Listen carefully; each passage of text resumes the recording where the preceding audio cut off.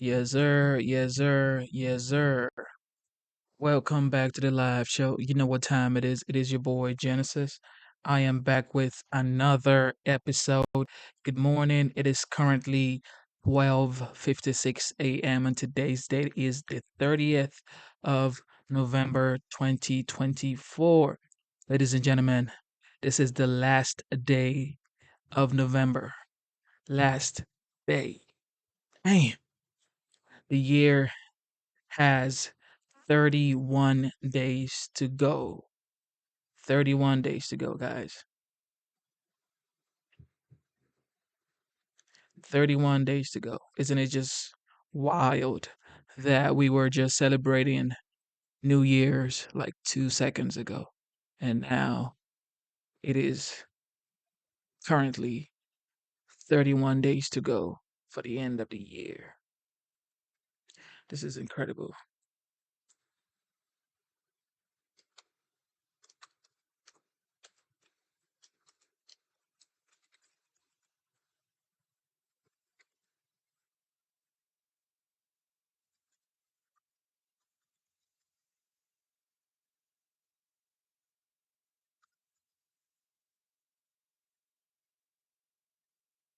This is absolutely incredible. Okay, I put the polls up. Nah, I put the wrong poll up. I put the wrong poll up, guys. All right.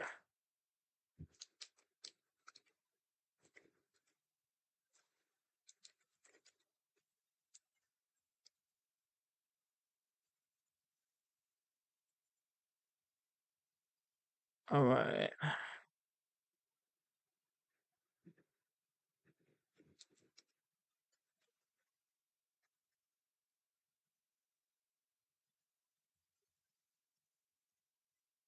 All right.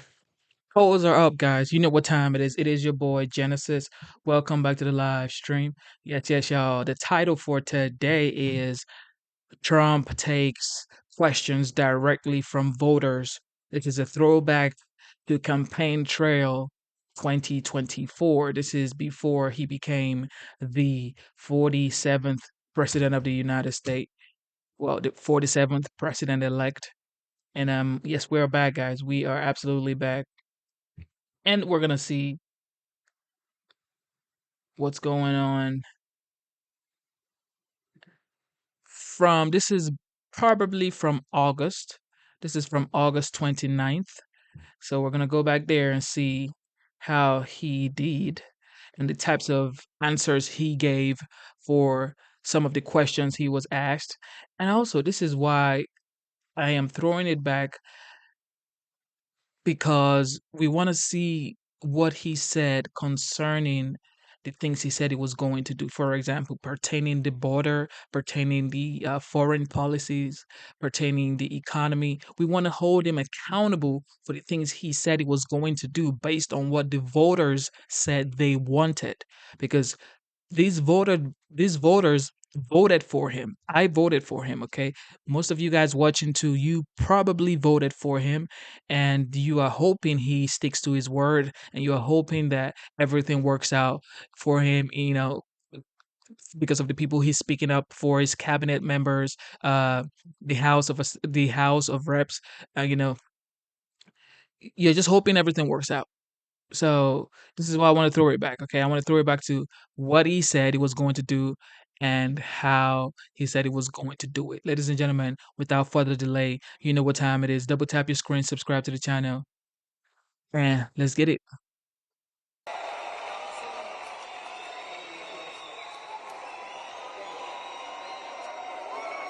Thank you. USA. USA. USA. We love our country. We love our country, don't we? It's amazing. And it's a great country, but we have to take it back because our country's not feeling so well nowadays. And we're going to bring it back and we're going to make it healthy and beautiful and better than ever. And it's really, this is some crowd, and you can duplicate the crowd outside. So If anybody would like to give up your seat, that would be okay. No, no. Let's have a good time. Thank you very much, everybody.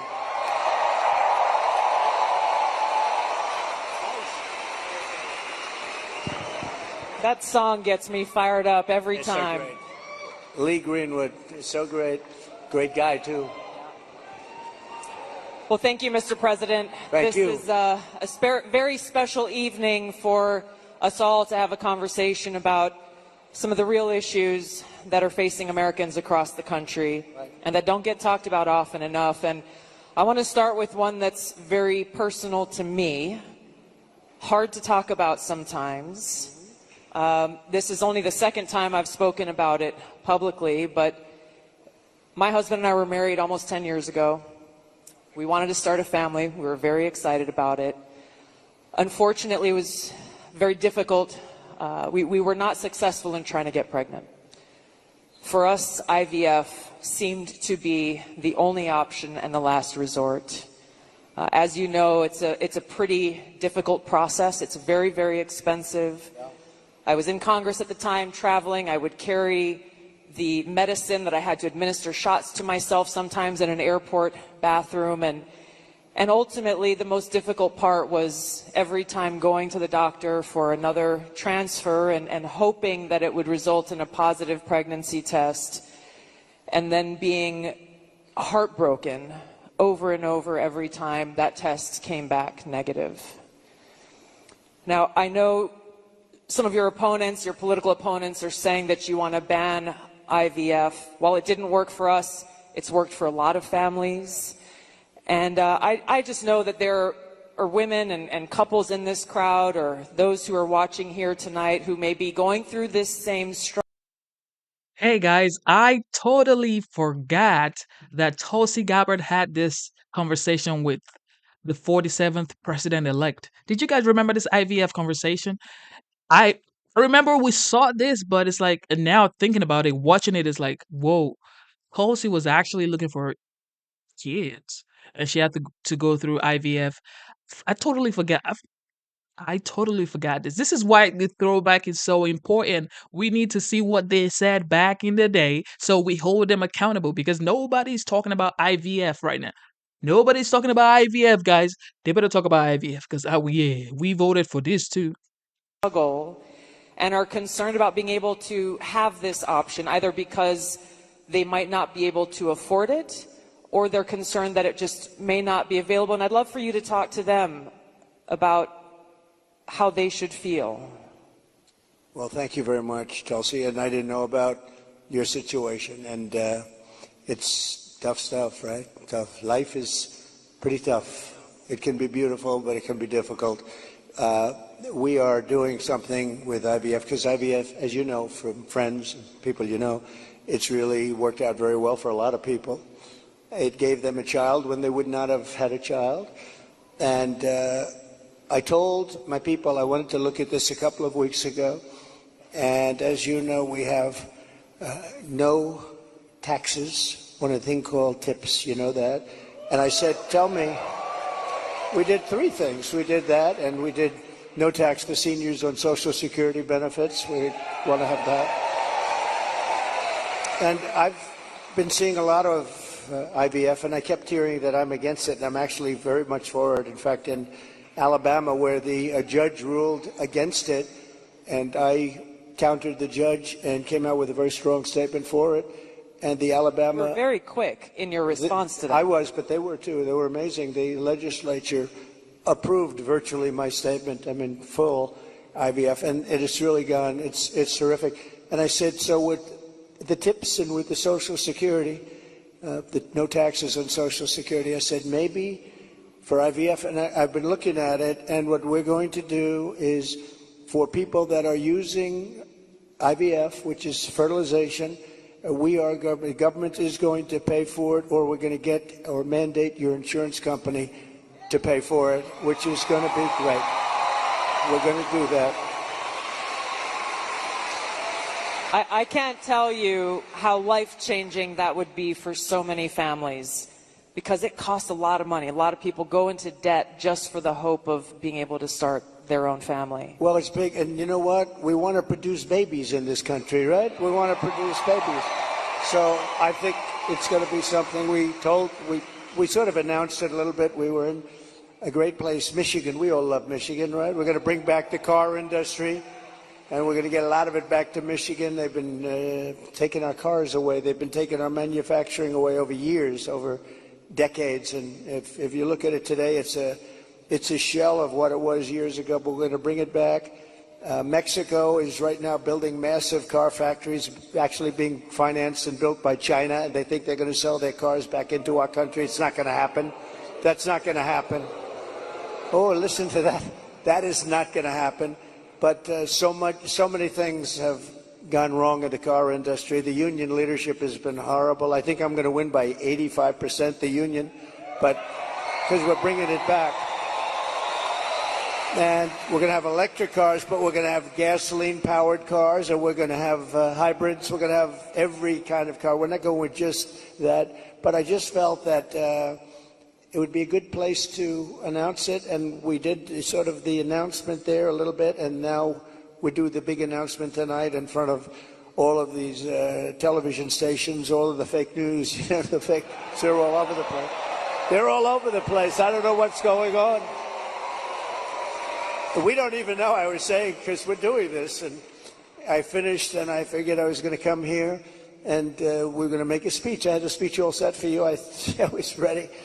They said, sir, you're actually doing a town hall. I said, oh, nobody told me that. I said, who's doing it? They said, Tulsi. I said, well, that's at least good news. I've been a fan of hers for a long time, I have to tell you. So I didn't even know.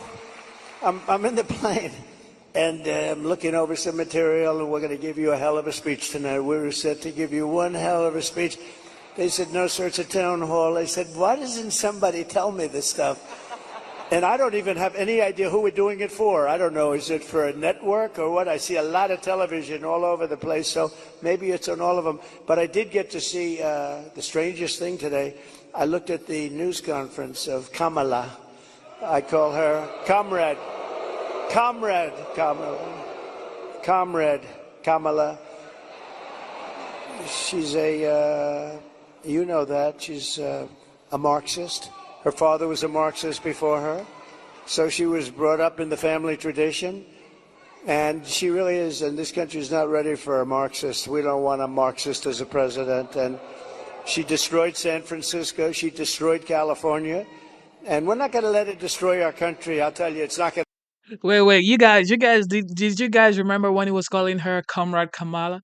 Man, I forgot then. I forgot. I forgot when he was calling her Comrade Kamala. Is it Comrade or Conrad? Because some people say Conrad, some people say Comrade. It's like, I totally forgot he used to call her Comrade Kamala, bro. Happen. So, but just to finish, so for some reason she doesn't want to talk to anybody. So she's either not the smartest light in the ceiling. I'm trying to be nice here. I want to be. They say, be nice, sir, be nice. It's hard to be nice when somebody is destroying your country and wants to destroy your country. It's hard to be like nice. But she is. She was a terrible vice president. She was a terrible border czar, worst in history probably, not just in this country. But the border, millions and millions of people, I say 20 million plus, have poured through the border during their term. I had the safest border in the history of our country. They have the most unsafe border in the history of the world. And they're coming through, and many of them are from prisons and jails. There's a slight difference, as you know, prisons and jails. Many are from mental institutions and insane asylums, and many are terrorists. And they're pouring into our country at a level. I don't know if you saw the news today, Tulsi. They had a group of, a lot of them, Venezuelan people with lots of machine guns taking over a building someplace. I'm looking, I'm saying, where is that? They went in and they took over a building. This is just the beginning. They're taking their criminals from all over the world, not just South America, not just Venezuela, which you've been reading about. all over the world. They're taking their criminals and they're dumping them into the United States. Kamala is allowing it to happen. And they actually want to give them papers. They want to make them citizens, and they want to give them your Social Security. They want to give them your Medicare, and your Social Security will collapse under her. I'm the one that's going to protect the Social Security. But they're coming. I will totally protect, as I did for 4 years. And there was no age increase. There was no anything. We're going to protect. You know, they destroy you with inflation, and then they want to destroy your Social Security. So it's not going to happen. But this is going to be the most important election in the history of our country. So I just want to say that it's an honor to be with you tonight. It's a forum that's very different because I have no idea who the hell is broadcasting it. But all we'll do is we'll talk because we're friends. I love this state. I gave them Marinette. We gave them a very big, you know, Tulsi, we have a ship contract. And as you know, we gave Marinette yards, but we gave them a tremendous contract. They wanted it all over the country. I said, we're going to get it for Wisconsin, and it's a big one. And they're doing a great job, I understand. So we got that. And we're going to have a good time tonight. So let's go. Mr. President, you talked about immigration. We actually have Amber here who's quite concerned about that, and she's got a question for you. Mr. President, hello. My name is Amber, and I'm from Cameron, Wisconsin. I have 3 beautiful children, and I'm torn on who to support. My youngest daughter is here tonight. My oldest son is 18, and he just started trade school this week. Very proud of him. My concern is that illegal immigration is threatening opportunities for my children. I worry that it's taking away jobs from Americans. I'm wondering, what will you do about that? All right, well, it's great. I think I'll stand up and... Do you mind if I turn around? Thank you, Amber, very much. And you're right. I'll tell you, we have the people that I'm talking about. They're pouring in at levels never seen before. They're coming in by millions and millions, and a lot of them are taking the jobs for the black population, the Hispanic population, and unions are going to be very badly affected because, and I was talking to some of the union heads who I actually do get along with, but they're very concerned about it because the jobs that are, the people that are coming in are just taken, and it's going to start with the black population. African Americans are losing their jobs, and I don't know if you heard the latest statistic that of the jobs that these people created, which is very little, every single job was taken, about 107% was taken by illegal immigrants. There's been no job creation from them. The jobs were filled by illegal immigrants. With all of that being said, I want to give you a very positive answer. We're going to win this election. We're going to turn this country around. We're going to become an unbelievable growth country. And your boy is going to have the greatest job. And you want to have a lot of choice with jobs. You know, you want them to go up and they get up and they, it's hard to believe I have that the way I get treated. But I look forward to every day because we're going to make America great again. So I really do. I look forward to it. That's right. But we're going to create a lot of jobs. We're going to create. Does he want to stay here? Or does he want to go to a different state or anything? Yeah, someplace in the Midwest. But this is a good place to stay, right? Wisconsin. So we'll be creating tremendous jobs for our country, and we're also turning away. You know, we're going to be closing the border, really closing it. By the way, did you see?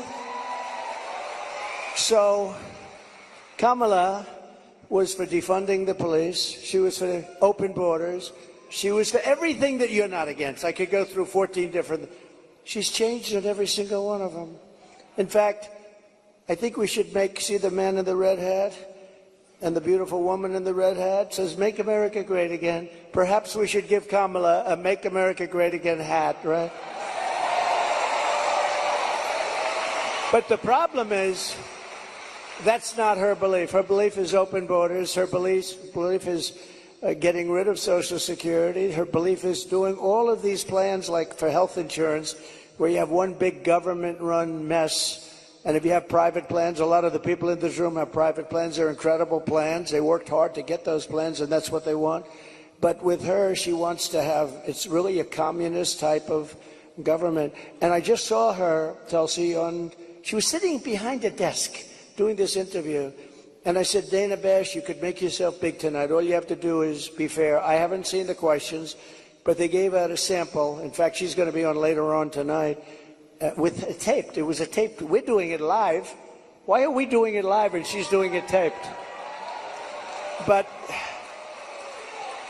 that's right. He's real. But she was sitting behind that desk, this massive desk, and she didn't look like a leader to me, I'll be honest. I don't see her negotiating with President Xi of China. I don't see her with Kim Jong-un like we did with Kim Jong-un. So we're going to have to see what happens. I'll tell you what, November 5th is going to be the most important day in the history of this country. Don't see that. Mr. President, there are a lot.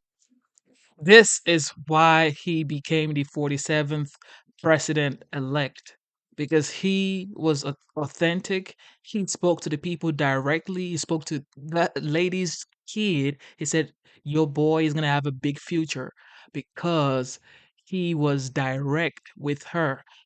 This is the only reason he became the 47th. This right here, authenticity. You can never beat that.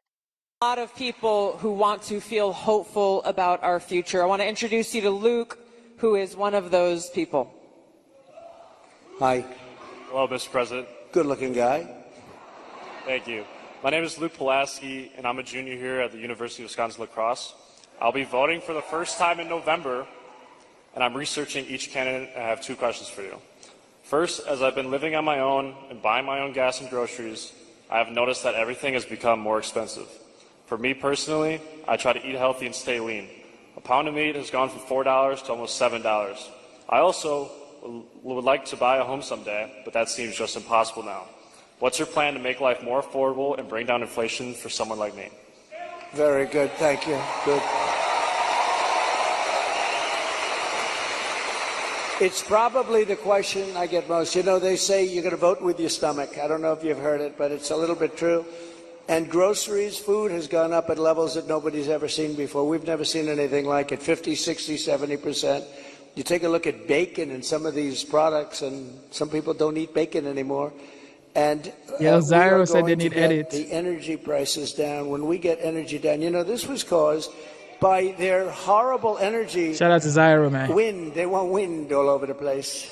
But when it doesn't blow, we have a little problem. This was caused by energy. This was really caused by energy, and also their unbelievable spending. They're spending us out of wealth, actually. They're taking our wealth away.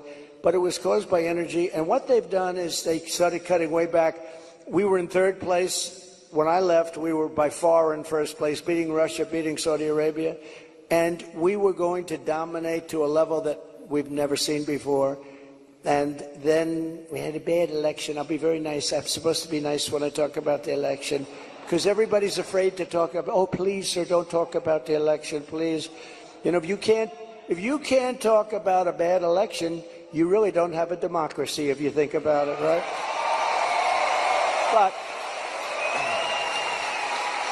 But what they did, Tulsi, is they took back the oil production.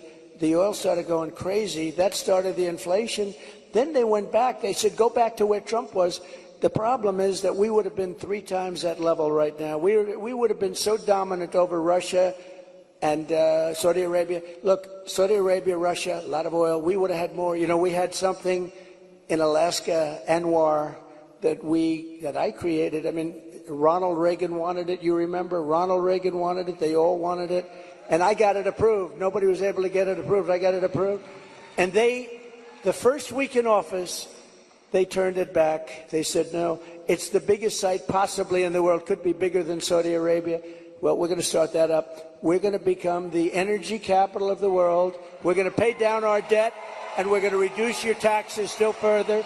And your groceries are going to come tumbling down, and your interest rates are going to be tumbling down. And then you're going to go out, you're going to buy a beautiful house, okay? You're going to buy a beautiful house. That's called the American dream. The American dream. Thank you. Mr. President, I want to ask you a question about national security, but first I think it's important to point out what Luke is talking about, the cost of groceries, the cost of gas. The interest rate, the grocery prices, the mortgage rates, these are the reasons he became the 47th. These are the reasons why people voted for him. So everybody is going to be holding him accountable for those things because a lot of people are worried about the cost of groceries, the cost of gas, the cost of mortgage, and all of these things. This is why he became the 47th. And his first 100 days has to speak volume. And you know, this man prides himself in being a man of his words. He prides himself in that. So I believe in this guy, okay? I believe in this guy because I voted for him. I see what he did in 2016. I saw the price of gas. I saw the mortgage rates. I saw, you know, the inflation rate. I saw how the economy was booming. You know what I mean? So it's like he has to do something in his first 100 days that shakes the economy. I mean, the crypto market is already going crazy anyway. Crypto market is already going crazy. However, economist he has to do something wild that the people would be like, golly, thank goodness I voted for this dude. The cost of housing, mortgages, rent, everything has gone up. Kamala Harris's plan that she has announced is government price controls. And I think it's important to touch on, you just laid out your plan. What's going to happen if Kamala Harris institutes price controls? So that's a communist plan. It's never worked. And it's been tried by others. Believe it or not, Richard Nixon tried it. A lot of people tried it. It's been tried many times, and it always leads to the same failure. And this is my thing, right? This is the thing right here. Why do people keep saying that? Why do people keep saying that that was Obama's economy? Why do people keep saying that was Obama's economy? So from 2016 to 2020 was Obama's economy. So then what did Trump do? Trump did nothing. Man, y'all be wilding, bro. Y'all be wilding. Tremendous inflation, lack of product. You don't have anything. The stores are not stocked. It has never worked. It's called control. They want control. And, you know, it's been so often. And everybody that comes in, they say it. It sort of sounds great. We're going to go price control. Actually, when she announced it, she got absolutely slaughtered by even Democrats because it doesn't work. It's a known loser. So now she doesn't talk about it. Do you notice she doesn't talk about climate change anymore? She's not talking about it. You know why? Because people don't want to hear it. They want to live a good life. They want to live a life. They don't want to stop your industry with climate change. They used to call it different things, global warming. Remember? That wasn't working because it was getting a little bit cooler. So they said, what are we going to do? We'll call it global cooling? No. So they came up with the words climate change, because that takes care of everything. Climate change. The climate's changing, but according to them, we're all going to be gone in about, what do we have, 3 years left? They had 12 years, remember? So in about 3 years, let me tell you, we do have a problem, though. It's climate change, but a different kind of climate change. It's called nuclear global warming. We can say that's global warming. And if we don't have a smart president, you know, you have 5 nations now with pretty massive nuclear power. Some have very massive, including us and Russia. China's behind, way behind, but within 4 or 5 years they'll catch up, and we don't want them to catch up. Look, the biggest problem, in my opinion, the biggest problem our country has, the biggest problem the world has, is nuclear weapons. They are a destructive force, the likes of which nobody has ever seen before, and we have to make sure they're never used. We have to make sure it's not going to happen. You're exactly right. You brought up Ronald Reagan already. Ronald Reagan famously said, a nuclear war can never be won and should never be fought. And I think it's interesting you talked about climate change, Mr. President. The Democrats and Kamala Harris, they were quick to talk about how climate change is an existential threat. But what they're not talking about is the existential threat of nuclear war and World War III, which is exactly where we sit today because of the warmongers and their puppets, Joe Biden and Kamala Harris. And they don't want to talk about it because the consequence of where they have taken all of us as the American people and the world is economic hardship around the world, a destruction of our economic well-being, and an annihilation of humanity, our families, our kids, our communities around the world. There was a recent poll that YouGov did that pointed out over 60% of Americans feel that World War III and nuclear war is going to happen within 5 to 10 years. And when I heard that, I felt so sad because they're at a point where they feel like this outcome, the annihilation of the world, is inevitable. So I wanted to ask you about this because it's important that people understand what kind of leadership you bring, what you will do to stop this slide towards nuclear war and World War III so that we can feel hopeful again. Well, thank you. So, Viktor Orban, a very strong leader from Hungary, Prime Minister of Hungary, they asked him recently about what's the problem in the world. A few years ago, during my term, we had no problem. We didn't have Israel being attacked. We didn't have Russia attacking Ukraine. And they asked him, why is it so bad now? The Middle East is on fire. So many places are on fire, and there are plenty places that could very well and very quickly catch on. What's the problem? He said, you have to bring Trump back as president of the United States. You will have no problem. He single-handedly kept things, and it's true. And I could do it with telephone calls by being smart. But literally, he said, you have to bring Trump back. Now, he used a term I wouldn't use. He said everybody was afraid of Trump. You know who was afraid of Trump? They said China was afraid of Trump. Russia was afraid of Trump. They were all, and I don't want to say that. I will say this. They respected me and they respected our nation. They don't respect our nation anymore. They don't respect our nation anymore. Think of it. What would the world be like if Russia didn't do what they did, and they would have never done it? I used to speak to Putin about it. I had a very good relationship. No chance. You know what happened, I think, Afghanistan, when he saw the horrible leadership that we displayed in Afghanistan, I think he said, wow, this is a time to go in, because I wasn't there. He would have never done it if I was president, and Israel would have never been attacked. Think of it. What would this world be like? You wouldn't have had that disaster. And it wasn't leaving Afghanistan. And they should have kept Bagram. That's the big air base. It's 1 hour away from where China makes its nuclear weapons. They didn't keep it. You know who occupies it now, Tulsi? China occupies it. So we have, if you have the right president, and we don't right now, do we even have a president? He just came in. Think of it. He just came in from wherever the hell he went. You know, there was a coup. He just doesn't know it yet. But there was a coup. How about that? He got 14. I'm not a fan of his. He was the worst president. But, You're not? But think of this. He got 14 million votes. She was the first one to leave, you know. Kamala was the first one to quit.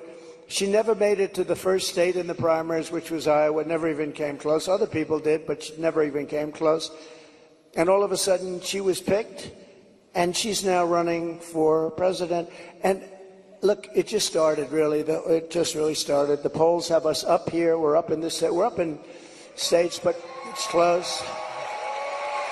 It's close. It's close. And you know, they cheat like hell, so we don't want to have it too close. But we have, because we have to win this. We're not going to have a country. But with him, I was so far up. We had a thing called, how did he do in the debate? Did you think he did well? Not too good?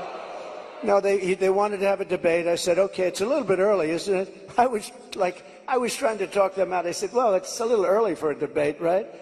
And they said, well, I think we'd like to do it. And that was not a good debate for them. That was not a good debate. So that was the beginning of the end for him. And they started looking. But they picked a woman that had absolutely no votes. She got no votes.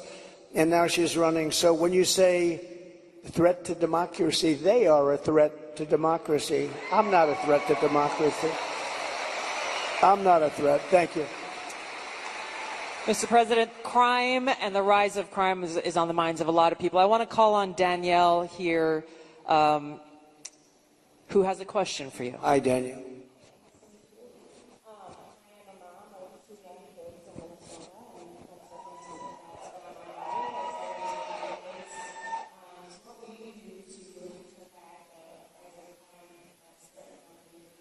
Well, you need, you get a lot of those questions from Minnesota, but you get a lot of those questions because Minnesota, I mean, they picked this guy.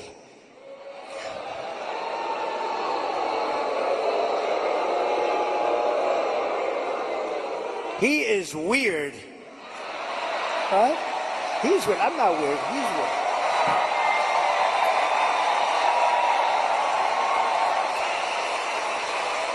No, he's a weird guy. He's a weird dude. You know, see, they come up with sound bites. They always have sound bites. And one of the things is that JD and I are weird. That guy is so straight. JD is he's doing a great job. Smart. Top student. Great guy. And he's not weird, and I'm not weird. I mean, we're a lot of things. We're not weird, I will tell you. But that guy is weird, don't you think? You know, he signed for... and this is, who would think that this is even happening in our country with men playing in women's sports and all of this, but he has it at a level that nobody can believe. A bill that every boy's bathroom will have tampons, okay? Hence his name, Tampon Tim. But think of it. Think of it. And you know, on the question of abortion, he is the one, abortion in the 9th month. And if the baby in Minnesota, and I'd love to win Minnesota because those people aren't digging this guy. They're not digging this guy. But think of this. 6 states, Minnesota's one of them. If the baby is born, you're allowed to execute the baby think of that, after birth. In Minnesota, you're allowed to execute, and you remember the former governor, not the current governor, who's terrific, Len Youngkin. We're going to win maybe Virginia, we could do that, but the former governor, and he said, you sit the mother down and the father down, you sit them down and you talk, and the baby is born and you make a decision what to do. He meant... Thank you for tuning in to the live show. You know what time it is. It is your boy Genesis. Welcome back to the live stream. Man, I just wanted to say a big shout out to Nikki Lee. God bless you for tuning in, first of all. And thank you for being the best.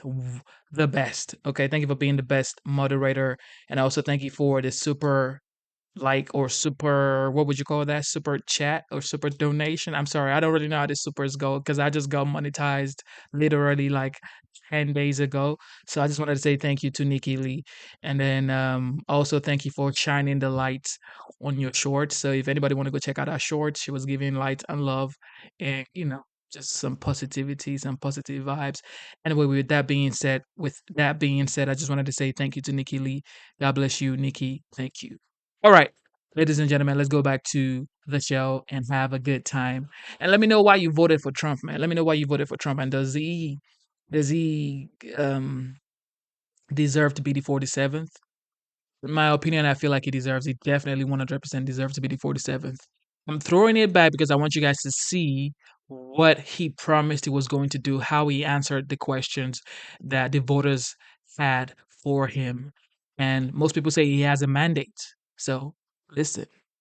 Do you execute the baby after birth? And according to what they have passed and legislation, in Minnesota, they're allowed to execute the baby after birth. And this guy is a participant. And that's why she picked him, because she is, in fact, a Marxist/communist. Remember, I'd say all the time, our country will never be socialist, right? We will not have a socialist. Well, I was right. We skipped socialism. We went to communism. This woman has to be stopped. Mr. President, we have time for one final question. I don't know if we can get a mic to Bernardo.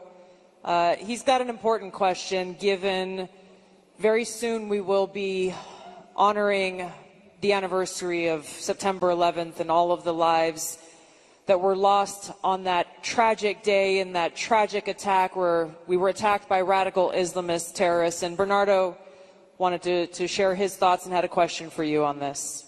Thank you. Mr. President, my name is Bernardo. I'm a voter here in Wisconsin, live in the wonderful La Crosse County here, and I'm also a father of 8. I have 7 here with me.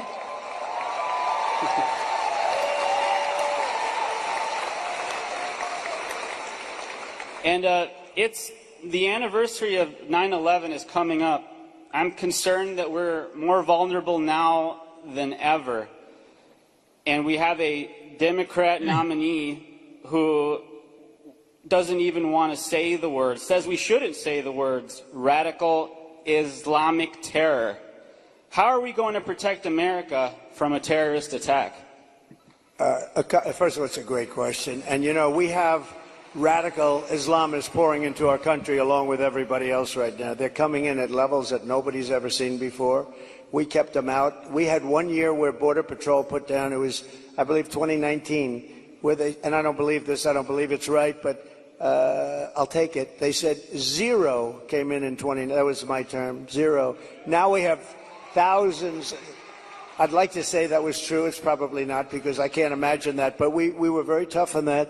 Now they have thousands and thousands coming in, along with the prisoners and along with the crime. And remember, a lot of these countries like Venezuela, their crime is way down because they've moved their criminals into our country. It's not even believable. But your question on Islamists and all of the jihad and all of the things that they talk about, they have to respect your country. They have to respect your leader. You know, I had no radical Islam crime for 4 years, and I didn't want to talk about it. I talked about it after, but I didn't want to talk about it during. I don't want to say like, I had absolutely, and the next day you get hit.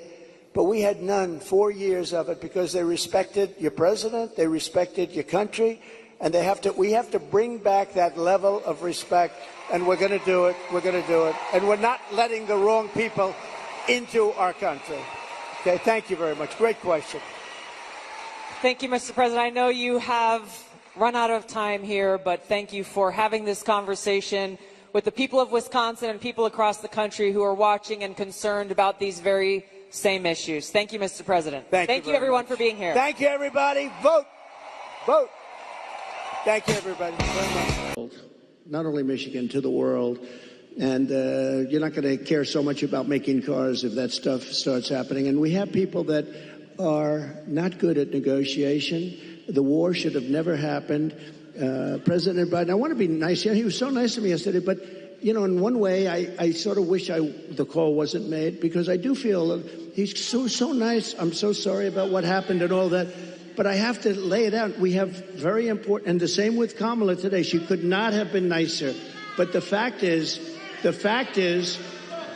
we have to have people that are respected by the opponent, by the other side, by other countries that have this. Even Pakistan has nuclear weapons. We have countries. India has a lot of nuclear force. We have countries that have tremendous nuclear power.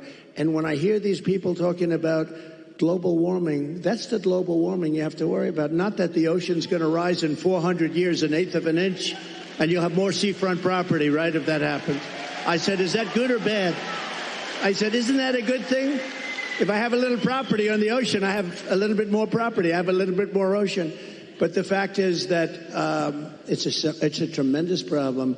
And we are closer to World War III today than we've ever been. And the difference is, and I say this a lot, this isn't army tanks going back and forth and shooting at each other. This is obliteration. The power of these weapons, and I'm the one that revived it, and I hated to do it. But, you know, we had stuff that was 48 years old. They didn't even know if it worked. We have incredible stuff. So does Russia. China has much less, but they're going to catch up over 4 or 5 years. It's the single biggest threat by far to civilization. And nobody talks about it. They talk about global warming. Used to be, remember? Used to be global warming. You know, they changed the name. You know why? Because the planet's getting cooler now. So now what they call it is climate change, because that covers everything. See, climate change If it gets hot, cool, these people, I don't know if they're for real, but if they're not, they're covered by the words climate change. If it gets cooler, that's good. If it gets hotter, that's good. Global warming wasn't working so well. But the single biggest threat, okay, now let's assume we have a really smart president, and that's not going to be a threat because we have a lot of power.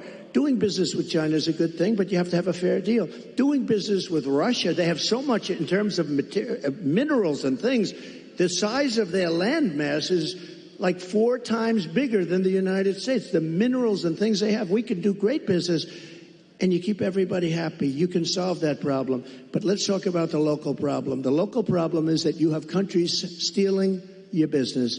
Mexico is a very big one. Mexico, this year, we have a deficit with Mexico of $250 billion. Think of this. With Mexico, little Mexico, you think of it as a little innocent place. We're losing our ass to Mexico. China, you don't even have to talk about. We have over $1 trillion this year. I was charging them numbers that were unbelievable, and now he's just totally given up the ghost. And we're going to lose $1 trillion in deficits to China. $1 trillion. That's not sustainable. We're going to turn it all around, and we're going to do it through taxation and tariffs. It will be done in 24 hours, and it'll change the whole planet. Just so you know, Sarah, goodness. China We're became losing our powerful egg. because they charge. They don't call them tariffs. They call it a tax. They don't call it tariffs. The word tariff is a beautiful word to me, but to a lot of people that don't understand, it's not a beautiful word because you have a lot of people that are paid off by these countries. They're taking care of these countries, and they don't care about destroying the United States. They want millions of dollars in fees and consultation, but we will, literally in a period of 24 hours, we can change the whole trading of the whole world. They've taken advantage of our country for years. I stopped it. I stopped so much of it. And then we had a focus on COVID, which a lot of people said was put in there for a reason. It came out of the Wuhan lab, which I said right from the beginning. All of you know. It didn't come out of a cave. They said a cave. It didn't come from France. They blamed France. They blamed, I call it the China virus because I like to be accurate, They call it the Spanish flu. They call it all different names when something comes from a country, except for China. We have to call it COVID. What the hell does COVID mean? The China virus. And a lot of people think they did that because they were not happy with me as president. I actually had a great relationship with President Xi. And in his own way, he probably liked me the most, but maybe or maybe not. I saw that Putin the other day endorsed Kamala. And you have to understand, these are major chess players. So when he endorses Kamala, he may say, well, I did that because I love you, and it's better to be doing it. So who knows? But he endorsed Kamala, which is a little unusual. I was watching, I said, that's interesting. I think that's a good thing, isn't it? It really is. But look, we have to turn it around, and we can. We're going to have a reciprocal trade tax. We're going to have so if China charges 152%, which they do in a car, if we sell a car made here into China, which you don't do because the tax is too high, they say to all your companies and to others, and to Elon Musk, who gave us, he is a great guy. He gave me the strongest endorsement, and he's a really wonderful guy. But they say to him, we don't want your car unless you build your plant in China. And there's nothing wrong with saying that. That's smart people say that. We haven't said it for many years. I said it. We have a lot of plants going up with Apple and other things. I said, you got to build plants. You don't build plants here, we're going to put the tariffs on your products coming in from China. So we can do it quickly, but we're going to have what's called the Reciprocal Trade Act. Now, I dealt with a senator, a very good senator, actually, but he knows nothing about trade. I said, here's what I want to do, Senator. I want to take the reciprocal trade. If they charge us 100%, we charge them 100%. He said, you mean they charge us, we charge them? You got me. How simple could it be?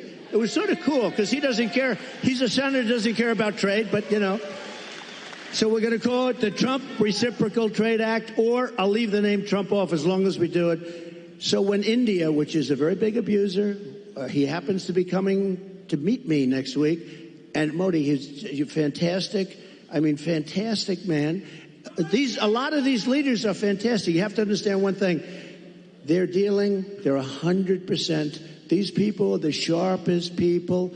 They're not a little bit backward. They're not. They are at the top. You know the expression, they're at the top of their game, and they use it against us.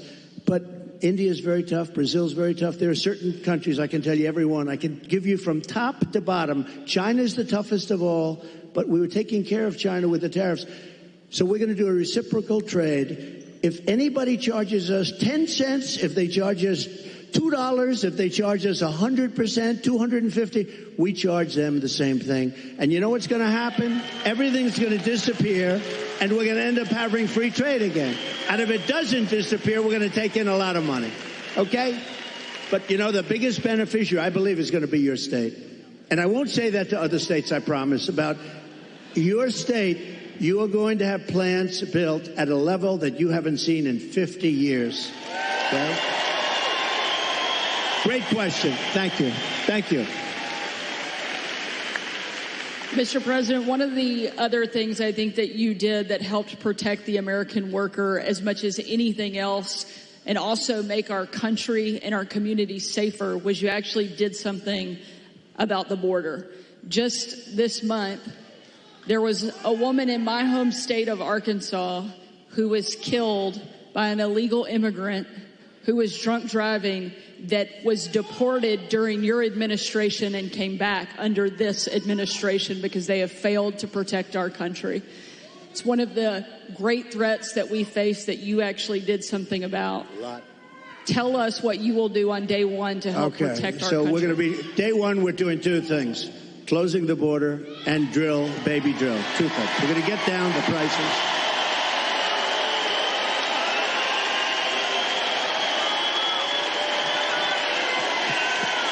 Thank you.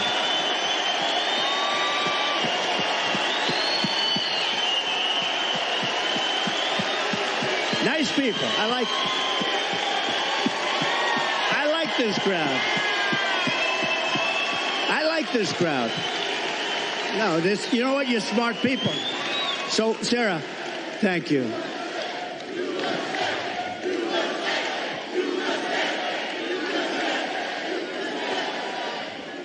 So, over the last couple of years, I've been talking about the border. I got elected in 2016 because of the border. But that border was peanuts compared to what this border is. That border was like a safe border compared. And I did it. I did a great job. And it also includes drugs, came to, much lower. Look, unless you have the death penalty for drug dealers, you'll never get rid of the drug problem. Put that through your head, okay? Put that through your head. And I don't know if our country's ready for it. When I was with President Xi, and again, until COVID, I had a great relationship. Once that happened, I really didn't want a relationship because $60 trillion, millions of dead people all over the world. I was not exactly thrilled with him. But before that, I had a great relationship. And I said, do you have a drug problem? No, we have no drug problem. Oh, how come? Death penalty, immediate. I said, what does that mean, immediate? Immediate. We have what's called a quick trial. You know what a quick trial is? Like in one day, the trial is over. Over here, it'll be 25 years. They'll get some nice liberal lawyer, and they'll have it tied up for 25 years. The guy dies of old age. So, but they have a death penalty. In Singapore, they have a death penalty. In a lot of countries, they have a death penalty. You sell drugs because the average drug dealer kills during his or her life 500 people. The average one. The big ones, much more. But when you hear that, when people start to hear that, and I set up blue ribbon committees, I put, nice people, dilettantes from New York and from Los Angeles, people that know nothing about drugs, and they're dealing with very smart people. These dealers are smart as hell, they're tough as hell, and they make a fortune. They make a fortune. And if you don't have the death penalty for drug dealers, you're just wasting your time. Now, we can keep it down, and we can do better than we're doing now, and a lot better than we're doing now, because what's happening now is out of control. But we had the lowest human trafficking, mostly in women, I hate to say, mostly in women, but we had the lowest human trafficking in 32 years. You know my favorite chart, the chart I put down, when I look to the right, and that'll be my all-time favorite chart in history. That was basically a chart showing what a good job I did on immigration. But even if it showed I did a bad job on immigration, it will be my all-time favorite chart, because I wouldn't be here right now if I didn't look over. Let me see that chart. That was not good. My all-time favorite chart. Blue, yellow, red. It was beautiful. Oh, there it is. There it is. There, that was good. These guys are very good back. I didn't expect. That's a good. You know, the interesting thing, it's always on my left. It's at rallies. It's always on my list. I only do it about 15, maybe 20% of the time, so I don't do it much. And it's always at the end of a speech. But it's always here. For some reason, they dropped it here. It was at the beginning of the speech, the very beginning couple of sentences. And I turned like a deer bolting, I guess, right? They say good hunters say this. Every once in a while, a deer will bolt prior to the shot. And I don't know, I guess mine was a form of, but I turned around to look at it. It was right here, behind me, actually. And my head was at a perfect angle. It got me.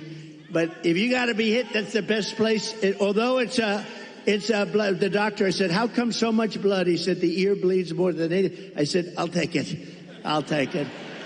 But it was an amazing thing. And I have to say, because I have to, while we're on the subject, because people do like to talk about it. A few days ago, we had an incident. I have to say, Secret Service did a hell of a job. They really did. They caught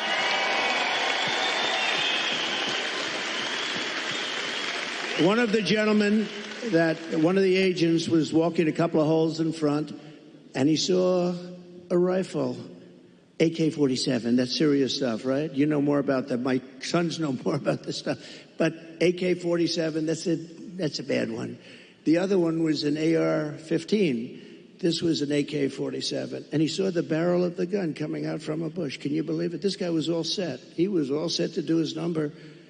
And there was no talk. He didn't say, hello, what are you doing here, please? And he ends up getting shot himself. He took his gun, started shooting him. And this guy ran. No, great job. I don't know if where is he? Not here, right? These guys do a great job. Now, they do need more people, and they've been complaining about that for a long time, but he did a great job. But you want to know another sort of a miracle? So the guy is now running for his life, and he's got a car a block away or whatever. And a woman, this is a woman, not a man, a woman, see? Women are smarter than men. I hate to say. How does that sound? Our great First Lady is very happy now. Let me just tell you, think of this. Who would do this? I actually asked, I was with the sheriff this morning, I was with a couple of people from Secret Service, who would do this? So you now have a man running, not with a gun, he dropped the gun, we found the gun, but he was gone. And a woman driving in a car saw a man on the street, pretty busy street, running, and she followed him. And he got into the car, and she stopped because she thought he was trouble. He looked different. He like trouble. She followed him. It wasn't very far, and parked the car behind his car and started taking pictures of his license plate. Now think of it. And Sarah, think of it. No, seriously, who would do that? It's the women. Not from good or bad, not from, strength or heroism. No, just you see somebody running. I see people running all the time. And she saw something in this guy that was bad. She may have heard maybe gunshots because there were four gunshots. Actually, the shots, he never got off a shot. The shots were from Secret Service. But think of it. Who would do this? If you took 1,000 of these incidents, would even one person have done it? This woman I haven't met her, but I'd like to meet her. I'm going to meet her, I hope. But think of this. She goes in, she takes pictures of the plate, and then she sends the pictures into the sheriff's office. And the sheriffs are saying, wow, this is pretty amazing. And they were able to get this guy within 10 minutes. They had a high-speed chase on the highway. They got him. Otherwise, we'd probably have an AK-47. They had the camera. He had the whole thing. He was a sophisticated guy. He even had the serial number taken off the rifle, the gun. But think of this. So we'd have all the stuff. But I'd be walking around saying, I wonder where this guy is. Is he in this audience? We would have a maniac out there This woman was unbelievable, because I actually asked the sheriff, if it happened 1,000 times, would anybody have done that? He said, maybe, but not much, not much. So she did she was really amazing, amazing job. Well, we're glad she did. I think there are a couple takeaways there. One, the women of this country love Donald Trump and are going to make sure we do our part.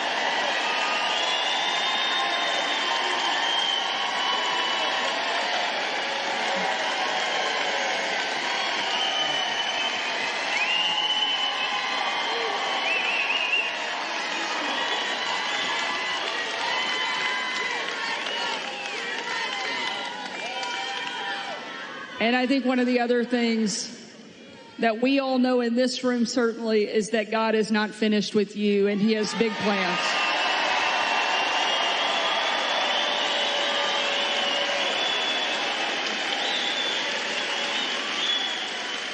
Sarah, I just want to say one thing. So when I heard about this tonight, I said, so where am I speaking? Michigan, good. I like Michigan. I want to talk about cars. I love talking about the cars because it's so simple. It's so ridiculous that this is happening. You don't want the electric car. You do want electric cars, 7%, 8%. Elon makes a great product. But you know what? And I've driven. His car is incredible. Other cars are incredible. But you have a little thing. But you want to have gasoline-propelled cars. You want to have hybrids. You want to have all sorts. They say a new one is going to be hydrogen. Who the hell knows? They said it has a slight problem. It blows up. And if you're in the car, that could be a little problem. But you want to be able to have whatever it is, whatever the market is and all that stuff. But they said, sir, you're having a town hall tonight. And I said, a town hall? Well, what the hell? They want a rally. They don't want a town hall. Town hall. And I said, so who is the host? Because host or hostess. And they said, Sarah Huckabee Sanders. And I said, oh, that's good. I like that. But I figured, Sarah, I love these rallies. You go and you say, we will make America great. Everyone's going crazy. We had one the other night. But you know what? Can I be honest? This was more fun than a rally today. This was fun. This was good, right?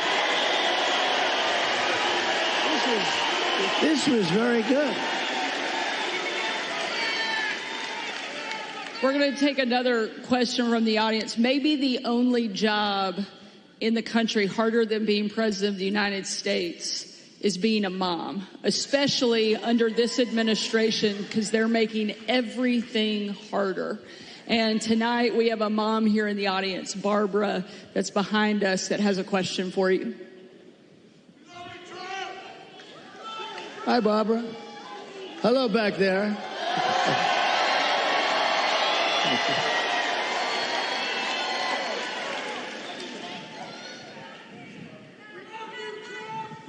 Good evening. Good evening, President Trump. Thank you for taking our question. Thank you. My name is Barbara. I'm a mom of 3, a grandmother of 7, and 3 great-grands, a registered nurse, retired nurse. So I know the cost that goes into raising children and running a household. Yeah. People just can't survive now. How are you going to bring down the cost of food and groceries? Good. Very good. Thank you. So we have to start always with energy. Always. I don't want to be boring about it, but there's no bigger subject. It covers everything. If you make donuts, if you make cars, whatever you make, energy is a big deal. And we're going to get that. It's my ambition to get your energy bill within 12 months down 50%. If I can do that, we've done a hell of a job. 5-0, not 15, 50. Interest rates are going to follow, and actually they're going to follow for another reason. The economy is now not good. And interest rates, you'll see they'll do the rate cut and all the political stuff tomorrow, I think. And, will he do a 0.5 point? Will he do a 1/4 point? But the reason is because the economy is not good. Otherwise, you wouldn't be able to do it. But we're going to get interest rates down, and we got to work with our farmers. Our farmers are being decimated right now. They're being absolutely decimated. And, you know, one of the reasons is we allow a lot of farm product into our country, and we're going to have to be a little bit like other countries. We're not going to allow so much we're going to let our farmers go to work. And I don't know if you remember, I love the farmers because, you know, I had many meetings as president. I have this gorgeous room with this beautiful table that seats about 35 people. And I was with the farmers. Usually everybody wants something. They all want subsidy. But I was with the farmers, and I think you might have been there, actually, Sarah. I said, look, fellas, we're going to get you such a beautiful subsidy, meaning I'm going to do things. And one of the people raises in, sir, honestly, we don't want a subsidy. This is the first time this ever happened to me.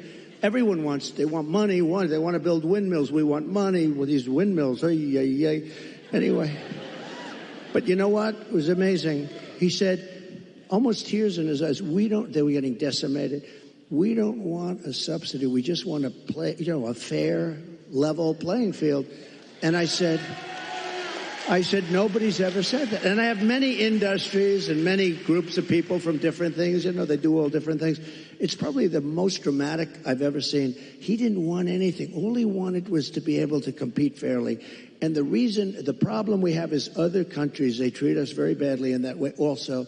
They really are. And, sometimes the worst countries are our so-called allies. I say so-called because in many ways they're not allies at all. They take advantage of us. They really take advantage. But we're going to do with the farmers. We're going to do what we have to do with the farmers. We're going to put our farmers. And do you remember the expression? When I was negotiating with China, China said, well, we're not going to deal with this because they never had anybody negotiate. They did whatever they want. They just took us for a bunch of suckers. But I told the farmers it's going to be very good negotiators. You're going to suffer for 6 months and then they're going to fold. And that's exactly what happened. They folded and they agreed to buy $50 billion. You might have heard the story. I said, how much? I went to the Secretary of Agriculture. How much did they buy? He said 15. I thought he said 50.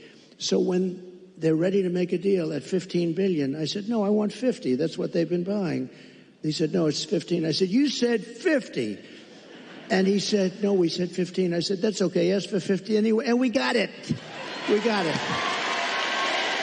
And they buy a lot of our product. But so it's just a great interest rates, energy, and common sense. A lot of it's common sense. Everything. I like to say, we're the party of common sense. We want to have a strong border. How about we want a strong, all of a sudden, they've changed. They didn't want any border. They said walls don't work. Two things work. What are the two things? Wheels and walls. If there's a gorgeous computer down here. In about 2 weeks, it's going to be obsolete. A friend of mine is in that business. He hates it. He said, we come up with a new model, and it's the greatest. About 3.5 weeks later, the damn thing's totally obsolete. The only thing that never gets obsolete is a wall and a wheel. And the wall is what we're talking about now. And, we built hundreds of miles of wall. We then added more than I ever said I was going to do. And then we had that bad election result, that disgusting result. And they never put it up. You know what they did with it? They sold it for 5 cents. And it was expensive wall. It was exactly what the Border Patrol wanted, with the anti-climb plate on top, which I always hated because I didn't like the look of it. But, they demonstrated it. We had mountain climbers and a couple of drug climbers, too. These guys are amazing. They put 100 pounds of drugs on the back, and they go up the wall like it's nothing. But they couldn't get over the plate. So all of a sudden I said, okay, I'll put the plate on. I didn't like it. I liked it better without the plate, but it didn't work quite as well. So this is what we did. We had it. We had the best. We had a thing called Remain in Mexico. You don't have to be a genius to know Remain in Mexico is a very good thing. And you think that was easy to get. I think Tijuana, Mexico was probably the fastest growing city in the history of the world. Okay, they had hundreds of thousands.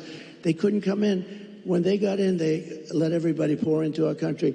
The border, just to finish with the border, when I talk about energy, to me it's exciting, but to a lot of people it's not. But it gets exciting because we'll bring down your costs, all that. But what people want to hear, and I believe when I got elected, I believe it was the border that was the biggest thing, and I fixed it, and I did a great job.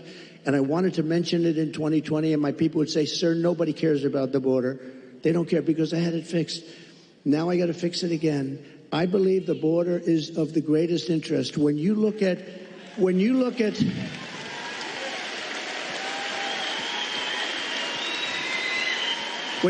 what's happening in Aurora, Okay, take a look at Aurora. When you look at what's happening in Ohio, the great state of Ohio, I love it. I'm way the hell up. I wish I was up 18 points in your state, but we are up. We are up. I think when people hear what I have to say, I don't know how you can possibly lose it. I'll tell you this, and I'll say this for Michigan.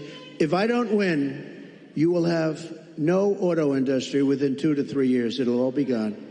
And I know you got a little bit of an increase. It doesn't mean that's the small stuff, because it's just a temporary thing, because you will not have any manufacturing plants. China's going to take over all of your business because of the electric car and because they have the material we don't. What we have is a thing called gasoline. We have gasoline. We have so much gasoline we don't know what to do. They don't have gasoline. So why are we making a product that they dominate? They're going to dominate. You will not have a car industry left, not even a little bit of a car industry.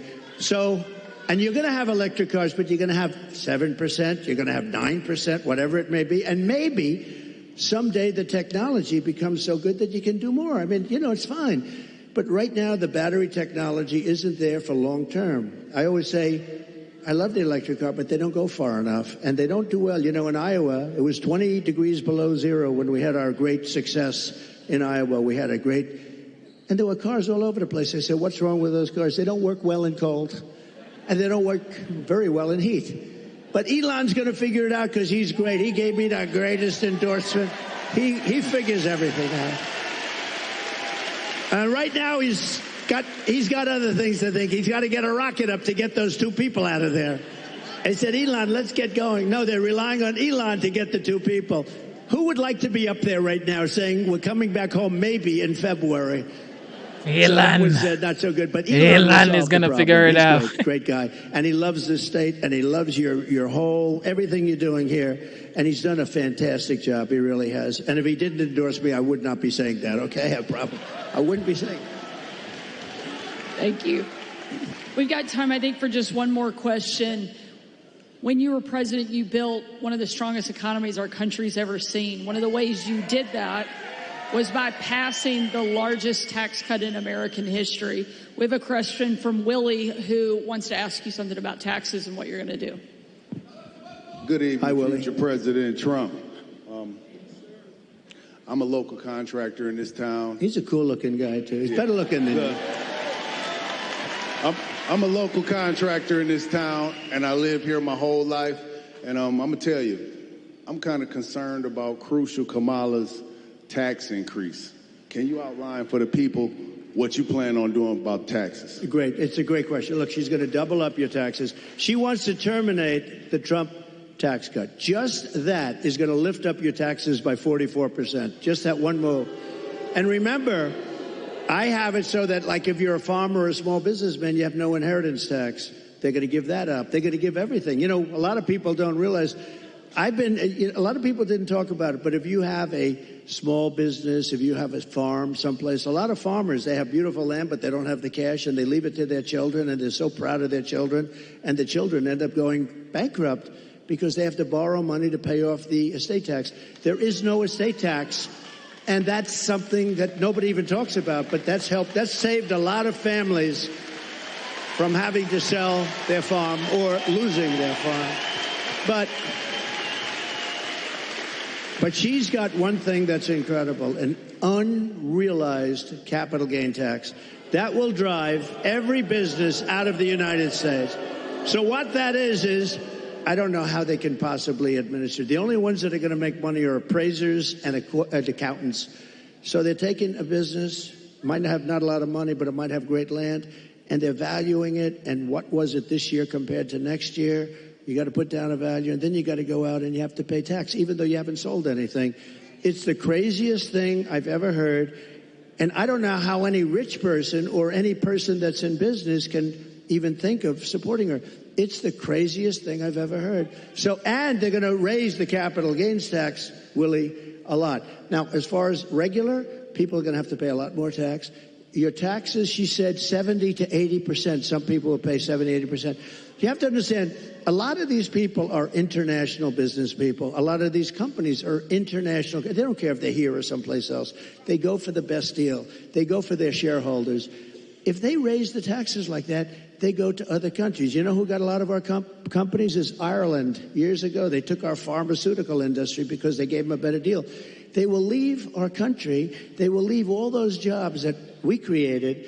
And I want people to pay fair taxes and all of that. But she's going to be raising your taxes to 50, 60, 70%. And it's not sustainable. And even for the companies, if they have to pay too much, they're going to leave the country and you're not going to have any jobs. So we have to be very, very careful about it. We have to be very, very careful. And I have to tell you that this has really been an honor. This will be the most fun of any state because we're going to bring back an industry that you can do it. You know, we're going to bring back an industry. And mark my words, if for some reason some tragedy happens, because it would be a tragedy beyond the auto business for the whole country, I really believe that. If a tragedy happens and we don't win, there will be 0 car jobs, manufacturing jobs. It will all be out of here. And that includes South Carolina. That includes other places that are competitors of yours. You won't be making cars here anymore. You won't be making anything in our country anymore. We're going to bring it all back. But the one, and I say this, and I said it to another state the other night, and I said, this is not a good thing to say to another state, but I said, Michigan's going to be the most fun because you're so set up for greatness. All you need is somebody smart at the top to say, you can't flood our market with cars. You just can't do it. And if I say you have to pay 100%, you know China pays a big, but I didn't do the big number yet. But if I say you have to pay 100 or 200%, it doesn't matter because I'm going to say second sense. I hope you don't mind this. However, if you build your plant in Detroit or if you build it in Michigan or if you build it anywhere in the United States for that matter, it seems to be the right location. But we're going to have more fun. So I'm telling them about Michigan and I'm saying, you know, the story's getting a little bit long because I'm talking about Michigan. I happen to be in another state, but everybody loved it because they know you. You're recognized for this. We're going to get, now, they go from paying 100% tariff to paying nothing. All they have to do is build their factory and spend their hundreds of millions of dollars in your state. This will be like taking candy from a baby. It'll happen first, and you get the credit. I'm going to give you the credit.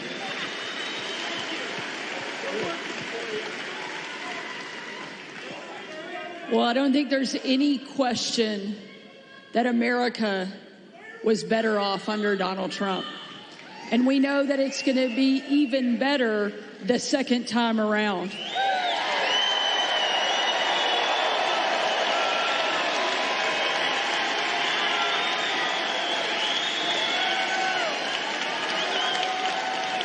Before tonight, I knew you were going to win the presidency. I had no doubt. Arkansas is going to come in huge. But now I know you're going to win Michigan by epic margin.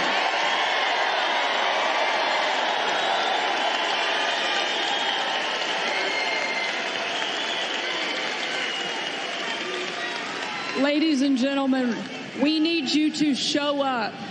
We need you to vote because the future of my kids, your kids, our grandkids depends on whether or not Donald Trump goes back into the White House, and I know you're not going to let us down.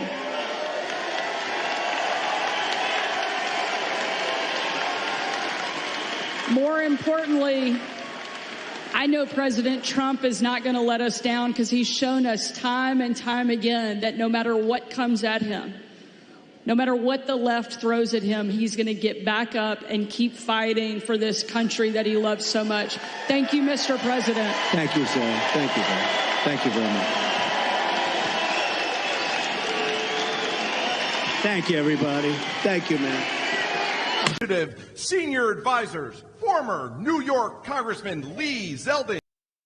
Thank you for tuning in to the live show. You know what time it is. It is your boy, Genesis. Welcome to the live stream. If you're just tuning in, make sure to double tap your screen to give this live stream a like. Double tap your screen twice to give this video a like. And yes, we are streaming on both ways, horizontal stream and vertical stream. And I just want to say thank you to everybody tuning in right now. You know what time it is. All right, let's enjoy the show. And this is a throwback to when the former president, the 45th and the 47th president-elect, was campaigning to be the 47th, that he just became. This was September 2023. We started from August, and we're just listening to what he campaigned on. And so far, we've heard about IVF, we've heard about the border, we've heard about slashing electricity bill by 50% in the first year. This is the reason why we're throwing it back, to listen to what he campaigned on, and we are going to hold him accountable for the things he's saying he's going to do. And we know this man prides himself in being a man of his words. It is just what it is. Let's enjoy the show.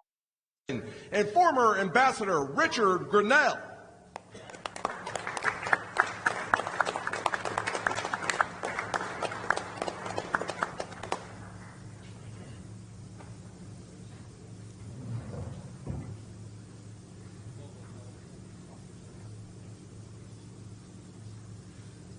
Ladies and gentlemen, please welcome to the stage the 45th and soon to be 47th President of the United States, Donald J. Trump.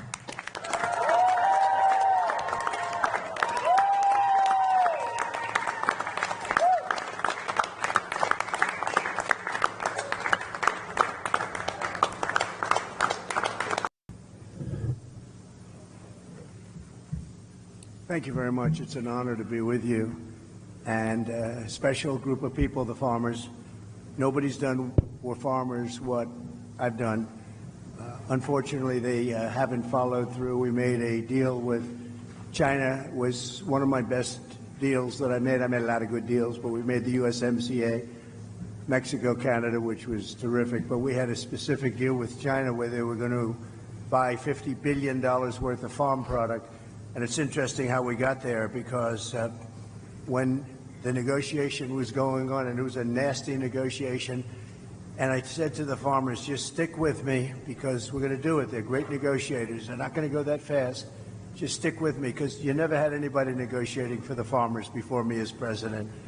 And my people, I said, what are the numbers we're talking about? And they said 15 million, 15, not 50. I said, all right. So it's $15 billion worth of product that they were going to buy, because they've been taking advantage of the farmers for years. This was like a penalty to China.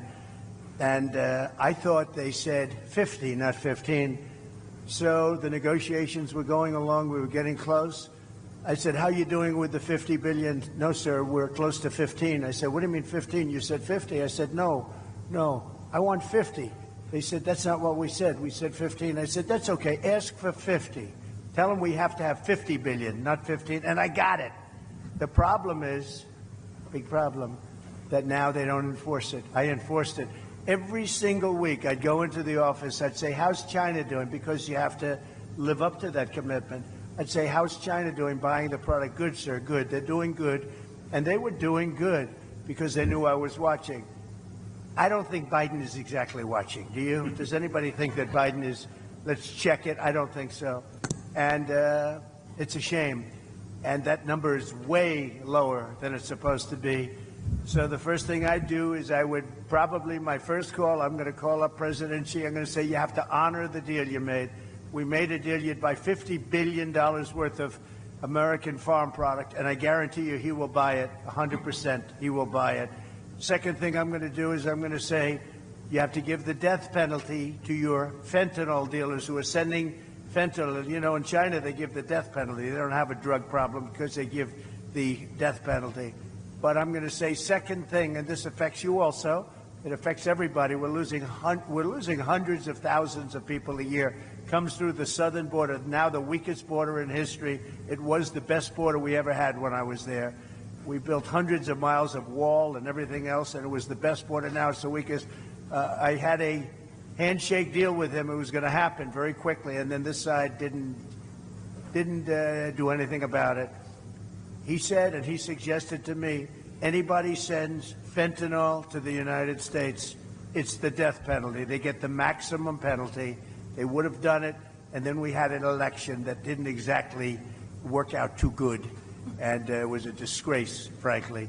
And that deal went, and a lot of other bad things happened, like Russia attacking Ukraine, October 7th, inflation, A lot of bad things happened. The horrible way we got out of Afghanistan. So many things happened that wouldn't have happened, but it did nevertheless. But as to the farmers, we have a deal in place that China is supposed to buy $50 billion worth of our product, and they are not living up to it, and they were living up to it.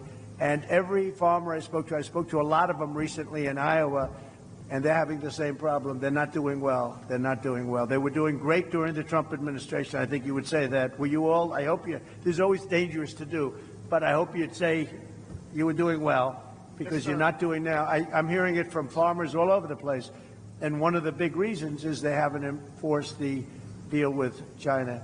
And that deal was really a penalty deal to China, because they took advantage of you for 25 years, and it was like a penalty. And, Biden and Harris, they're never going to enforce anything. That group is a disaster. It's a disaster for our country in so many ways, but certainly the farmers are one of those ways. So I think either Rick, or are you starting off, Rick? Why don't you start?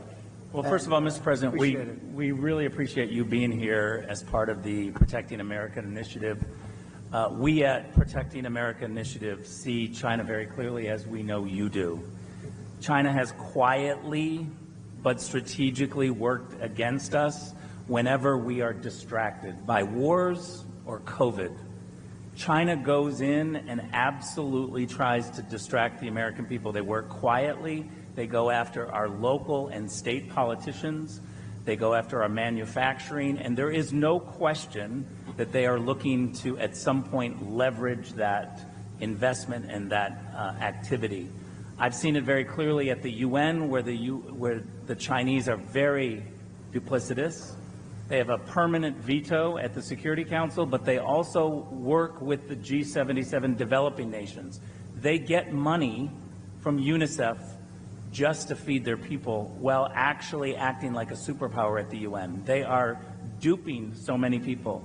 We know from your administration, Mr. President, you were not duped by China. You saw them very clearly. But for the past 4 years, while America and America's Democratic-controlled White House have been distracted by wars, China is getting into our farmland. And we have to be able to see China very clearly. So we want to thank you for being here, and Lee is going to take us off into Q&A. Well, thank you, Rick. Like Ambassador Grinnell said, President Trump understood the Chinese Communist Party threat and protected Americans from the CCP's attempts to infiltrate America. It is great to be here with the 45th and our next President of the United States, Donald Trump.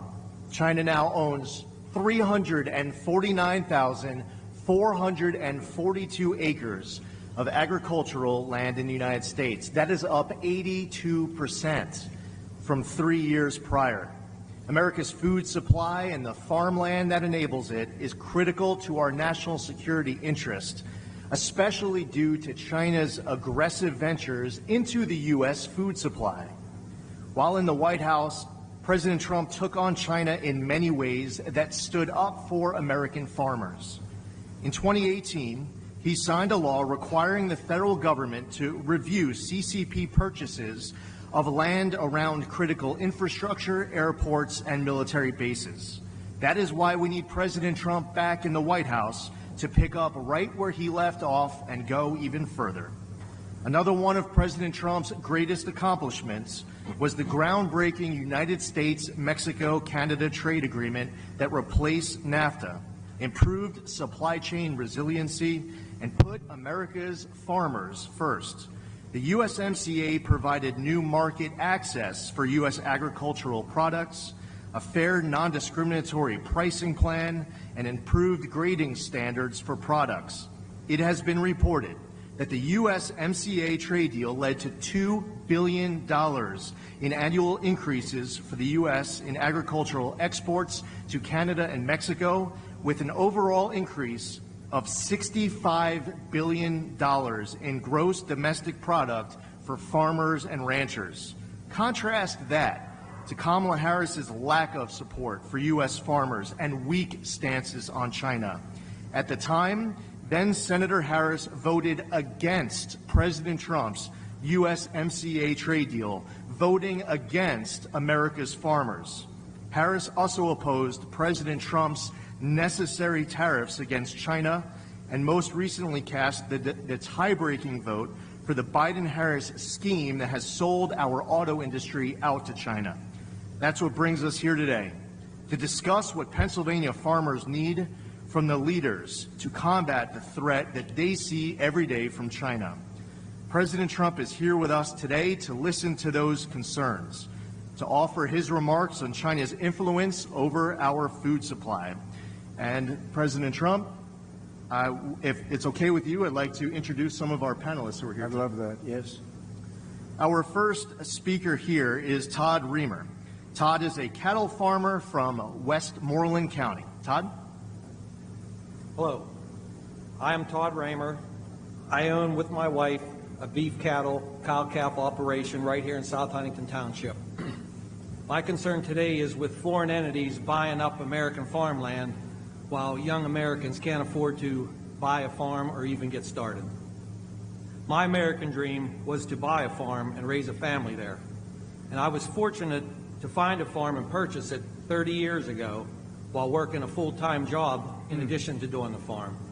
Finally, in 2010, I was able to quit my full-time off-the-farm job and devote all my time to the farm, something that is rarely achievable now.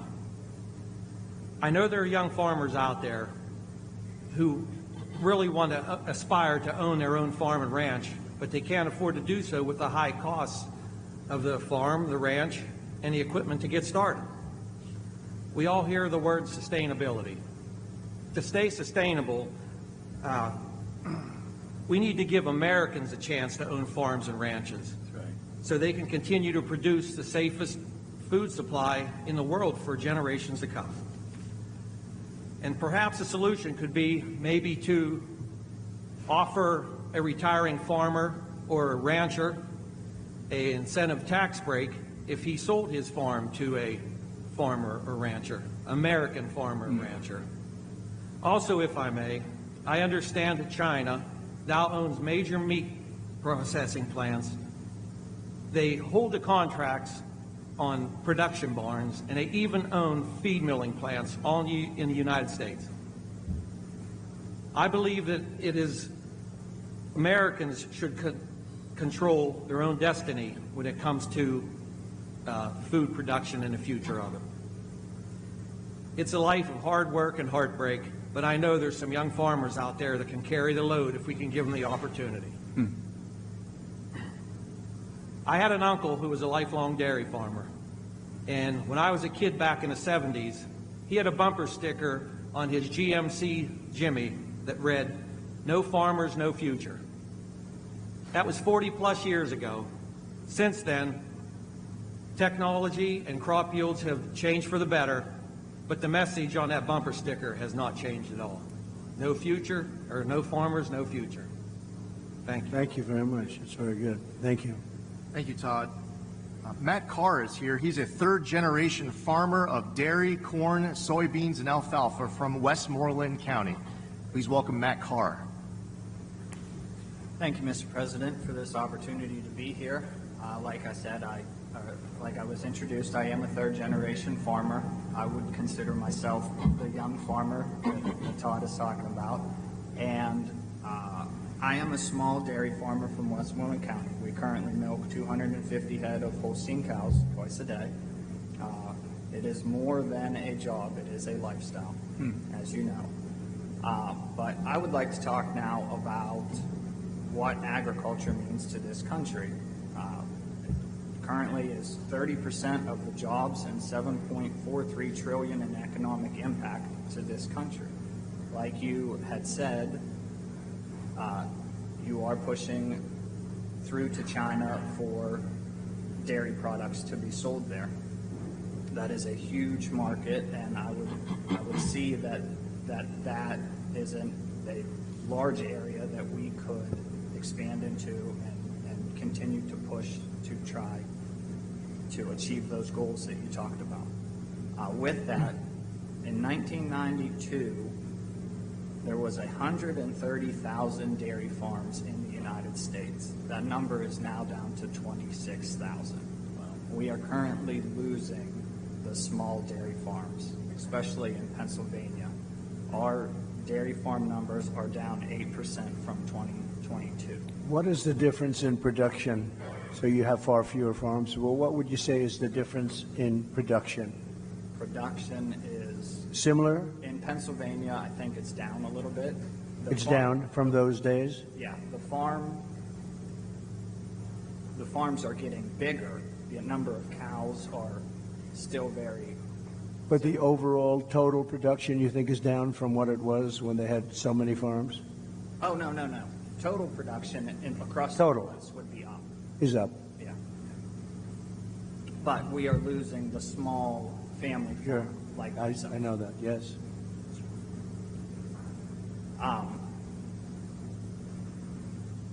Dairy margin is the margin that we have in order to make a living and a profit is extremely tight.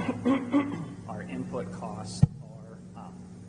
So is there a way for America we talked about manufacturing. Can we manufacture our own and not rely so much on foreign inputs for that in order to address what we need in order to survive into the future? Thank you, Matt. Great job. Appreciate it. Thank you. Nick Stafiri is a hay, beef, and pork farmer from Fayette County. At this time, I'd like to introduce Nick Stafiri. Hello. Thank you, Mr. President, for having me, and thanks for the opportunity to be here today. My name is Nick Stafiri, as they said. I'm from Lower Tyrone Township, Fayette County. My family owns a small 120-acre farm where we specialize in freezer beef and hay. My story's a little bit different than everybody around the table. I didn't grow up with a farm. I married the farmer's daughter, so I kind of got that on the backside. Very smart. My mother-in-law was a full-time farmer in our operation. My father-in-law, myself, my brother-in-law, my sister-in-law, my wife, everybody else had a job off the farm. From 1954 to 2015, we milked 50 cows a day, twice a day, no hired help. It was all on them. My mother-in-law decided to stop milking in 2015 and transition to freezer beef and hay. I'm going to be a little bit different on my story here because my wife and I are both energy workers. So with the energy transition in Pennsylvania, our focus and our ability to have take our financial resources and put those back into the farm has been tremendous. Without that energy job, we wouldn't have been able to better our farm and better our situation. Without my industry and my work family, the opportunities afforded to me, especially like this today, wouldn't be possible. And as you sit here today, you're sitting on atop of the Marcellus and the Utica shales. Right. The most prolific shale plays in the world are underneath your feet. My family depends on my salary and my wife's salary, and those salaries are dependent on pro-American, pro-energy policy. With this pro-energy policy would allow operators to develop abundant clean natural gas from below our feet. Appalachia produces roughly 30 billion cubic feet of gas per day. We could double the amount if we were just given the opportunity. Common sense policies that allow for infrastructure to be built here. Pipelines. We need more pipelines. Doubling our output would be the equivalent of putting 10 million barrels of energy on the market for the world stage. Providing opportunities for families to remain farming, because guess what? We pay those royalties. We pay billions of royalties a year to landowners, just like everybody that's around here at this table. Right. And, you know, due to the ups and downs, I want to tell you a little bit of a personal story of mine. Due to the ups and downs of the commodity-based business, 4 years ago I was faced with an ultimatum. And that ultimatum was, do I chase my corporate job or do I stay here and work on the family farm? My wife and I, we made the decision not to move to Texas. We made the decision that it was family first, that it was legacy over money. So our conscious decision to raise our two beautiful daughters as fourth generation on our farm is the best decision we made in our relatively young lives. There has been no greater honor than to represent my family, my industry, and the pivotal role we play together. The intersection between agriculture and industry, it's a tight-knit one. We need the farmers just like they want us to provide the energy. And responsible natural gas development should not be a partisan issue. It's a common sense issue. So I want to thank you again for allowing me to speak with you today. It's been an honor, and I really appreciate it. So thank you very much, Nick, and it's great. So without your job, which is a good job, an energy job, but if you don't put Trump in, you're not going to have any energy jobs in here. They're not going to let you frack. They're not going to let you frack. You know that. She's never said frack in her life until just a short while ago when she realized her poll numbers were dying in Pennsylvania. They're not going to let you or anybody else frack. And so I just want you to be aware of that when you go and cast your vote. I'm not too worried about the people around this table, I must be honest, but you never know. But everybody's aware of it, and I think Pennsylvania's aware of it based on polling that we're getting. You can't let them do it because I didn't realize you were so dependent. Even a farmer would have to be dependent on the energy. But you take that energy out, you take that income out, it's a whole different story for Pennsylvania. Completely. And we're not going to let that happen. We got to win the election. Thank you very much. Great job. Thank you. Our next speaker is Mana Papafavare, the CEO of General Carbide. Thank you so much.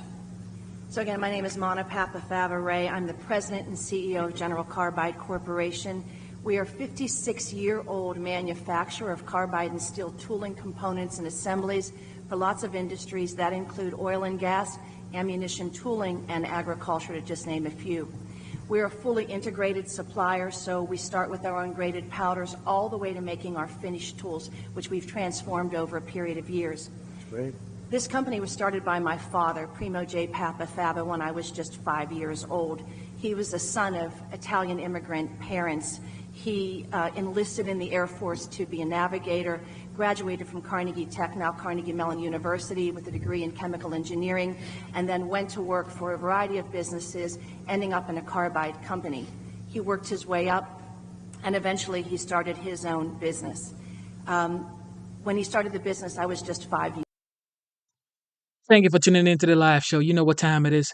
All right, so this was one of the roundtable conversation he had with the farmers, and he rarely spoke this conversation because he was listening to what they were talking about. I remember this. This was during the campaign, of course, before he became the 47th president-elect. So we're gonna keep watching this, okay?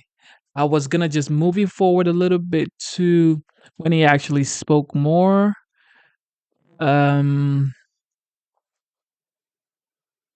but he just wanted to listen to what the farmers were talking about. But we could keep watching that one, or maybe you know what? Let's keep on going. Years old. So I'm very proud of our history. My mother and father taught us a lot. And I lost my father now 22 years ago, and my mother is now 5 years gone. But they taught me about hard work, integrity, and responsibility, as well as respect, charity, and compassion. I'm not as hardworking as any one of these farmers here, I can tell you that, but I do work hard. When my father passed away back in 2002, I was left with the responsibility of carrying on our business and taking care of 250 people that work for us in Westmoreland County. But by the time that COVID arrived, we had grown to 350 people with 3 different businesses in 4 states: Pennsylvania, Massachusetts, Michigan, and Hawaii. And even though we were deemed an essential business or a sustainable business by 3 of the states, still General Carbide lost 60% of its business in a very short period of time. Unlike a lot of other companies that kind of rolled into the corner and waited it out, that is simply not our style. In fact, one of our core values is growth. And so we went to our sales team and we told them to look for opportunities, even in light of a very difficult time that we were having. And so one of our market segment managers, his name is Eric Butts, he is also a farmer. So he owns his own farm and he is working for us as a sales manager. He started to look for components in the farming industry made out of carbide, and he found that it was quite a large industry. but the overwhelming amount of these tools are sourced and here by China. But he thought maybe we would have an opportunity by, employing kind of American ingenuity and doing some things on our own. So we started to move into the industry. We've been working hard for 4 years on our different agricultural parts with some success, but not as much as we would have hoped due to the cost structure and this competitive landscape with China. As an example, we worked with the potential customer for prototypes for components that go on high-speed planting machines. We made the prototypes, we put them into the field and tested them, and they tested perfectly. But then the customer came back to us and said that even though our cost structure was in line with the domestic producer, we couldn't come close to the prices that they were getting from China, and so they would continue to purchase offshore. That's why you need tariffs. This is a loss of $500,000 for just that one part, and there are so many different kinds of parts that we have out there. We're currently working on components for several aspects of agricultural, the market, including ground prep, seeding, and harvesting. And we've had some success. We're using better grades of carbide. That also costs more. We have instituted robotics and other innovative processes. We have 24/7 customer service and communication with our customers. And we're now a one-stop shop. But we still cannot compete against Chinese government-subsidized businesses. Additionally, the purchasing agents are not incentivized to buy on a value proposition. They're incentivized to buy the cheapest parts out there, and those parts are coming from China. So I believe we really need to do 3 things. One, I think we need to incentivize our machine manufacturers and our farmers to purchase American machines with American-made components. Secondly, I think we need a stronger stance on China. You said it, that it should cost more to purchase components from China, not just more to purchase the materials, which is what we're up against now. And thirdly, we need to do a better job incentivizing those in purchasing to think about the value proposition, longer running machines in the field. That's really what we need to think about. So to end, I believe in the strength of this nation, Mr. President, but I also believe that you and only you are going to be able to bring back our independence and prosperity. And the last thing that I want to say is... I agree. That's why you need tariffs. This is a perfect example. They undercut you, drive you out of business, and then they're going to put the price at double and triple. It's no different. It's been that way for hundreds of years. That's what they did with oil. Rockefeller would open up a station on every corner, and it'd have you'd have a gas station. Then he'd open up 3, and it cut the price so low, and everybody thought, oh, wow, what a great bargain. He'd put the one guy out of business, and then he'd raise the prices to triple, quadruple what it was. That's the old way, and it's no different with China or anybody else. That's why you need tariffs. We level it off, and now people are starting to understand it. Actually, I was watching Howard Lutnick and John Paulson, 2 of the great geniuses of Wall Street, actually 2 of the most successful people on Wall Street, and they're big on tariffs. They're saying Trump was right all along, and I did it.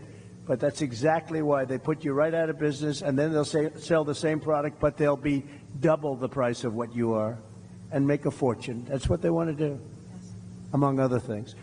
Can you tell the story of your daughter? Yes, I'm sorry. The last thing I wanted to say is my hardest job is not running 3 businesses. It's actually being a mom to a daughter that is here with me today, Caroline Ray. She's 16 years old. I'm right there. Would you just raise your hand, honey, so that Mr. President can see?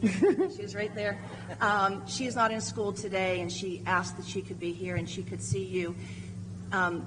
I'm doing everything that I can to try to give her the truth every day. And I just wanted to say, and I told you that 8 years ago when you were running, and she was just 8 years old then, every night she would go to bed and I would kneel on the floor next to her bed and we would pray every single night for you. And every night she would speak out to God and she would say, "Dear God, please let Mr. Trump win, please." And the night of the election, of course, she had to go to bed early because she was in school. But at 2 o'clock in the morning, when we finally knew that you had won, I went into her bedroom. I scooped her up out of her sound sleep, and I was literally tears pouring down. And I said, "Baby, Mr. Trump won, baby. He won. He won." And she said, "Thank you, God. Thank you, God." And so she is here with us today. And I just wanted to let you know that we are still praying for you. Thank you very much. Well, it's almost more important today. When you add the border where we have millions of people coming in and from prisons and from mental institutions and terrorists and traffickers, human traffickers, drug traffickers, I believe it's more important today. We had a bad border then, and I fixed it, totally fixed it. In fact, it wasn't even a subject at the next election, but we totally fixed it. And but that border was nothing compared to what's happened now. This border is so bad and so dangerous for our country. I think it's more important today. I think it's going to be the most important election in the history of our country. Thank you very much, and thank you, beautiful daughter. Thank you very much. Very nice story. Thank you. Beth Leeper is a small business owner, former dairy farmer, and current beef and crops farmer from Westmoreland County. I'd like to introduce Beth Leeper. Mr. President, government and elected officials and honored guests, thank you for coming to Western PA again today to hear our concerns and address solutions. My name is Beth Leeper, and to play opposite of Nick, I married the farmer's son, who is here today with my two sons, Levi and Owen. I'm a Christian, a wife, a mother of three, and a small business owner in that particular order. I, with my husband Brian, own and operate a direct-to-consumer on-the-farm market featuring beef that has been raised on the family farm in Donegal, PA.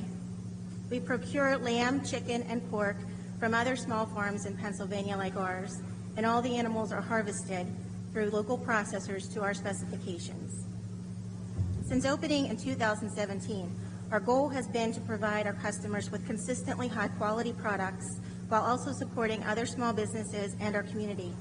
In May of 2020, we expanded our store and offerings due to the needs of consumers during COVID and to offer other businesses another avenue to sell their goods. We now offer several agricultural and specialty items, all produced in or near the Laurel Highlands area. My husband is also a full-time owner-operator of transport in the dry bulk industry, and I also work part-time for a Christian school as the food service director. I share our occupations as an introduction to explain the challenges, due in large part to the inflation that we have seen, that we have witnessed and experienced both as a producer and a retailer, and also a consumer. As a truck driver, my husband normally fills his truck 2 to 3 times a week with diesel. In January of 21, just after Biden revoked the Keystone Pipeline, one of our fuel receipts totaled $592 for 200 gallons of fuel. That was $2.99 a gallon. In May of 22, a year after our energy independence moved overseas, one of our fuel receipts totaled $996 for 166 gallons of fuel. That was $5.99 a gallon. That $3 per gallon more means upwards of $800 to $1,200 a week in fuel expense, and less to meet our business and families' needs. This net zero approach has also increased farm costs exponentially, which I know comes as no surprise to anyone here today. Fertilizer is up 30 to 60% in 2024, not to mention the increase in seed costs, the fuel, the parts and supplies, and man hours for planting. Electric has doubled from around $400 a month in 21 to $800 a month this year, just to run some equipment and the lights that doesn't include heat. In 2023, feeder calf prices reached an all-time high, coupled with the increase in other commodities and prices to farmers not keeping up. This equals very small profit margins, and therefore, we have been purchasing a fraction of the feeder cattle that we have the capacity to feed. Our farm currently feeds out approximately 70 to 100 head of cattle, and that is reduced from 180 to 200 head just 2 to 4 years ago. But we have the capacity to feed upwards of 400 to 500. Actually, we are currently feeding only enough to satisfy our direct-to-consumer base, as it remains somewhat constant. The seasonal tourism of camping and skiing in the Laurel Highlands contributes to our sales, and we are located in the heart of the Laurel Highlands. I handle all of the customer relations for our on-the-farm market, and our customers often share their concerns with me. These are some of the things I hear most often. I really don't eat a lot of beef anymore. It costs too much. I can't afford to purchase a whole animal this year. What smaller packages do you offer? We are visiting from out of town. We don't have any places like this where we are from. And recently, the thing I've heard the most is I used to purchase bulk beef from a farmer nearby friend, relative, but they don't have cattle anymore. Just last week, a local dairy in operation for over 65 years announced the closure of their bottling operations due to rising costs of supplies and down demand. Other farms in the area have declared bankruptcy or sold off property and downsized. I can't even get started on the detrimental effects that the weather has had on the vegetation in our region this year. From hailstorms to droughts, our corn and soybeans were among the victims. Nevertheless, farmers are no strangers to the risk and the gamble that they take every single day in order to do what they know and love, and that is to farm their land. And as always, this too shall pass, hopefully soon. Jeremiah 29:11 tells us, "For I know the plans I have for you, plans to prosper you and not harm you, plans to give you hope and a future." I'm not an economist, and to be honest, foreign policy is not in my wheelhouse. But this roundtable event is to address on how to protect our farms and food from China. It seems like basic, conservative, common sense to me. Do what it takes to keep our farms producing, our markets selling, and our customers buying. Thank you for your time. Thank you. Thank you. Thank you, Beth. Dave McCormick, known national security expert, a fellow former veteran of the 82nd Airborne Division, and hopefully our next senator here from Pennsylvania, Dave McCormick. Thank you. Thanks, Lee. Mr. President, thank you for being here. And, you know, a lot of bad things have happened over the last 3.5 years, but there's two particularly relevant to this audience. One is, as Lee said, China now has the upper hand. China is our adversary, smells weakness in all of its relationships with the United States because of the weak policies of Harris, Biden, and Bob Casey, who's been a 98% vote. Right. The second bad thing that's happening is our family farms, as you're hearing, our farms across Pennsylvania are struggling. Agriculture is the biggest industry in Pennsylvania. We have 52,000 farms. And under the Biden, Harris, Casey administration, it's been a disaster. Everywhere I go, I hear the skyrocketing prices, the price of inflation. I hear the burden of regulation. I hear the implications of the war on fossil fuels and what it's done to our farmers. And so when you're back in the White House and we have a majority in the Senate to support your agenda, and I've heard you talk about this, I think the people in this room can have a lot of confidence in fair reciprocal trade. Under your leadership, we had that. We've lost that. We'll get that again. Under your leadership, we can make sure we reduce our dependence on China for semiconductors, for pharmaceuticals. We got to have food security, and the people in this room are the providers of food security, not just for Pennsylvania, but for America. You know, we got to stop this buying of farmland. It's going up dramatically. It hasn't hit Pennsylvania much yet, but nationally it's growing dramatically. It'll come to Pennsylvania too. I know you're going to stop that. And then finally, I'm so glad you said it, energy. I mean, the reason many of these family farms are still operating is because of the energy revolution, the royalties that come from the wells on their properties, the incomes coming from energy workers. So this is a very simple choice for the people in this room and the farmers across Pennsylvania. It's a choice between strength and weakness. It's a choice between common sense policies that get our economy back on track, create a balance in our relationship with China, get the upper hand again, and unlock our energy versus a radical liberal agenda under Harris and Casey, which will take our country further in the wrong direction. I think I can say with a lot of confidence, Mr. President, the Pennsylvania farmers, the agriculture community here has your back. Thank you. I think they do. Thank you. And you're right, David. Bob Casey, and I've been there for a long time, actually, 4 years, but a long time. He has done nothing for the farmer. He has not been there. He's 100% with the Biden vote, I guess just about 100% of the time. Bob Casey is not the right one. This gentleman right here, he's tough, he's smart, and he loves the farmer, and we're going to turn it around. But Bob Casey could not help us. He has never done it. Not good for the farmer. So I think you probably learned that the hard way. Thank you very much, Seth. Thank you, sir.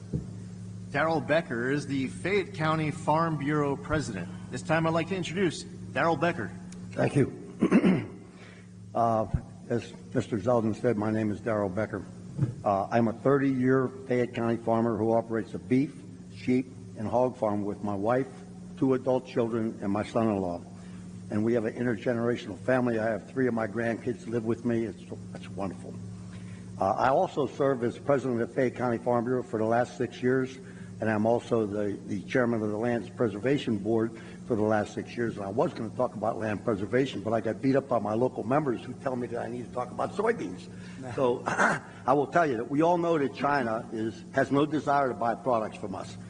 We know that from what happened in your last administration, where they Thank you for tuning into the live show. You know what time it is. It is your boy Genesis. Welcome back to the live stream. Yes, we are throwing it back to the campaign trail, and Trump is currently taking questions directly from voters. And this is a roundtable conversation.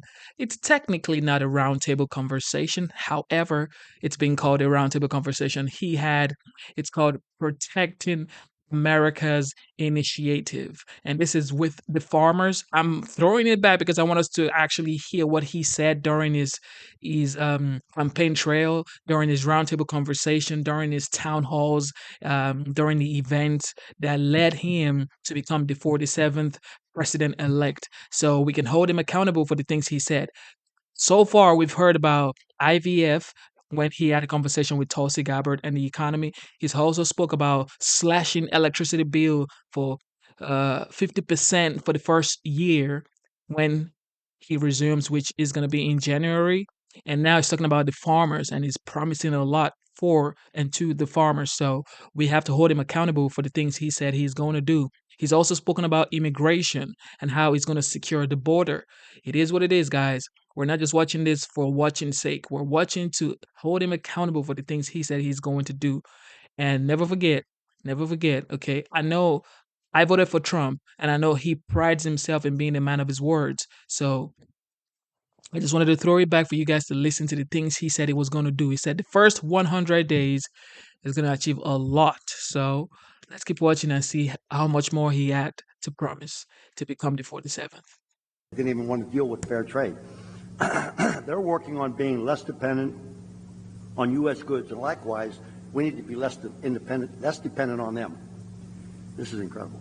Last week, news came out from California's All Resources Board, CARB, a governing body in charge of the state's air quality rules, who wants to mandate a limit on the amount of biodiesel fuel produced from soybean and canola oil. Under the proposal, beginning in 2028, they would only be eligible for low carbon fuel standards who use canola and things, only be able to get 20% of the credits of their annual production. Those replacing American grain production used for oil would be assigned a higher carbon intensity score, thus reducing the interest in U.S. bean products. Meanwhile, the USDA has just reported that renewable diesel fuel imports surged 30% higher last year in the first 5 months of this year so that they could take advantage of these federal and state tax credits. In addition, imports of used cooking oil from China are flowing into the U.S. like never before to capture these biofuel tax credits. Farm Bureau and other biofuel advocates are pressing regulators to close the loophole so that only domestic producers are eligible for these tax credits. Because of this change, estimates project that American farmers in California alone would lose 200,000 acres of production. This is diametrically opposed to what American agriculture is all about. We know China's not our friend. 20 figures, that's why I got to read. I can't remember all these things. 2024 corn receipts are down 20%. Soybean receipts are down 14%. Wheat receipts are down 12%. Government payments to make up the shortfall are not due until October 2025. Expenses for 2025 may expect to decline 1%, but last year in 2009, China bought 49% of our exported soybeans. Now it's 31%. 70% of our bean crop goes to animal feed. Bean exports in 2023 were $34.4 billion. In 2024, they're estimated to be $27 billion. China owns 384,000 acres of our farmland. That's up 30% in the last 5 years. And guess what? The American government can't buy farmland in China. They don't allow us. That's right. Can you imagine that? At present, the U.S. has a huge supply of soybeans sitting at a multi-year low price, sometimes being sold below production costs. Farmers are using reserve funds to buy and produce soybeans now. There's no cash flow available to them due to the low price. You know this is unsustainable. So soybean farmers definitely need our help. Sustainable aviation fuel also uses soy, canola, and other seed crops from American farmer, and this is also under attack. We are putting ourselves at extreme risk in supply chain, knowing that a huge amount of the herbicide 2,4-D and many repair parts for agricultural use are imported from China. How much risk can we absorb and rely on a country that is trying to replace us? We need to build domestic demand. Our government needs to invest in American agriculture. American farmers want a free market that can sustain the industry. They don't want handouts and they don't want loans. They want to be able to produce their farms. They're all hard. This is the backbone of America. The current administration has shown that they are not friendly to American agriculture. Every producer that I spoke to for this presentation resonated the same message. We cannot survive another 4 years. Mr. President, my 3 grandkids who live with me, if you could see Henry, who's 3, and Holland, who's 2, get into the UTV and drive down to what they call the big barn when we feed our steers, or they go pick chicken eggs, or they help us move cattle. The spark in their eye, the smile on their face, that's the future of America, and I want to make sure it stays here, and I know you do too. So I guess they all said that we wouldn't survive 4 years. I'm sure that when you get elected, that my line would be, help us make American agriculture great again. Well, Thank you, Mr. President. We'll take care of it. We'll take care of it. It's not very difficult to do. We're just being ripped off by other countries, and not only China, by the way, but we're being ripped off at levels that nobody's ever seen before. And this administration has allowed it to happen because you were making probably the best you've ever done 4 years ago, 5 years ago. You were doing better. All farmers were. They were doing better than they ever did. And now they're doing very better. I mean, I hear more complaints from farmers than almost anybody, and that's the backbone of this country. So they'll be very happy for a long time to come, okay? Can I add one more thing and say to you that we've seen the decline of the mom and pop stores. And what you're hearing is that we're seeing the decline of the American family farm. That's America. So, I mean, anybody that's not paying attention to what's going on needs to wake up and get out and vote. And we know who they got to vote for. You, Mr. President. Thank you very much. I love your hat, too, by the way. I noticed it right away. Thank you very much. We'll take care of them. Your grandchildren will be farmers, and they'll be maybe doing better than you do, okay? Thank you very much. Before we introduce our final speaker, Kevin Sweeney, just want to say thank you to my former colleague, Chairman G.T. Thompson, the chair of the House Committee on Agriculture. We have Kim Ward, the Senate President here in the great Commonwealth of Pennsylvania, and Dan Mall, who is the GOP chair of the Pennsylvania House Ag and Rural Affairs. At this time, we're going to introduce our final speaker, Kevin Sweeney, who's a cattle farmer from Washington County. Kevin? Thank you, Mr. President. I want to thank you for your personal sacrifice for us and your family. Thank you. I'm 71 years old. I'm a new farmer. I've owned my property since 1988. I'm a retired physical therapist, and I have 4 kids and 4 grandkids, and my goal is to develop this farm and make it a legacy farm like some of the people around the table are now talking. I raise beef and sell hay. That's all I can do. My soil is type 7 soil. The USDA has a soil map of the entire country. That soil is only good for raising grass and beef, and maybe grow some trees for timber.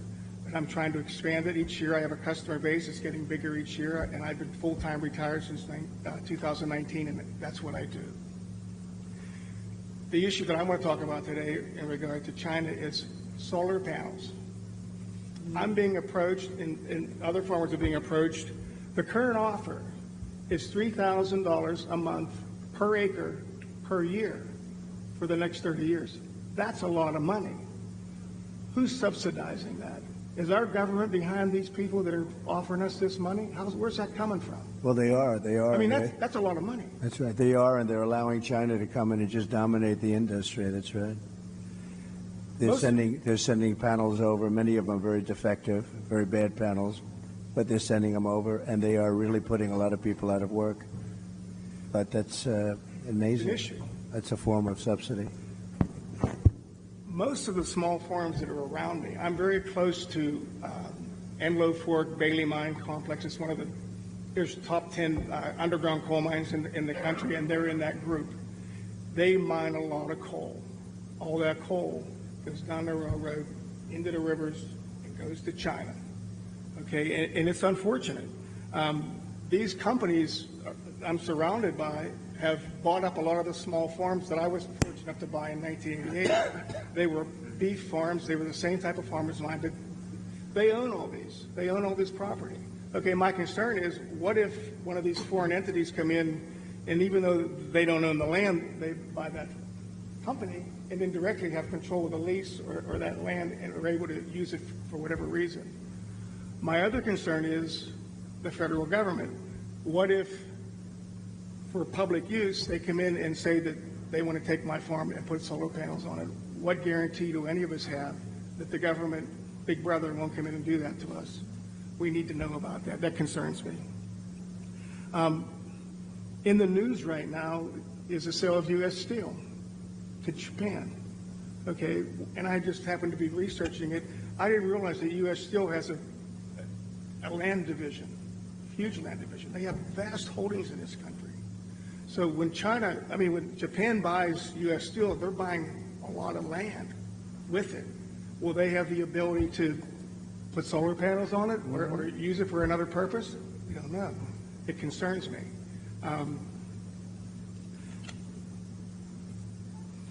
U.S. Steel also owns a lot of coal mines and iron ore mines, which I didn't realize. They have all these iron ore mines out west, and a foreign entity is now going to own all those. And I've said this for a long time. I'm from the Mon Valley, and when I grew up, there were steel mills everywhere. Everybody in my family worked for steel mills. There's none left. They're torn down. They're not even there. The same with coal-fired power plants. They're gone. Should we have some sort of a strategic plan to keep some of these steel mills and to keep some of this stuff as a strategic reserve, whether it's minerals, not only oil, but coal, iron ore, those sort of things? It concerns me that that's just going to go away to foreign countries. It worries me. I have a couple of tax concerns, one being the death tax. My 4 kids, what's going to happen? I'm 71 years old when I'm not here. They're going to pay big money, or they're going to have to sell out, or they're going to have to go get solar panels to keep the property. So, if you can do something about the death tax, appreciate it. By the way, the death tax, as you know, in the Trump bill, you don't have to pay a death tax or a inheritance tax.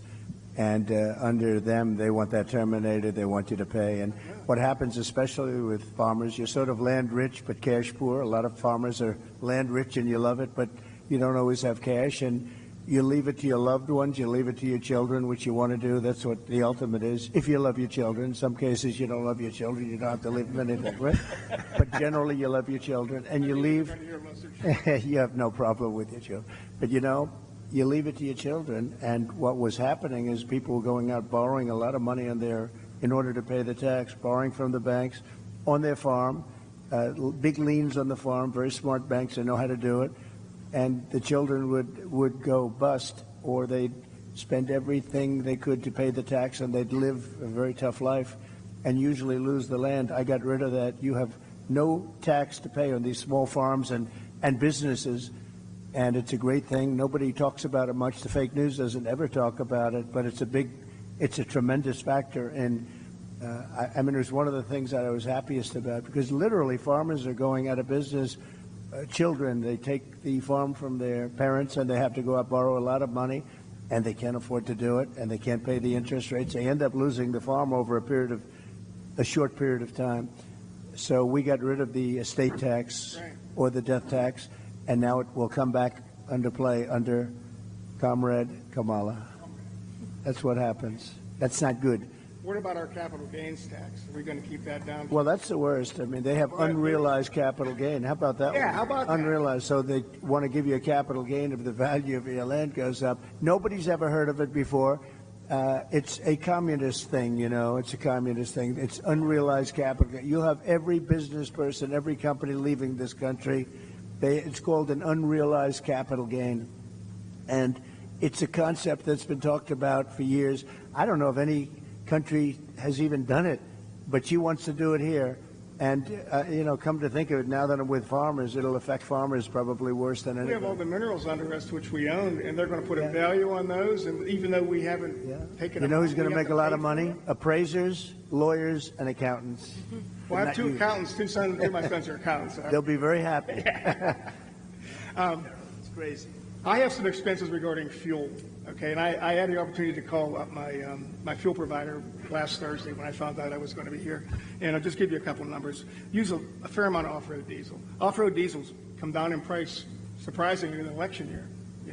Right now, 2024, I can buy off-road diesel for $2.95 a gallon.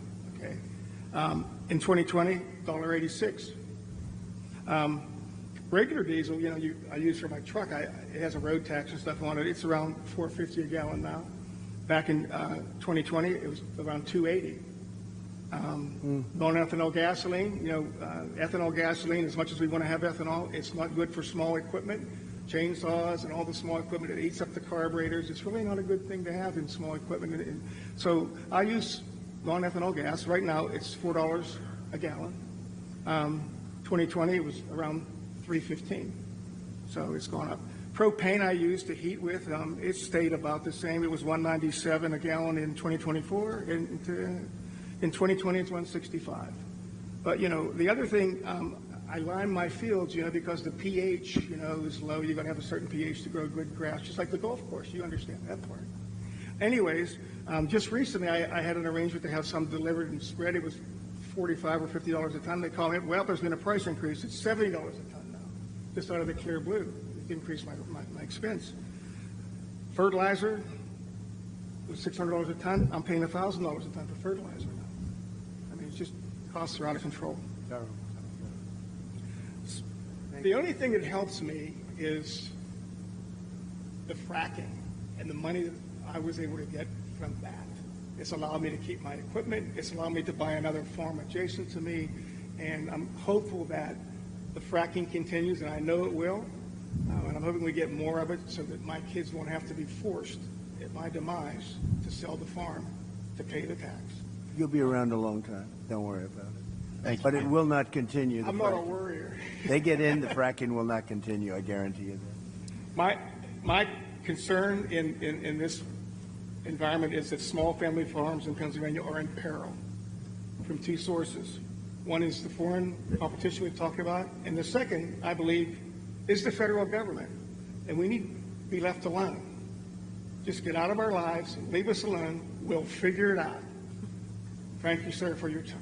Thank you, Kevin. And Mr. President, I know you're about to get on the road to an amazing rally up in Indiana, but before you leave, and I know Ambassador Grinnell had some final words, would like to turn the floor over to our next president, Mr.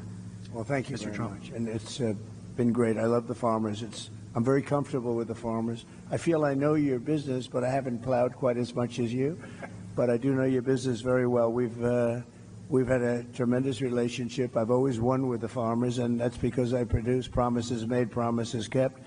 Number one, your energy bill within 12 months will be cut in half, and that's my pledge all over the country. Beyond farmers, that's my pledge all over the country. We have more energy under our feet than any other country. I call it liquid gold, and we have more than any other country. We have ANWR in Alaska, which the first thing they did, the Biden-Harris administration, everybody wanted it. It's the biggest.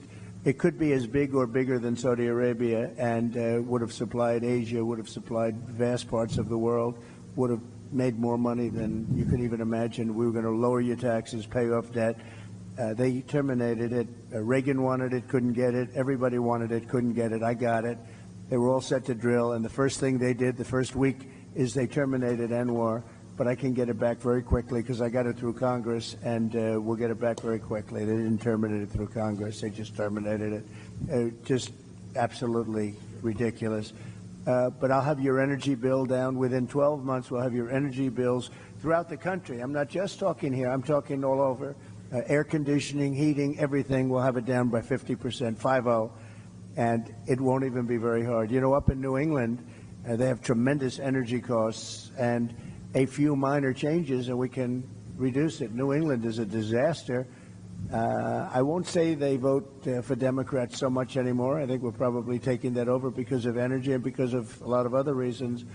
But we're going to protect you, fracking. You know, in my case, I was always for it, and in her case, she was never for it. She wants to defund the police, too. All of a sudden, she likes the police. It started a short while ago. I really like the police a lot. Now, she wanted to defund the police. She did things in Minnesota that were so bad. She was bailing out people that wanted to kill the police and were actually trying to kill the police and burning down Minneapolis. So we're going to do things the way you want it. A big factor here is, with all of you as I speak, is energy in two ways. Number one, you want to be able to collect royalties and other things, or even have a job in energy. That's very important to help your farm. And the other thing is you got to keep the prices down. So we're going to do both, and we'll do it fast too. It'll be largely taken care of within 12 months. I predict within 12 months it'll be down 50%. And if they get in, your energy costs are going through the roof. Okay, they're going to go through the roof. You won't have a farm very long. I will tell you that. I just noticed behind me John Deere tractors. I know a lot about John Deere. I love the company, but as you know, they've announced a few days ago that they're going to move a lot of their manufacturing business to Mexico. I'm just notifying John Deere right now. If you do that, we're putting a 200% tariff on everything that you want to sell into the United States, so that if I win, John Deere is going to be paying a 200%. They haven't started it yet. Maybe they haven't even made the final decision yet, but I think they have. John Deere is going to, and anybody else that does this, because it's hurting our farmers, it's hurting our manufacturing. And if you do that, you're going to have a 200% tariff put on the product that you make in Mexico, right across the border. They think they're going to make product cheaper in Mexico and then sell it in for the same prices they did before, make a lot of money by getting rid of our labor and our jobs, and really a great name, because John Deere is a great name. I buy a lot of John Deere, tremendous. I'm one of their big customers. I buy a lot of John Deere product as a private person. But if they're going to do that, we're going to put a 200% tariff on everything that they want to send back into the United States, which means one of two things. Our country is going to make a lot of money, or they're not going to build, they're not going to open, and or they're going to sell it to another country. They're entitled to do that. If they want to build in the country, in the United States, there's no tariff. You can go ahead and you can build in any one of the 50 states. You can go ahead. But if they don't want to do that, we're going to put a 200% tariff on John Deere. And you know what's going to happen? They're going to announce very shortly, if they think I'm going to win, or if I do win, they're going to announce that they're not going to build in Mexico. Mexico's taken a tremendous amount of our business, especially over the last few years with this group, because this group doesn't know what the hell they're doing. They have no idea what they're doing. Mexico is taking a lot of business, and a lot of it's done and financed by China. China is building massive car plants now in Mexico, and it's the same thing they're building. And a friend of mine builds car plants, and he said the biggest ones in the world are being built in Mexico. They're going to put Detroit out of business. They're going to put car manufacturing out of business in the United States. And I'm just telling everybody involved in this stuff, we're not going to rip off the United States anymore. We're going to put big tariffs on those cars that are coming in here at 100 to 200%, and they're no longer going to be competitive. So you better stay in Michigan, and you better stay in the areas that you're in right now. And what I really want you to do is come in and build your plants in this country and put our auto workers to work, because we've lost about 60% of our auto working business over the years. And we're going to get it all back, every one of them. We're going to get it all back, and we're going to get it back quickly. And we can control that so easily. So if they're building those plants in Mexico, which they're starting, if they're building and they wouldn't have done it with me, but now I guess they figure when they started, it was a little while ago, I guess they didn't even know I was going to run. They weren't too happy when they heard I was going to. But they're going to have to pay a tremendous tariff, which means two things. They're not going to build the plant if it's not too late.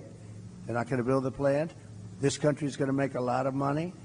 Or they're going to build the plant, but they're going to build it in the United States somewhere, and ideally a place like Michigan or South Carolina, where we have a lot of auto business. But we're not going to let that happen. But John Deere has got to understand that if they build in Mexico, they start closing plants. In this case, it was in Iowa. They're going to close a big plant, and a couple of them. And that's just the beginning. The problem is that's just the beginning. Then all of a sudden you'll hear in a year from now they're going to do another one. All of a sudden they're not going to be in the country anymore. They're going to have to pay a very big price to be able to sell that product into the United States. Okay, so That's very important. And I just have to say this. So Dave McCormick is here. He's running for the Senate. He's a great gentleman. He's a hero, great warrior. And he's a real warrior, too. Served incredibly in the military, so highly respected, did great in the military, went out, did tremendously in the private sector. And he's running against Bob Casey. Bob Casey never did anything for you. He never did anything for Pennsylvania. I was president for 4 years. I don't even know if I ever met him. I mean, I've met everybody. I don't know if I met him. Maybe I did, but it certainly didn't make a hell of an impression on me. But Bob Casey has done nothing for you as farmers. Well, look at the problems you have.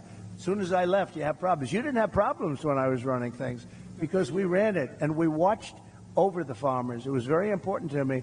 But Bob Casey has done nothing for the farmers, and he's done nothing for the state. He's got long-term legacy. He inherited the job sort of from his father. And, when that happens, I was telling David, not easy there are other cases like that too, never easy to beat, but they're living only on a past reputation of somebody else, in this case, a father. He's done nothing for the state, and I didn't come here for David, but I have a lot of respect for him. And if I only do David, I tell you what, you have to get him. He's an incredible guy. He's going to make your farmers, he's going to help me make the farmers rich. We'll make the farmers rich again. And I appreciate everybody. I appreciate very much everybody. Just hang in there. And I know it's not been pleasant. But the first thing I do is I tell China, you got to start buying. China's not buying like they're supposed to under the agreement. And I'd say, China, you have to start buying. I'd like to, if I can, Lee, I'd like to have a few questions, if you want, from the media in the back. A lot of media here. Yes, ma'am.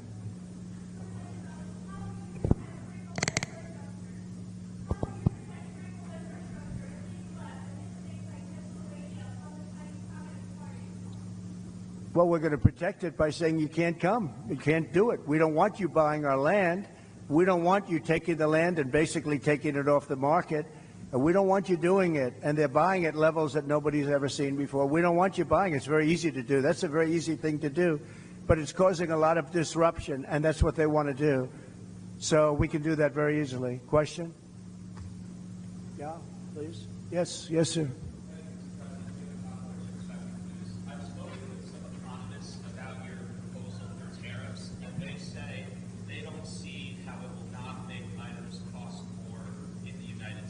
They'll approve it. They'll approve it. And number one, I don't need them. I don't need Congress, but they'll approve it. I'll have the right to impose them myself if they don't. I'd rather get their support. The ones that understand business all support it. I think David would be a very big supporter of the tariffs because you understand what's happening, right? David's a great business person, led a great company.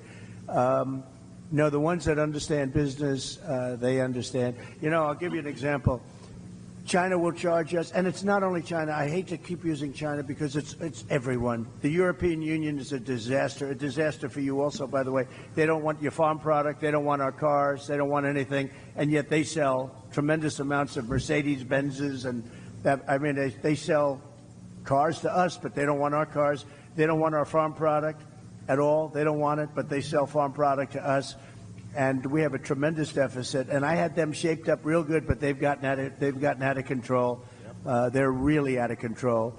And Mexico's out of control, to be honest with you. They're taking a lot of our companies in the last couple of years, and companies are moving down to Mexico. They don't know that if I come in, it's not going to work out too well for them because they're not going to be able to sell their product into the United States. They're going to have to pay a price, which will make it uncompetitive for them to do that. So we are going to do a real job. We need the support of Pennsylvania. It's a very important state, and she is not going to be good to Pennsylvania between pricing and energy. They started off knocking the hell out of the energy that I had. I had it going at a level. We were number 3 and probably number 4, and by the time I left, we were far and away number 1, ahead of Saudi Arabia, ahead of Russia. And then they cut. When they came in, they started cutting, and then prices started going through the roof at the beginning. And what they did is, let's go back to what Trump was doing. We got to go back. And they opened up the stuff that they were cutting, and it was a similar amount. But what they don't say is that we would be at least 3 to 4 times more production of energy right now, and your prices would never be what they are because you can't compete when you have to pay that much for energy. So They didn't do their job. And by the way, if they won, you could forget about it. They want to go to all electric cars. How's that going to work? They don't go far. They're too expensive. They're made in China. And on day one, I end the all-electric mandate. And I'm a fan of electric cars. Elon Musk, frankly, gave me the most beautiful endorsement. He endorses me all the time. He says, this is the only guy that's going to save our country. He's been very generous. And I think he makes an unbelievable product. But you have to be able to also sell gasoline-powered cars. You know, we have gasoline, and they want to use something that we don't have, but China has, because for the batteries and everything, China has and controls that market. But the problem is they don't go far, and they have other problems, like if it's cold, you get a little bit cold up here, they don't work too well in the cold. There are a lot of problems, and a lot of assets, too. And he's going to do great. His car is fantastic, but you have to be able to have other types, like hybrids. Hybrids are, good. It's a good thing. You have to be able to do that. So I'm going to end that mandate. Can you imagine? They want to almost immediately go to all electric. And we don't have enough electric to take care of ourselves. You go to California, they have blackouts and brownouts every single day. California's a mess. They have the governor of California, Gavin Newsom. Has anybody ever heard of him? But worse, they had an attorney general and a DA who destroyed San Francisco and then destroyed California. And I hate to say, because I have a lot of land in California, I hate to speak badly about places, but frankly, my presidency is much more important than my land. Isn't it nice to know? With Biden, it's the other way around. But my presidency is much more important than my land or my business. And I will say it, California is getting hurt so badly. She destroyed San Francisco, absolutely destroyed San Francisco, and now she wants to destroy our country. She was a horrible attorney general. You could steal $950 worth of merchandise for a store and you wouldn't get prosecuted. But anything above that, you wouldn't get prosecuted either. She was a horrible attorney general. She was a horrible DA. She was a DA of San Francisco. That was the beginning of the end. San Francisco was possibly the best city in our country 15, 18 years ago, and now it's not livable. We're going to bring them all back. We're going to bring the cities back, but it's not even livable. So Pennsylvania is a very important place, and it's, I went to school here. I went to college here, as you know, and it's a great place. It's a fabulous place, the Commonwealth. And we're going to make you very happy. All of those things that we talked about are very easily solvable with you. That's such an easy, that could be done in one day. I had a cabinet maker. He said, sir, China and South Korea are dropping cabinets into our country for nothing. And I can't compete. And I studied it. And I ended up putting a 50 or 75% tariff on all cabinets coming into the country. And I didn't know the guy. I met him previous to going in to the presidency, and I saw him 4 years later. He said, sir, you saved my business, you saved the job, I expanded, they stopped with the dumping, and the steel, the same thing. I think the steel people like me the best. Unfortunately, Biden's let it go. I put tariff. They were dumping Chinese steel into our country, David, at levels that nobody's ever seen before. We've never seen anything like it. And I put a 50% tariff on all steel coming in from China, and some other places too, but all steel. And we saved these companies, but Biden has let it go.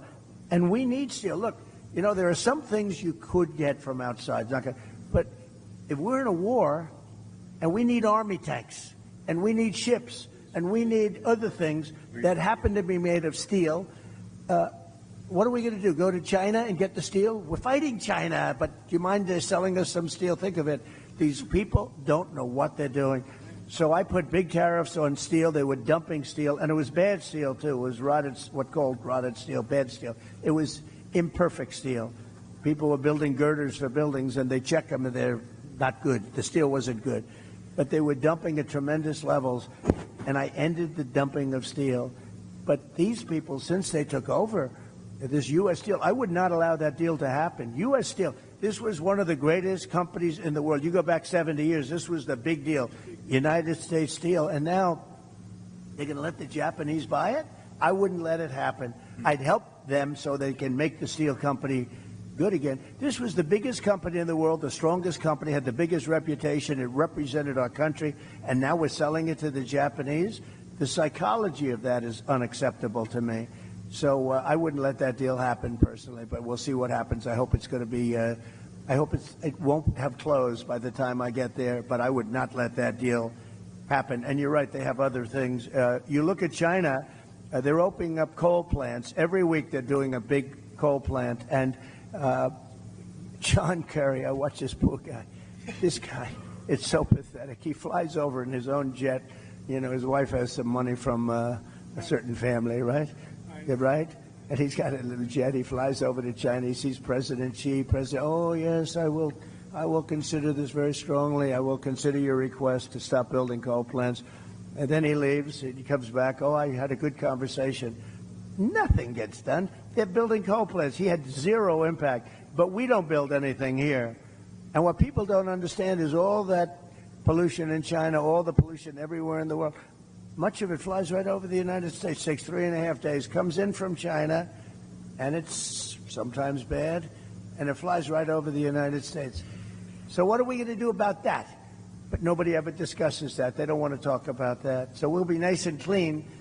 Same thing with the oceans. You take a look, the Pacific, it flies in from, they dump it right in the ocean, and in about a week and a half, it's in, welcome to Los Angeles, California, and we're lifting it out of the ocean all day long. We have, it's a massive, big business. We're taking their garbage out of the ocean because it floats right to our West Coast, and other countries too. So it sounds bleak, but we'll get it all straightened out, and we'll get it straightened out fast. And I just want to thank Lee, and I want to thank everybody here. I'll tell you, Rick Grinnell has been amazing with me from just about the beginning. You know, he was the ambassador to Germany, and there was no happier woman in the world than Angela Merkel when I announced that I was taking Rick back to Washington and giving him an even higher position. This was the happiest woman in the world when she heard he was leaving Germany. And actually, in a certain way, she liked him, but in another way, he was sort of brutal because he understood what Germany was doing to the United States, one of the many countries that took advantage of the United States, and he got it. So I want to thank you, and you did a great job, and we appreciate it, and hopefully you'll be able to do a great job again. Thank you very much, Rick, and thank you, Lee. Thank you, Mr. President. On behalf of Protecting American Initiative, thank you for being here, but thank you most importantly for seeing the threats to America, both militarily and economic. And we appreciate that. Thank you very much, everybody. Thank you very much. And Mr. Congressman, thank you very much. Great job you're doing. A warrior. Thank you very much. Thank you, everybody, very much.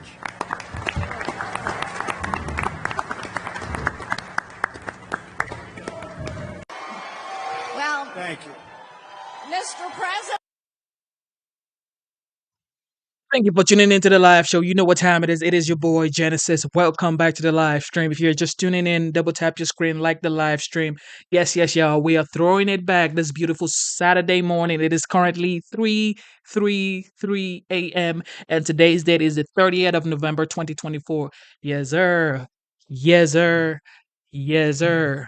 All right. See, the reason why we're throwing it back is because Trump won by a landslide. Most Democrats are going to say that is a lie, but he truly won by a landslide. The popular vote and the Electoral College. So we're throwing it back to see why he won, what he promised during the campaign trail, during the town halls, during the Q&As, during the roundtable conversations, and during the event he had during his campaign trail to see what he promised, what he said he was going to do, and the mandates that the media is currently always talking about right now concerning the border, foreign policy, the economy, and drill, baby, drill. So let's listen, okay? And of course, we're going to hold him accountable for these promises he made. It's all yours. Well, it's great to be with you, and this has been a very interesting day. Some numbers came out. Let's give you the bad news first. The worst numbers I think I've ever heard. You know exactly what I'm talking about, with a lot of people being released into our country that should never, ever be here, right? Like nobody can believe, but I've been saying it for 3.5 years because we are the party of common sense. We really know what's going on. And coming out of jails, murderers at levels that nobody thought possible. And it was all done by Comrade Kamala Harris. Our great border czar, who's incompetent, who's totally incompetent, and 245,000 criminals, but much more than 13,000 convicted murderers who were in jail. They were all released into our country, and we can't put up with this. This is gross incompetence, and let's get back to the show, okay? Get back to the show, right? Absolutely. And, Mr. President, I've got to tell you, they have been having a great time. While they've been waiting for you, they've been singing, they've been talking, and I know we've got some questions tonight. And, Nico, you're first up. Let's have at it. Come on. Good evening, Mr. President. Hello, Nico. My name is Nico. I'm from Plymouth, Michigan. Last week, I was laid off at Detroit Diesel. I was an assembler on the line, building diesel engines made in the USA. And my question is about immigration. Illegal immigrants are hurting American workers like me who are just starting off. How will you stop this invasion? Well, very easy. We're going to close the wall. We're going to close the border. You know, I built hundreds of miles. Nico, I built hundreds of miles of wall and did it well. And we had the best numbers we ever had 4 years ago, and now we have the worst numbers in the history of the world, not just this country. At least 21 million people came in during their term, and as we just said, a lot of them are real bad people, real rough people. But they're also taking a lot of jobs from Americans, probably happened with you. And as the small number of jobs they created were all taken by illegal immigrants in the last short period of time, and we're going to make that change. You look like it'd be great. I'd like to have you make the motor, the engine, the motor of my car any day of the week. I'll bet you did a great job. I'll bet he did a great job. But we're going to bring the automobile business back to this area where it started, and we're going to bring it back at levels that have never been seen before. We're going to be lowering taxes.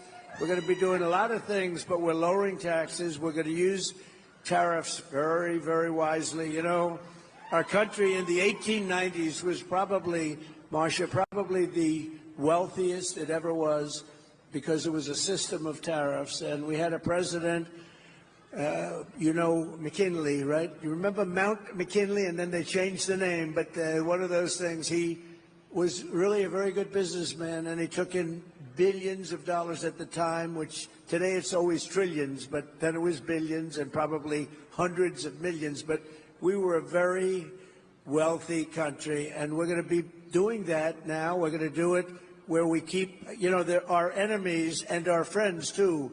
They've taken advantage of us for years on trade, and year by year, all the time, we're losing our companies that make our cars, make the autos. A lot of them are going to Mexico now, and it's Mexico through China because China owns the factories. They're building big factories. They wouldn't have done it with me. They're building big factories, the biggest in Mexico, and they think they're going to make the cars and sell them in and close up Detroit, close up everything in this area, close up South Carolina, and it's not going to happen because we're going to put very heavy tariffs on those cars coming across the border, and we're not going to let that happen. We're not going to let it happen. So what we're saying is, Nico, we're going to have these companies that want to build in Mexico, they want to build in China, if they want to do business in the United States, they have to make their product, whether it's a car or anything else. We want them to make their product, have their plant in the United States. This way we employ our people, like Nico, we're going to employ you, I guarantee, and we're going to do it very fast, and then we have to keep out the competition, and we're going to make fair trade by charging them tariffs. If they want to come in and steal our wealth and steal our jobs and steal our companies, then they have to pay a price for that. And we've done it. And, you know, I charged, as Marcia can tell you, China paid hundreds of billions of dollars during my term, and I had no inflation. We had the greatest economy in the history of our country. And we were just getting started, actually, but we had the greatest economy, the greatest employment for everybody, men, women, African American, Hispanic American, Asian American, everybody. Young people with a diploma, without a diploma, people that went to the best schools in the world, got PhDs. Every single class, without exception, was the best they've ever been. And we're going to get that back and then some. So we're going to bring a lot of companies in, and we're going to have a lot of jobs, and you're going to have a lot of jobs to choose from, okay? Thank you. That's great. Everybody appreciates that and appreciate when you talk about immigration, you talk about building the wall and making certain that we secure this country. Okay, Misty. And by the way, we built more wall than I said I was going to build, and then we had 200 miles of wall ready to go. It was all fabricated, all made to the highest specifications of Border Patrol and ICE, and it was all set. And then we got more votes than any sitting president has ever gotten by far. And they say we lost the election. So let's leave it at this. You know what? We have one coming up in 39 days, so that'll be a wonderful replacement. Wonderful replacement. Absolutely. All right. Misty. Good evening, President Trump. I wasn't sure. She reminded me when I was in the debate with crooked Hillary Clinton. She got up and she started walking around, and I said, "What's going on up here?" Go ahead. I didn't know you were going for such a beautiful young lady. Go ahead, please. Oh, thank you. Good evening, President Trump. Good evening. My name's Misty. I proudly build the Ford Broncos and Rangers. Yeah! I've been with Ford for 25 years. If I'm going to be honest with you, I'm sorry. I was not for you in the beginning. But my son told me I sounded ignorant and I needed to educate myself on you. That's it. True. That's what we're like. Where is he? Where is he? Is he here? No, he Well, you say, "I love your son." I think it's great. He said just get his autograph. Anyway, Yeah, so I took the challenge on, and I'm proud to say that I'm voting for you again. Thank you. Yeah. Thank you very much. No, thank you. Thank you. My question for you is, I'm a single mom of 5, and becoming difficult to afford, the basics. So can you please tell me what you're going to do to lower the prices for us? Yeah, so what we have to do, because the prices are so high, thank you, darling, very much. It's a great question. People are hurt by the cost of groceries, the cost of everything. There's nothing less expensive. If you go back 4 or 5 years, everything was just a fraction of what it is now. And they're making essentially, if they make the same wages, they're getting wiped out because prices are up 50, 60, 70% for a lot of things. For some items, it's much more than that. Well, look at interest rates. They were 2%, now they're 10%, but at 10% you can't get the money. At 2%, there was plenty of money for everybody for buying a house, et cetera, et cetera.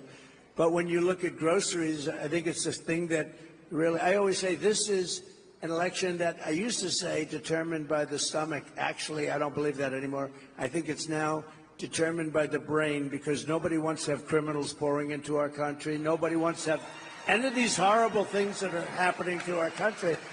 But we're going to be bringing them down, and it's going to start with energy. We're going to drill, baby, drill. Energy's coming way down.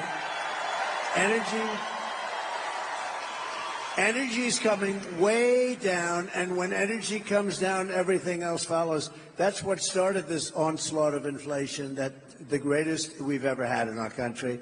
We had the greatest inflation over the list, and it actually, we had almost no inflation. And that carried on for 2 years into there. I used to say his, now I say there. But nobody even really knows who our president is, if you want to know. Who's our president? Who is he? Nobody, we're not sure who the president is. Yeah. It sounds good. Thank you. Thank you. Thank you. But the inflation, it carried on for almost 2 years into that. We had a solid no inflation. It was solid. And then it exploded because what they did was the energy, and also what they did, just almost as importantly, was they spent like nobody's ever spent. They went crazy. And the Green New Scam, and they were spending on things that didn't help the country. And it also drove. So between the energy and the spending, the inflation went up, and food prices came with it, and rent came with it. Everything came with it. And we had, I think, the worst inflation we've ever had. And we're going to bring it down. So we're going to bring it down with energy and interest rates. The interest rates are going to come down. But first, we're going to get, and here's a statement that I make to you tonight. We are going to have energy. We have more liquid gold, I call it. You've heard that said, liquid gold. That's oil and gas. We have more oil and gas, liquid gold, than any country in the world, including Saudi Arabia and Russia. And we're going to bring it down.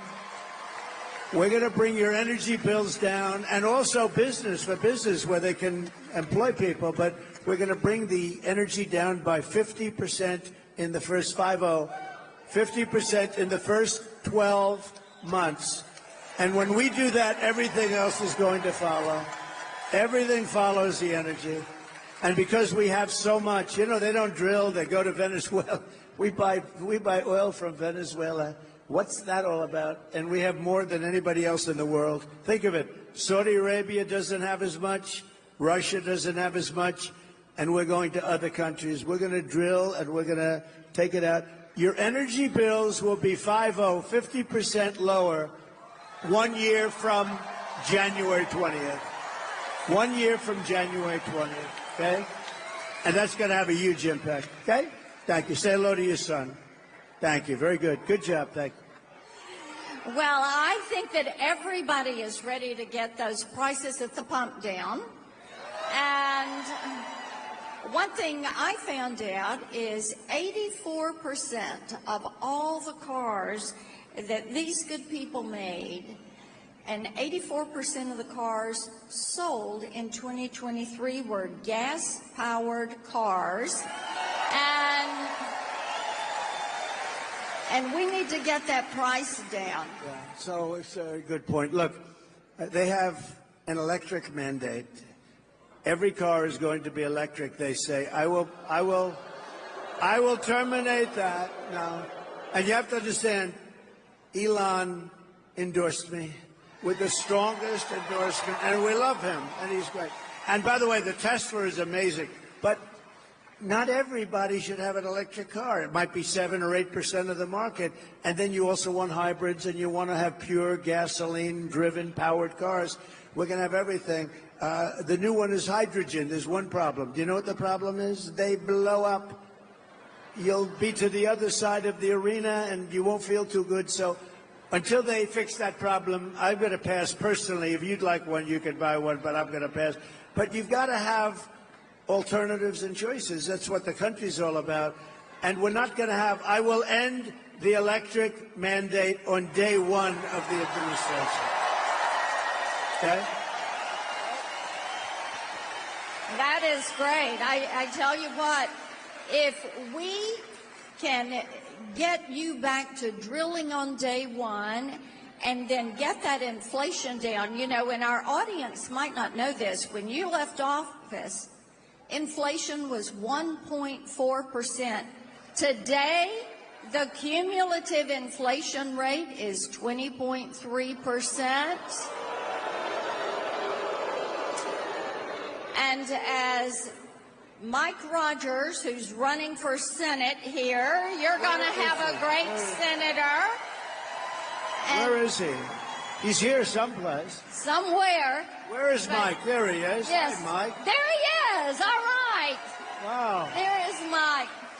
But Mike gave me a great phrase when I was campaigning with him a few days ago. He said, the most expensive vehicle you drive in 2024 is the grocery cart. And Donald Trump is going to get those grocery prices down. All right. We're going to get them down. It's a big deal. The groceries, more than anything else, I talk about what's at the checkout counter, the groceries, and we're going to get it all down. It's going to be done. Not just stopping and holding inflation. That's the easy part. We have this big damage done to our country. We have to get the prices down. Where bacon is up. Oh, bacon. We don't order bacon anymore. It's too expensive, right? But it's all up too much, and we're going to get it down. But it's going to start with energy, and it's going to start also with interest rates. Because once that happens, interest rates are going to come down too. You know, we had, as Marcia said, we had 1.4%. You know, you don't want inflation at zero because that's not actually good. And the worst thing you would have is deflation. Deflation's probably, in a certain way, as bad or worse than inflation. The ideal number is between 1% every year. If you could do this for the next 100 years, between 1% and 2%, and we were at 1.4% average. It was amazing, right? It was great. So we're gonna take care of inflation and quickly, and we're gonna get those prices coming down very, very substantially and very quickly. Thank you. And make America affordable again. And make America great again.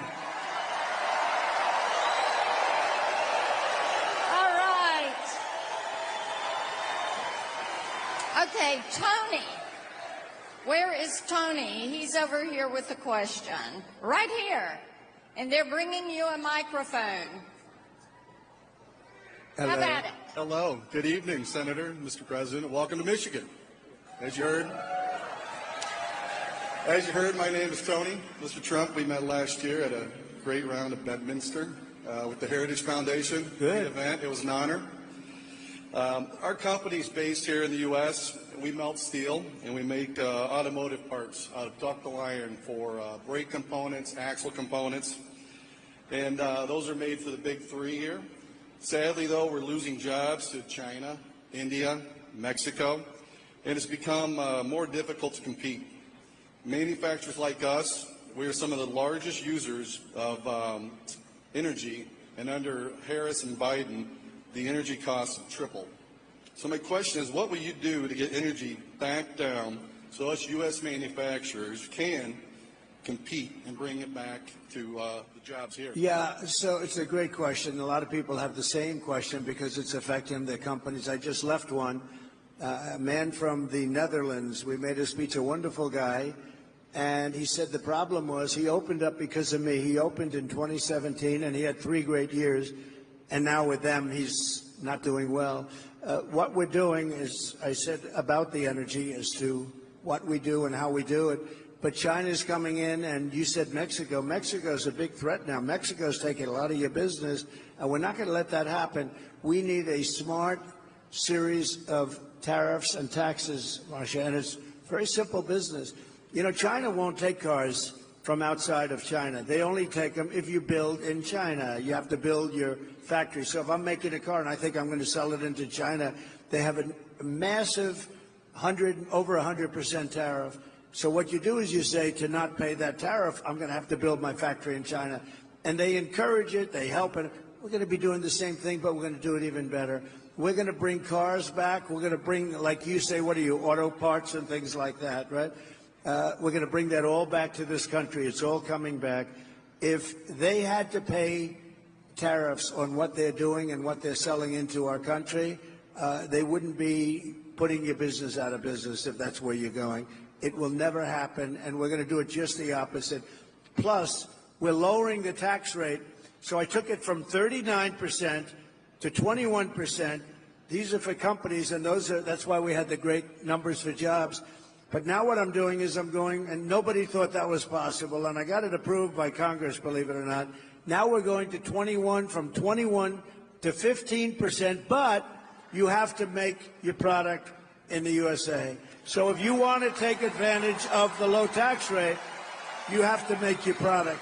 So we'll be down to 15%. That gives us one of the lowest tax rates in the whole world, so it's more than competitive. Companies will come here. But in addition to that, we're going to keep this really terrible competition. I don't mind the word competition, but it's predatory, and we're going to keep this competition out so that you're able to grow your business and grow it well, and you'll make the product and you'll sell it inside our country. And I know exactly what your situation is, and it's so easy to solve. We're going to need the help of the Senate. We're going to need the help of the House. And if they won't do it, I have the authorization and the power to do it myself, and we'll have to do it. Okay? And that's why we need Mike Rogers as Senator Mike Rogers. And we've got Lisa McClain, Congresswoman McClain. Right? Yes. A warrior. Yes, she is a warrior. And the amazing, incredible Congressman John James. Hey, John. Good. And they will help us get this done. I appreciate that you talked about tariffs, and I think it's so important that you continue to call out China, and we support you on that, because we don't want China building those plants in Mexico and then running those cars across the border. Without any tax whatsoever, and putting everybody here in not only danger, it's over. Your union head, I don't know who he is, Sean Fain or something, whoever this guy is, he sold you out because he let Biden, who doesn't know what he's doing, I mean, you probably noticed, he let this guy come up with an all-electric mandate. Those cars are all going to be built in China. We want cars built in the USA. It's very simple. And they're going to come in at levels. We'll be having auto manufacturing at levels that we haven't seen in 50 years. We're going to have a lot of companies coming in, and we're going to make it competitive so they can come in and they can thrive, not like this gentleman where they come in and they dump product. And you know what they do? They dump the product cheaply, and then everyone goes out of business. Then they take over the businesses and they sell it for 2 and 3 times what it was selling for before. The whole thing, it's really not too, you know, Rockefeller in the old days, he used to open a gas station. He used to underprice it by 50, 100. He'd give the gas away. He'd drive the people out of business around him. Then he'd buy up the gas stations or close them, and he'd make a fortune. That's exactly what they do on an even bigger scale. We're not going to let it happen. It's going to be over. We're going to have a smart system of tariffs. And by the way, if they don't want to play that game, then we're going to get a lot of money from tariffs. So Marcia can tell you, I charged hundreds of billions of dollars to China in tariffs and taxes. No other president has ever charged China 10 cents. And we take in hundreds of billions of dollars, so much so that Biden can't get rid of it. He's still got it on, you know, he wants to, but it's so much money. And frankly, it's a lot of money. But also, if you did get rid of it, they'd come in and they'd put all your businesses out of business. So the Senate and the House have to get really smart on this, because purposely over a period of years, they've given it a bad name. Actually, I consider it one of the most beautiful things I've ever seen. The word tariff, I love it. I think it's beautiful. Almost as beautiful as that chart that I looked to the right. Almost as beautiful. Where is that chart? Where's that chart? Do they have it? I love that chart. Oh, I love that chart. Whoa. That's one of the most beautiful things I've ever seen. If I didn't look over there real fast, I guess I wouldn't be with you tonight, right? That's I sleep with that chart. I go to bed with it. I kiss it goodnight. I love you, baby. That chart. But the word tariff is a beautiful word if properly used, and it gives us power, strength. And, you know, beyond just economic strength, there are times when I had 2 countries fighting. I don't want to tell you which ones, but I had 2 countries fighting. It looked like they were going to go to war again.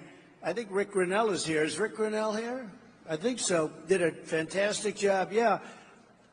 They're fighting. I said, fellas, you guys want to fight? You want to kill people in your countries? That's okay. But if you do, I'm going to charge you 200% tariff to do business with the United States, and that's it. They called me back 2 days later, sir, we've made peace. After years, we've made peace. So, you know, it really does. It has a great power to it. There's a great power if you know how to use it. Well, it does indeed. And another thing with great power was the 2017 Trump tax cuts. And we need Republicans in the Senate and the House to make the Trump tax cuts permanent. Right.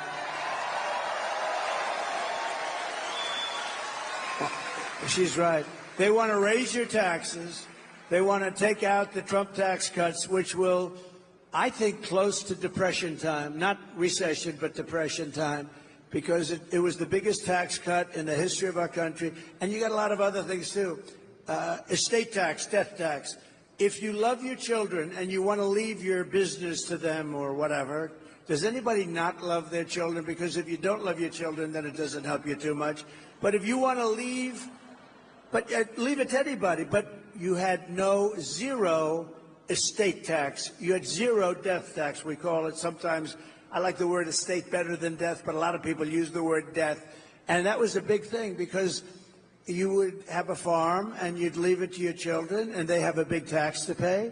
They'd go out to the bank, they'd borrow the money, they'd end up losing the farm and living like hell. And part of our tax cuts, nobody even talks about it, but the people that are involved in this stuff really say that's one of the best things. You have no estate or death tax to pay, so it's really good. Well, we're going to... They want to end that. We'll lower those taxes. We'll have those tariffs. We're going to make those cars right here and then see them loaded on a Teamster-driven big rig and taken all across the country. And thank you to the Teamsters. Did you know I got 60% of the vote with the Teamsters? So thank you, Teamsters.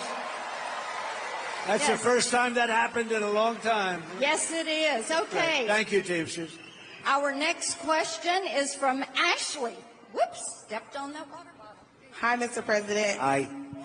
Thank you so much for coming to Michigan. My name is Ashley, and I work at the Chrysler plant. Like many auto workers, I am deeply concerned about the future of our industry. With many jobs being outsourced as we speak, what actions will you take to ensure that our jobs stay in America so we can continue to build the best cars in the world here in Michigan? So pretty much as we've been saying, and what I want to do is I want to be able to, look, your business, years ago in this area, I was honored as the Man of the Year. It was maybe 20 years ago. Oh, and the fake news heard about it. They said, it never happened, it never happened. And I didn't know who it was. It was a group that honored me as Man of the Year. The fakers back there, see the fake news? But they said, oh, and they looked, and it, they said it never happened, but I said, I swear to you, it happened, it did happen. I was Man of the Year. And I came and I made a speech, and I said, why do you allow them to take your car business away? Why do you allow it to happen? They're taking your business away. And I didn't know too much about it. All I know is they were taking your car industry away from you. They said it never happened. And lo and behold, somebody said, I remember the event, and then we found out and we had everything. We got the awards, we had everything. It did happen, but I gave a speech which at the time was pretty controversial. We can't let them take your car business away. It's such an important business. And it's an important business even in times of war where they switch over.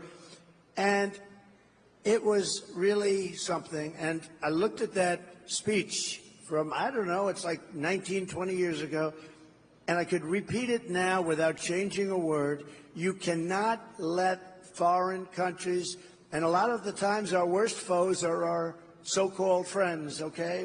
Our friends, the European Union takes tremendous advantage of us. As an example, they give us cars by the millions.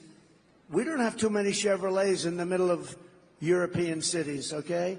European Union is brutal. They don't take our farm products for the most part. They don't take a lot. But unlike Kamala, who always complains and doesn't do anything, I keep saying, why don't you do, I saw Marcia the other day, why didn't she do it 4 years ago almost? And I say that, she's on the border today trying just to, what a day for the border. She goes to the border today And they just announced, just before she got up to speak, that more than 13,000 murderers from jail, solitary confinement people in many cases, were released. But I just say, let's go back. So we can't let them take our businesses, and we're not going to let them take our businesses. And you can control that so easily through good policy. Not her kind of policy, by the way. She changed her policy 15 times. No fracking. Oh, I like fracking. Defund the police. She wants to defund the police. Now, oh, I love the police all of a sudden. By the way, when anybody is into defunding the police even for a day during their career, they can no longer serve as President of the United States, I can tell you. So we're not going to let them take our businesses. And really, a lot of that's determined by our taxation policy. When China has to pay all that money, the people that liked me the best were the steel companies because I saved them. They were dumping, China and others, but mostly China was dumping steel in here at levels that nobody had ever seen before, and it was putting the steel companies out of business.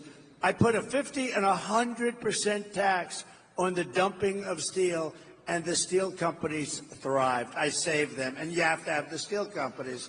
So we'll do the same thing, and you don't worry about it. Here's what you have to do. I only ask you to do one thing, and then you can sleep beautifully all night long, go to a job you love, and get a lot of money at the end of the week. You know what the thing is? Vote for Trump. If you vote for Trump, everything's going to be taken. There you go. Everything is going to be taken. Right. And we have Todd. We've got another question over here. Todd is over here, right there. Okay. Hi. He's got his microphone. Todd? Welcome, President Trump. First off, I want to say you and your family are in me and my wife's daily prayers. Thank you. May God continue to watch over you. Thank you very much. So my name's Todd. I'm from Shelby. Unfortunately, pretty soon, over 2,000 people will be laid off from my plant that I've worked at for 25 years. And we can't take... Where are they moving? Where are they moving? Where they move? We don't know. Actually, we don't Probably know. Mexico, by the way. Oh, the people. We don't know where the people are. Where's the plant going to move, do you know? The plant's staying there. We're losing the Ram Classic, as you probably heard. We make the Grand Wagoneer. It's a beautiful truck. But we're waiting on products. So you know why it's? Are they being laid off? And is the plant closing? The plant's not closing. The people will probably be dispersed between other plants. We hope. But yeah, that's happening in the next couple of weeks. No, it's terrible. Okay, I get it. Thank you. Go ahead. We can't take 4 more years, Harris. And my question to you is basic. It's easy. What is your one of your all-time favorite American cars? My all-time favorite what? What is one of your all-time favorite American cars? Okay, so my father was a great guy. I learned so much from him. And he loved Cadillac. I have to. I mean, his biggest luxury in life was to get a brand new dark blue Cadillac every 2 years. And he would. He would get that car. He said, look at this car. He didn't know about a Rolls Royce. He didn't know about, all he liked was Cadillac. And I love it. I think it's a great car. I think it's, right now, it's come a long way, too, because it's come through some problems.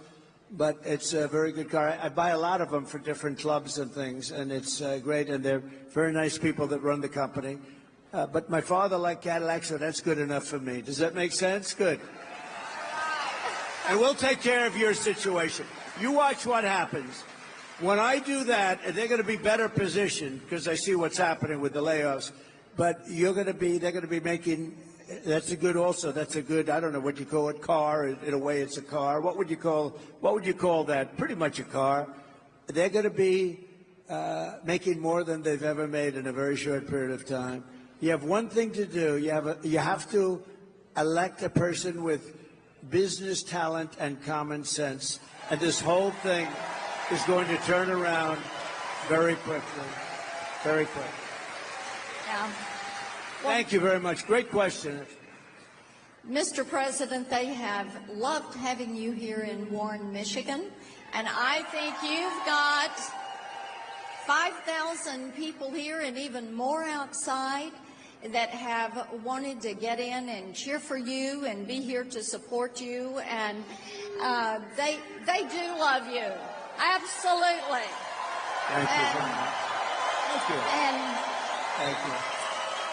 And everybody is going to be working hard and pulling for November 5th. And we've got great questions that have come from the audience tonight. Good. And we're just so excited that you took your time to come here to a great all-American city and talk with a whole bunch of auto workers and let them know you are on their side and you're going to make manufacturing great because you believe in them. I do. Thank you all. Thank you very much, everybody. Thank you very much. So nice. Marcia, thank you very much. Appreciate it. Thank you, darling. Beautiful. Thank you, everybody. Have a good time. Get out and vote. Get out and vote. We got to win this one. Thank you. Thank you. Hello, everybody. How are you? Hi, darling. Hi. Thank you for tuning into the live show one more time. You know what time it is. Double tap your screen, subscribe to the channel. It is your boy Genesis, and we're currently throwing it back to the legendary, the 45th, the 47th President-elect, President Donald J. Trump. And of course, he takes questions directly from voters. And of course, we are throwing it back so you can hear what he promised. You've heard about IVF with Tulsi. You've heard about the economy. You've heard about slashing the electricity bill in the first 365 days. You've heard about bringing back manufacturing job to Michigan. You've heard about so many things. You've heard about the first day he gets into office, he is going to shut off the electricity mandates, electric car mandates, and all that stuff. So I'm streaming this so you can see and know what he promised and why he became the 47th president-elect and why people voted for him. Because this is why people voted for him. Everything he's saying now is it's a sum total of why people voted for him. So when people say, "Well, I don't like that he's talking about tariffs," this is why people voted for him. I don't like that he's going to deport so many people. Well, this is why people voted for him. Okay? It is what it is. All right, ladies and gentlemen, let's get the likes up. Let's get the likes up. Thank you, everybody. How are you? Thank you very much, everybody. This is an honor. And, you know, I walked in, the first question that I asked, should we change the name from Fort Liberty back to Fort Bragg? First question.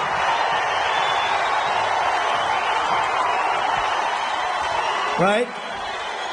So here's what we do. We get elected. I'm doing it. I'm doing it. I'm doing it. And we're leading in all the polls. We should get elected. But remember this, they cheat like hell. We got too big to rig. We need too big to rig. So I just appreciate being here. You know, we did win 2 world wars from Fort Bragg. Right? So this is no time. Look at that big guy.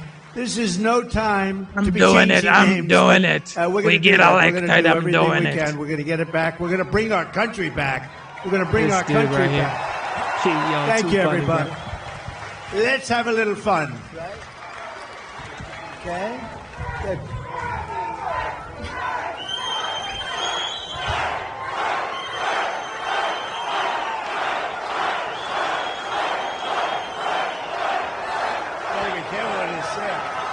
Mr. President, I don't think you'd have a problem with North Carolina. I think they love you here. I love that. And you know, Kamala should be here. She shouldn't be anywhere else. And they're missing $1 billion that they gave to migrants coming into our country. Some of them are murderers. Some of them are drug dealers. Some of them, many of them, 13,099 murderers came into our country during their 3.5. And we're missing $1 billion they gave them to the migrants that came in, and now we don't have the money. We'll do it, but they don't have the money to take care of. That's why they're giving you lousy treatment in North Carolina in particular. And we don't like that, so we're going to let it be known. And they have to get a lot better because people are not happy. Well, you're absolutely right, Mr. President. And before we start with the town hall, I actually wanted to mention that one of your friends here is Silk. Silk, are you here? Where are you at? Where? Oh. I'll tell you, she is my friend, too. And she is my friend.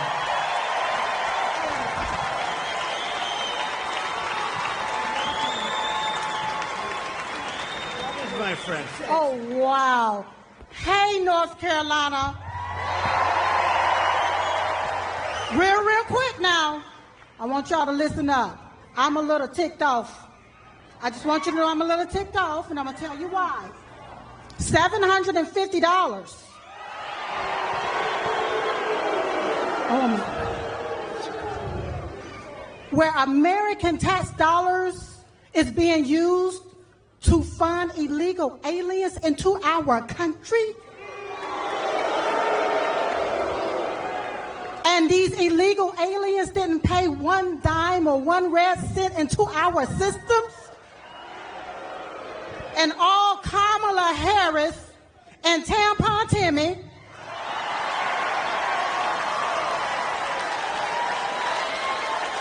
want to give us $750? Listen, you all, we only have one choice. One choice, and that's President Donald J. Trump.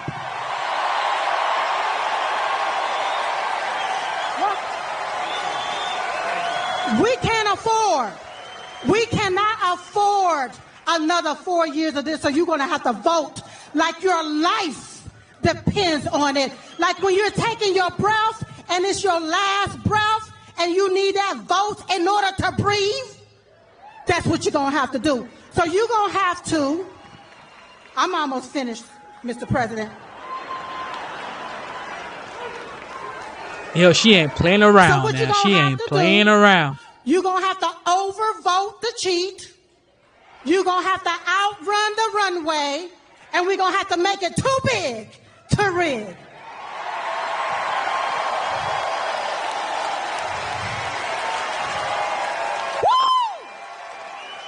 Now I can feel Diamond rising up in me.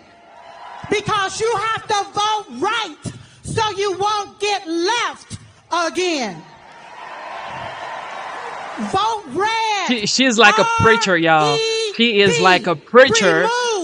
She is like a preacher. Democrat. Tell you that much.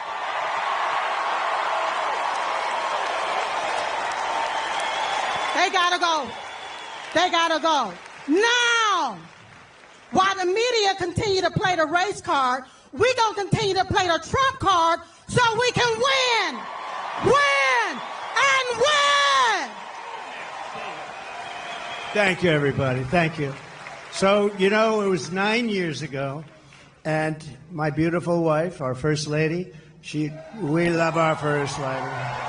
Did you see her interview on Sean Hannity and with Ainsley in the morning? She did great. But 9 years ago, she came to me. She said, you know, there are two women, and they are really incredible. I said, who the hell are they? They said, you got to see this. You're not going to believe it. They had a thing. And we fell in love like almost immediately. Yes.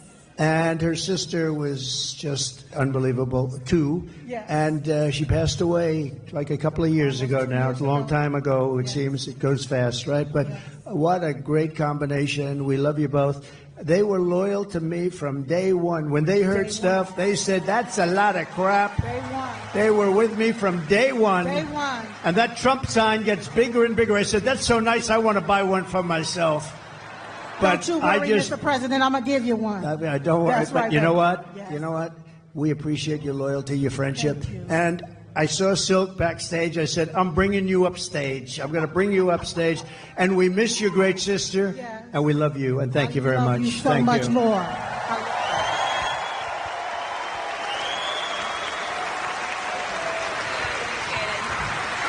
Thank you. Great. All right, Mr. President, are you ready? Yeah, I'm going to be very careful with these seats. Yeah, it's a little bit. These seats weren't designed for me, exactly. All right, Mr. President, our first question comes from Allie. She was one of the residents here in North Carolina that was directly impacted by the hurricane, and it destroyed her community. Allie, where are you at?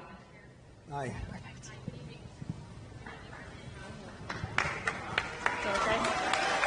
Good evening, President Trump. My name is Allie, and I'm from the foothills of North Carolina. Our entire community has been decimated. Thank you, President Trump, for visiting the disaster sites to bring attention and donating millions in relief. Thank you, Allie. This week, we have learned that not only did 13,000 murderers illegally cross our border, but FEMA is out of money because they have been providing $9,000 to every illegal. Enough is enough. We must put Americans first. How soon will you start deporting the murderers? So let me just tell you that you're right about that. It's 13,099 to be exact. And murderers, many of these people murdered more than one person. One did 7. These are not people we want in our country. So this was, I guess, released by somebody that loves us, maybe in Border Patrol. We don't know exactly where the numbers, but these are certified numbers. And you had 16,000 drug traffickers. You had numbers that nobody's ever seen, 645,000 criminals overall. They're in our country. Nobody has any idea. They're from places unknown. Nobody knows who they are, what they are, but we know that we have over 600,000 people released into our country, along with the ones that you were talking about, the 21,000. But of them, 13,000, more than 13,000 are murderers. And some were on schedule to die. They were scheduled for the death penalty. And we have them now nicely ensconced in our country. I'll tell you what, we have the worst president and the worst vice president in the history of America. They are horrible. They are horrible.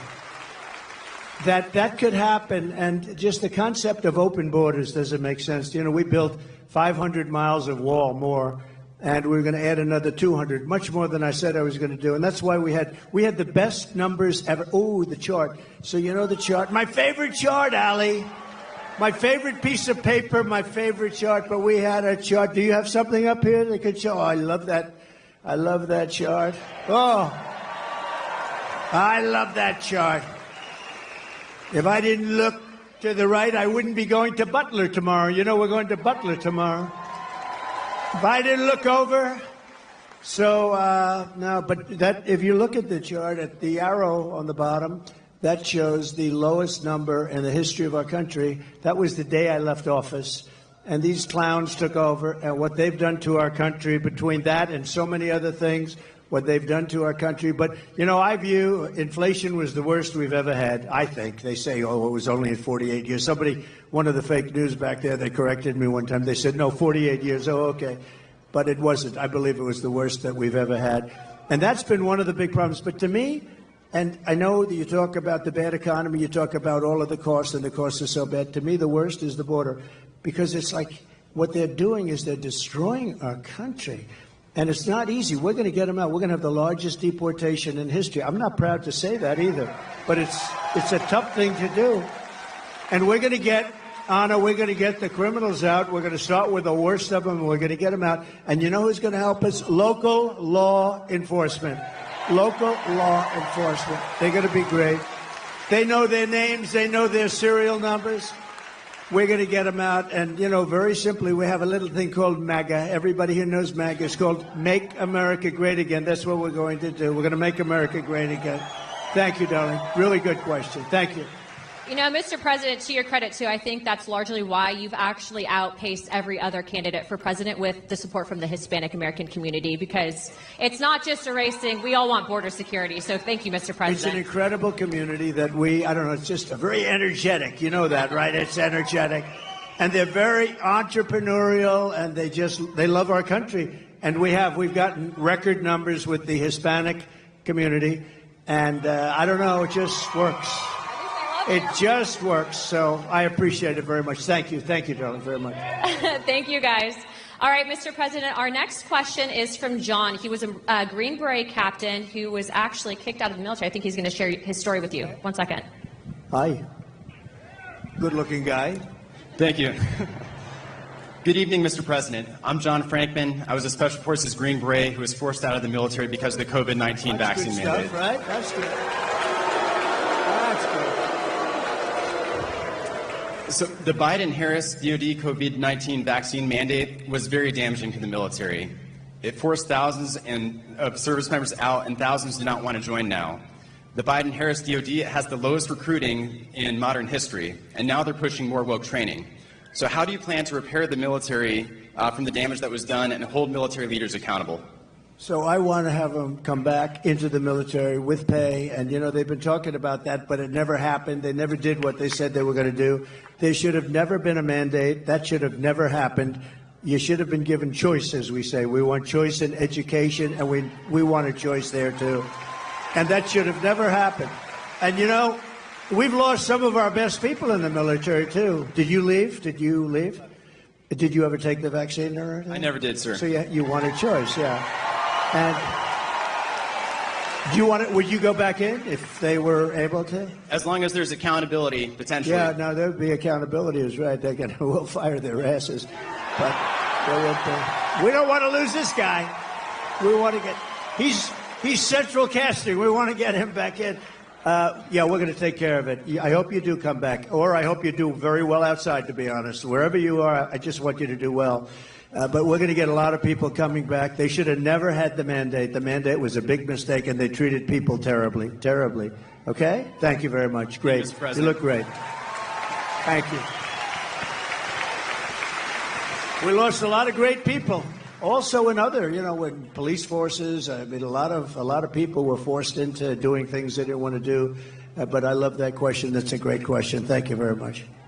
I also, too, if I could, Mr. President, I don't think I've told you this story yet, but actually we had some of our friends that had been deployed, and one of our friends actually was shot pretty badly and ended up going to Walter Reed. And to put it in perspective, there's a lot of politicians that will take photos with the military, but they don't care. But President Trump actually went privately, didn't ask for a photo opportunity, and he said thank you to our friend that had been shot in combat at Walter Reed. His heart's in it. He loves our community. And when I say that he has your back, he's going to make sure that they're accountable. He will. Thank you. Thank you very much. And I'll tell you, we have a great military, and we really do. But Walter Reed, you mentioned the name, and that hospital was unbelievable. The doctors are unbelievable. They had a lot of problems with getting there, getting to it, managerially getting in to see. But we had the best doctors. They could do things that nobody else could do, and they got to see some really badly hurt people. And the level of talent at Walter Reed, it's just an incredible hospital. So we have to pay our due respects. You hear so much about government-owned or whatever. I don't think there's a better hospital in the world than Walter Reed. So we should say that, right? Yes, sir. Yes, sir. Mr. President, our next question comes from an active duty service member here at Fort Bragg. They like it. Austin, where are you at? Oh, front row. That was good. Good evening, Donald Trump. Thank you. President Trump. No, I've never done this before. I'm an active duty soldier here at Fort Liberty, and I want to start off by saying I'm here in personal capacity. You meant Fort Bragg, right? Yes. Fort Bragg. It's all right, No. Are you not? You're not a soldier now? No, I am a soldier. I'm currently active you are. duty. Okay. Good. But on a... Oh, shit. That gives out. I'm here in my personal capacity, not speaking on behalf of the Army or DOD in any way. Right. This week we saw the missiles flying into Israel from Iran and how impressive the Iron Dome is in protecting Israel. What are your thoughts on the Iron Dome for America? I love it. I love it. How can you? I love it. We're going to have it. One of the things I say, we're going to have an Iron Dome. Why shouldn't we have an Iron Dome? And you see how effective. So the other day, 287 big missiles, ballistic missiles, were shot into Israel. Every single one of them was taken down. Well, why shouldn't we have that? And it's all going to be made in the United States. You know, it was our technology. It's all going to be made in the U.S., and a lot of it's going to be made in a place called North Carolina, if you don't mind, okay? And I think I just learned the secret. Look, we're going to win. I believe you got to get out there, you got to vote and all that. But I think I just learned the secret to winning absolutely and by massive margins. I'm going to promise to you, as I said at the beginning, that we're going to change the name back to Fort Bragg, because I think when that word gets out, I just see this great-looking soldier just accidentally said Fort Liberty, and he got almost booed the hell out of the place. That was not good. Anyway, I believe it's absolutely something that we want to have for safety, and we're a target for a lot of different places. I listened to Biden yesterday. You know, since I went under the wing, you know, I used to go under the wing of the aircraft. Nobody ever did that before. I did. All of a sudden, Biden started, but he only takes like a half a question. Usually can't answer it. But they asked him, "What do you think about Iran? Would you hit Iran?" And he goes, "As long as they don't hit the nuclear stuff." That's the thing you want to hit, right? I said, I think he's got that one wrong. Isn't that what you're supposed to hit? I mean, it's the biggest risk we have. Nuclear weapons, the power of nuclear weapons, the power of weaponry. You know, I rebuilt the entire military, jets, everything. I built it, including nuclear, and I hated to build the nuclear, but I got to know firsthand the power of that stuff, and I'll tell you what, we have to be totally prepared. We have to be absolutely prepared. But when they asked him that question, the answer should have been, hit the nuclear first and worry about the rest later. And that's where they should. That's what if they're going to do it. If they're going to do it, they're going to do it. But we'll find out whatever their plans are. But great question. Thank you very much. Thank you. Thank you, Austin. Mr. President, I don't think you get enough credit for what you did with the Abraham Accords. I mean, that really was historical. I agree. I agree. But realistically, because of the failed foreign policy out of this current administration, we are on the verge of World War III. When you get back in office, what are you going to do to change it? So a lot of things are happening very fast, and, you know, we could end up in World War III before we get there. The way it's going right now, look at Russia with Ukraine, that's a disaster. Look at the Middle East, it's exploding all over the place. And we have people that, look, we have a president that he spends most of his time on the beach sleeping. I never saw a guy could sleep in front of a camera. Does anybody think of it? I don't sleep that much. I toss and turn, I think. I'm always thinking. Do you ever do that? You're sweating and you're thinking and you're trying to figure out how to beat this one, that. Look, how to make our country great. But I toss and I turn. This guy just falls asleep on the beach like there's nothing to it. I wish I had that ability. That's one ability he has that I do not have. And I wouldn't mind having it. I could use a little extra sleep. But we are going to do things with our country. We just have to be respected again. You know, Viktor Orban, he's, you know, the fake news, a lot of fake news back there, by the way. But the fake news... The fake news, you know, they call him a strong man. He's the head of Hungary, and we have, and he's, you know, very strong guy, very tough guy. But I mean, more than anything else, a very smart guy. And they said, why is the world blowing up? You have the Middle East is blowing up. You have Russia, Ukraine. That could lead to catastrophe. You talk about nuclear weapons. That could be a total catastrophe. Why is it? He said, if you put Trump back in the White House, it's all going to end. You're going to have peace. You know, we had 4 years. We didn't have any wars. We didn't have any terrorism. We didn't have anything. And I won't tell you exactly what he said. Maybe I will.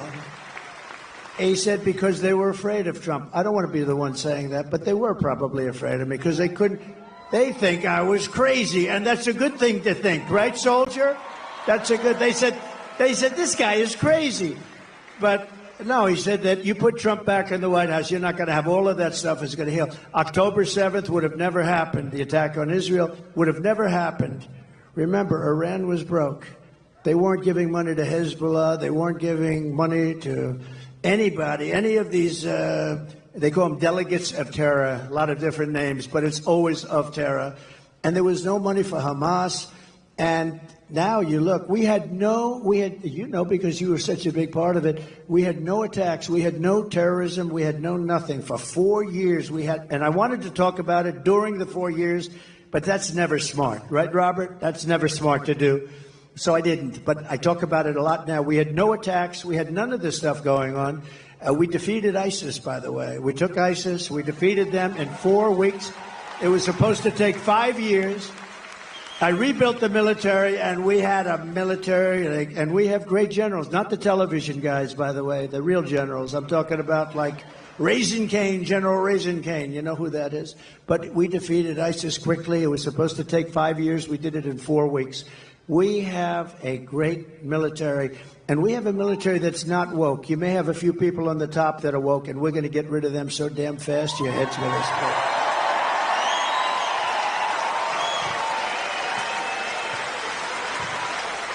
Yeah, he's not kidding. I mean, we've traveled around the world just on CODELs, and every single world leader that we met with said that they needed you back because you'd be tough on China. They know that other people won't be tough on China, but you'll be tough on China. Well, even China likes us back. You know, China wants to see a little stability, too. But I charged China hundreds of billions of dollars in taxes and tariffs, and they paid it.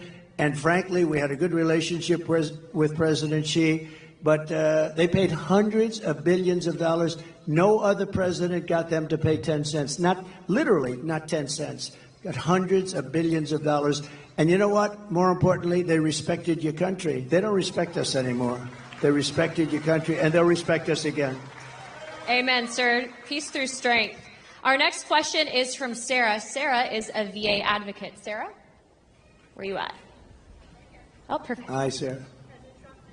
Again, we're working now. As you know, you talked about Walter Reed, sir, and I'll just say my husband is one of the most catastrophically wounded surviving service members, and you visited with him there many times. Wow. And this past July, you saw him in Charlotte. Yes, sir. Is he here? No? Not tonight, but you just saw him this summer, so he was so happy to see you this That's summer. great. Yes, sir. Yes, sir. But I want to talk about all the advancements you made for community care, and you empowered veterans to choose their own providers. And Secretary Wilkie. And I was so proud to stand with you many times in the White House as you signed historic legislation and executive orders to take care of our military and veteran families. We've watched that community care access where a veteran can choose his or her own provider. We've watched that be actively limited and actively rolled and give veterans the choice for the best medical care back again. It's such a great question, and thank you. And what a good wife that is, and I'll bet your husband's great. You love your husband, right? You know, the people like you, what is your first name? Sarah. People like Sarah are so important to our country because they take care of people that are great heroes, real heroes, and they take care. And if they didn't take care, or the hospitals would be unable to do it. They just would be there. This right now. I mean, with all of the migrants have taken over our hospitals. They've taken over our schools. We don't have anything. But people like Sarah, the job they do is incredible. And they do it out of pure love. They don't do it for any other reason. They do it out of pure love. And we have to help them. We have to help them because the medical costs would be unaffordable by our nation. It would be totally unaffordable. And it was better before, and I heard it sliding. I spoke with Robert before, and he did, by the way, an incredible job. You did an incredible job. Stand up, please. And Sarah, thank you, Robert. You know, we had a 92% approval rating at the VA, 92%. Now it's down into the 40s. We had a thing called choice, where if you had to wait too long for a doctor, you know the story. If you had to wait too long, guys were waiting 4, 5, 6 months. They go in with a minor problem. They end up being terminally ill because they didn't take care of it. It could have been taken care of with a shot, with a pill, with a minor operation. They end up dying. And we changed it, and we had choice. We also had accountability, remember? Accountability. So on choice, they tried to get it for 52 years, accountability for 58 years. Accountability, you couldn't fire anybody in the VA. And I said, that's no good, because you had sadists in the VA, you had bad people in the... We had some bad people. And we fired about 9,000 people, and we replaced them with 9,000 good, loving people that love our heroes, right? That love our patriotic heroes. And that was a big thing. And I just said to Robert, how's it going nowadays? How is it going? And he said, they're getting rid of choice rapidly. Choice is when you can't see a doctor rapidly. You go outside, you find the doctor, you get yourself fixed up, and Sarah, we pay the bill. And it was a great thing. And he said it's rapidly not being used, not being allowed to be used. And, you know, I think it actually didn't cost. I think it was probably, in the end, we probably saved on it. But money isn't the big thing here. I think we saved money on it because people would get very, very sick. These are people that would wait 4, 5, 6 months to see a doctor. If you had to wait more than one day, you go out, you see a doctor. We had bills negotiated, fees negotiated. You know, we can't be totally crazy with this because the doctors are pretty good business people, I will tell you, right? But we had a lot of fees negotiated. But you go out, see a doctor, get yourself fixed up, and you have no problems. It was one of the best things we ever did. And now this group of lunatics that don't give a damn about the military, they're making you go through that waiting of 4, 5, 6 months again. And our people can't. We have great doctors, but they can't handle the loads. And we're going to go back. We get back in, we're going back to that, right? We're going back to it immediately. You're going to be in great shape, Sarah. You and your husband are going to be in great shape. And thank you very much. Incredible. Thank you, Sarah. Mr. President, we actually have someone that, and before we ask his question, I wanted to read this to the crowd. He had actually written a letter to you after you'd been shot in Pennsylvania. Dear President Trump, watching you during the Butler rally and you getting back up, both my wife and I gave a sigh of relief as well as a few tears. I would be honored if you would accept this small token that I received as a young Marine in Vietnam. My wife and I both thought it appropriate. God bless you, your family, and the United States of America. Sincerely, Dwight. Dwight, where are you at?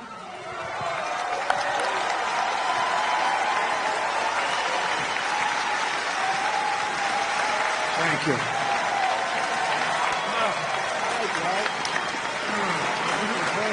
Whoa.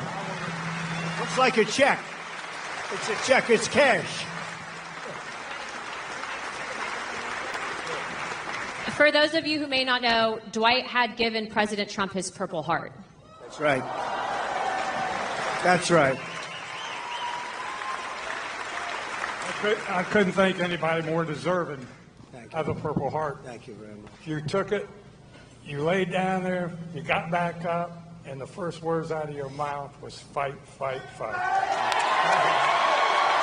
You didn't even have anything to shoot back at. You got guts. Hold that up right there. He doesn't do this, but he's better than anybody as far as I'm. No, I'm hardly better than you on this thing.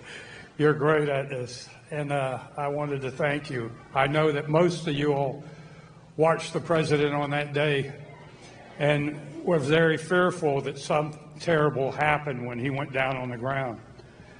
But it was such a relief. Our hearts were so filled with joy because we saw what happened. And it was a minor wound, but it was close to being a terrible. You know, I said, how does it, why was there so much blood to the doctor? There's bleeding like crazy. This is a little fact. Some of you might have heard this, but you get hit in the ear, and it bleeds more than any other part of the body. So I didn't mind being hit that way. I don't want to be hit that way. This way. This way. If I didn't make the turn, I would have been hit the other way. That's no good. That would not have been too good. But it is true, and I got very lucky, and maybe it wasn't so much luck. Maybe there's something else, right? Maybe there's something else up there, but that's great. Thank you. You also took the time out to write me a beautiful letter and gave me a challenge coin. I never expected that from the President of the United States. Well, thank you very much. This was a great honor, and I remember it very well when you gave it. Yes, I will. Really nice. Thank you. I served as a Marine in Vietnam, proudly served as a Marine in Vietnam. And thank you very much. There were quite a few that did. And when I came back from the service and stuff like that, we didn't get quite the greatest greeting, but no, you didn't. A lot of the veterans nowadays are homeless. There's 7% were homeless before Biden and Harris took over. Now there's 14%. I would like to know what you're going to do to prevent this from getting any larger, and also kicking these illegal aliens out of the freaking hotels and providing them with money before we do it to our homeless vets. So interesting. So one of the things that most angers me about this is the 21 million people plus. You know, they say it's 10, it's 12, whether it is or not, it's much more than that. It's 21 million, and it's probably with the gotaways and everything a lot more than that. But one of the things that most angers me is that you have veterans on the streets in front of a hotel, and you have illegal immigrants. Some of them are serious killers and drug dealers and all the people that we talked about before, and terrorists. And those people being walked into a hotel, and they're staying in a hotel, and they walk by veterans who are sleeping on the street. And it could be cold, it could be hot, and it bothers me. If we stop, if we close our walls, we're going to be able to handle it. They are spending so much money on taking care of the illegal migrants, now we call them. We used to call them illegal aliens. I call them whatever the hell I want to call them. So do you. But they're not supposed to be here. And we're going to close the wall. First day, we're going to do a couple of things. First day, we're going to drill, baby, drill, and we're going to close the wall. We're going to close it up. And we're going to have to take people out. We cannot have killers. Do we agree? Does anybody want to leave the murderers, the drug dealers in our country?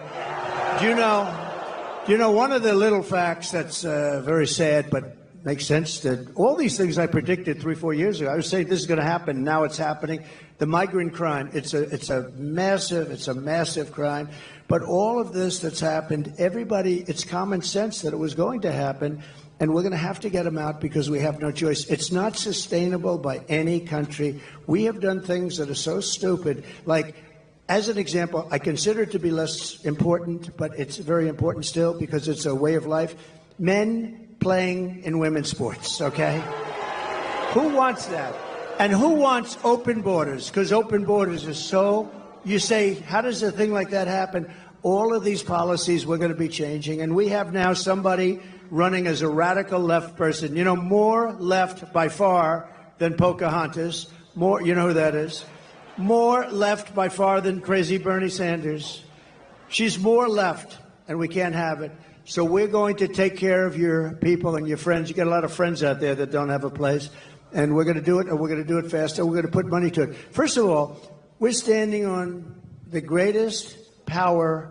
It's called liquid gold. We have more than any other country. We don't use it. We get oil and gas now from Venezuela. Do you believe it? We're going to take our own, and we're going to make a lot of money. So we're going to make a lot of money. We're going to take care of our veterans properly. We're not going to have that happen anymore, okay? Thank you, Dwight. Thank you. Beautiful guy. Beautiful guy. I think I'm going to stand. This chair is the most uncomfortable chair I've had. First of all, it spins. And the one thing I don't want is to fall on my ass, because that will be the only story. They'll say, sir, you did great. Too bad you fell. That would be the only story. So I'm not sitting in that sucker. I think it's a booby trap. That was put there by Kamala.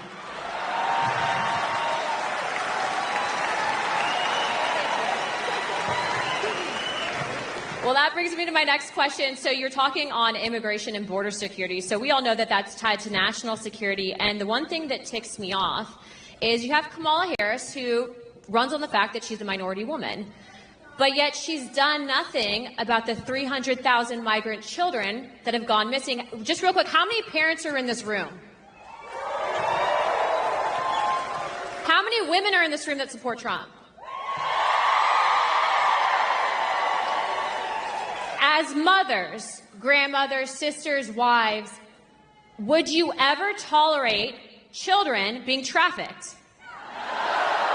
If you were in Kamala's position, wouldn't you have stopped that? President Trump, you've done more for not just the Hispanic American community, but I think women in this country, not just, I'm just going to toot his horn for a second. He's put women in positions of power, but the media won't cover that. They won't, because it doesn't fit their narrative. They want women to hate them, but guess what? We don't hate them, we love them, don't we? But I don't do it really for a pure, really great reason. I just do it because I want results. And I just find women to be smarter than men. Does that make sense? Men, you don't mind I do that every once in a while. It's not bad. Thank you. Thank you. Well, Mr. President, to follow up on that question, as a grandfather and a father, what are you going to do to stop the trafficking of women and children in this country, and specifically with the migrant children as well? So we had it down to the lowest number. You saw that on the graph. That included drugs. That included trafficking in women, mostly women and children. But you mentioned a number. It's, to be exact, 325,000. Now think of that. You could fill up the biggest stadiums many times with this.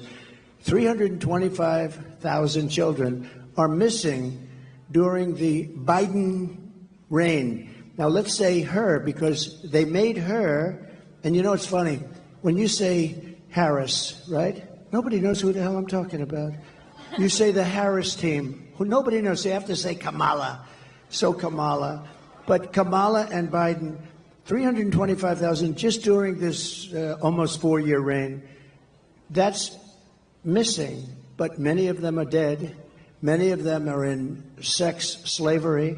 Many of them are slavery, period.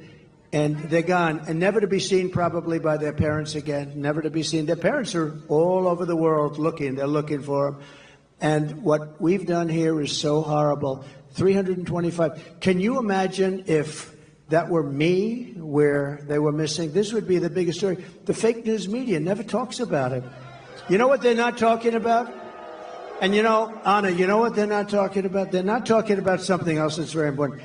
They are doing, this is Katrina, they are doing the worst job on a hurricane that any administration has ever done, and these people don't want to talk about it. They don't want to talk about it.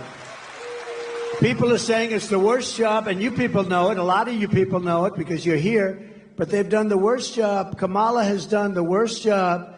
And it's really like her, because she was put in charge. Now she said, I wasn't the border czar. They shouldn't call. Well, she was always the border czar. She never went to the border until a little while ago. And then she made a speech like, I'm going to start getting very tough. Why didn't she do it 4 years ago? You know, you could always say, why didn't? And all she had to do is leave our policies. We had Brandon Judd. We had Tom Homan, you know Tom Homan, I see him a lot. He's great, like Central Casting, he was great. All these people are great. We have great people there right now, but we have some tremendous people. And you know, it's interesting with Border Patrol and ICE, it's really easier for them not to do their job, but they love the country. They really want to do the job. They're so disgusted when they have to let people, and you look at some people, you know they're criminals, and they have to let them go walking right by into our country. No, we're going to straighten it out. It's going to be straightened out right. But 300, remember this number, 325,000 children are missing. That means many dead are missing during this administration. And that's almost unthinkable. And I can just imagine if that were us, it would be the worst story. They never talk about it.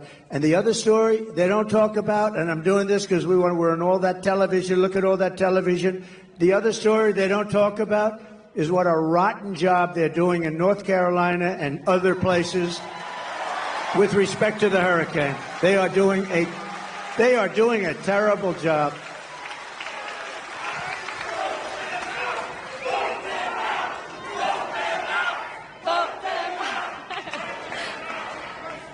Mr. President, to follow up on that, because the media is here, I do believe that they've intentionally, and this is my opinion, not helped out those residents because it's red communities that are impacted. Let's call a spade a spade. Do your job and do better. Anna, one thing. So Elon Musk, we all love Elon, you know, Elon. We have to take care of our brilliant people. We don't have too many of them, right? There aren't too many brilliant people. But I got a call, an emergency call 2 days ago to speak to Elon, and he endorsed me very strongly. He endorses me almost every day. He wants us to win so badly. But Elon is a brilliant guy between the Tesla and this, that, the rockets. But he also does something called, you know, the link, Starlinks. So here's Starlinks. Now, I'm not too familiar with it. All I know is it's really supposed to be great. So they call because in North Carolina and parts of North, and a little bit Georgia, but in parts of North Carolina, every line is down. There was no calls, no anything. Nobody could get through to anybody. And I got a call from a big person in North Carolina. Could you possibly call Elon Musk because we need help with Starlinks? Could we get Starlinks, really? And I did, and he was great. And, he did something he had it ordered. I got a call during my phone call. They called me up, the people from North Carolina, and they said, thank you very much for helping us with Mr. Musk. I was talking to him. He wasn't off the phone. I said, do you have some kind of a thing that we're talking and you're ordering people? This was the craziest thing. No, he's like, I'm talking. So, Elon, thank you very much. I appreciate it. I'll see you. He's going to Butler tomorrow. Elon is going to Butler. But I asked him about Starlinks. Would you be able to get a certain section of Georgia? They're going to fly them in with helicopters and everything else. Would you be able? And as I'm talking to him, they're calling me on the other line, thanking me for getting it. So I got to ask him what the hell that was all about, right?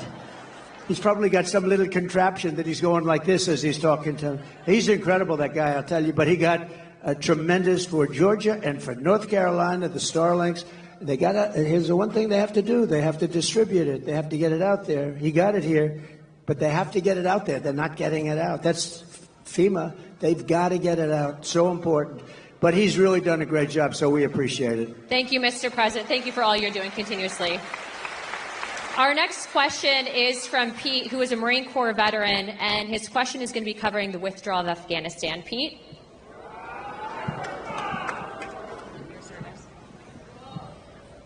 Mr. President, I am Pete from North Carolina, and also a Latino for Trump. I knew I liked him. And I proudly served in the United States Marine Corps, first as enlisted, that's great. then as an officer.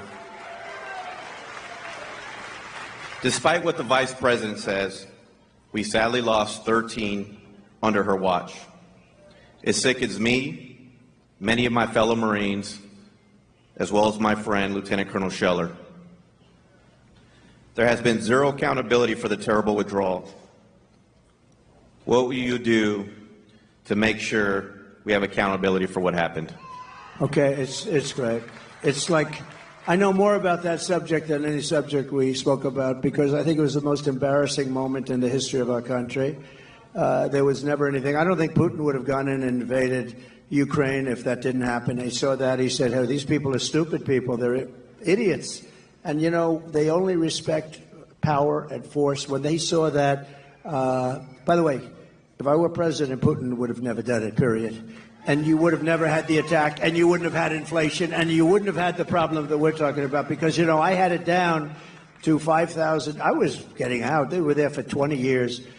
But a couple of things were done wrong. Number one, they should have kept the military base, right, Bagram? So you have a military base, one of the largest bases in the world. We left it. It's 1 hour, forget about Afghanistan, it's 1 hour away from where China makes its nuclear weapons, okay? You got to keep that, and they didn't. They fled, they left.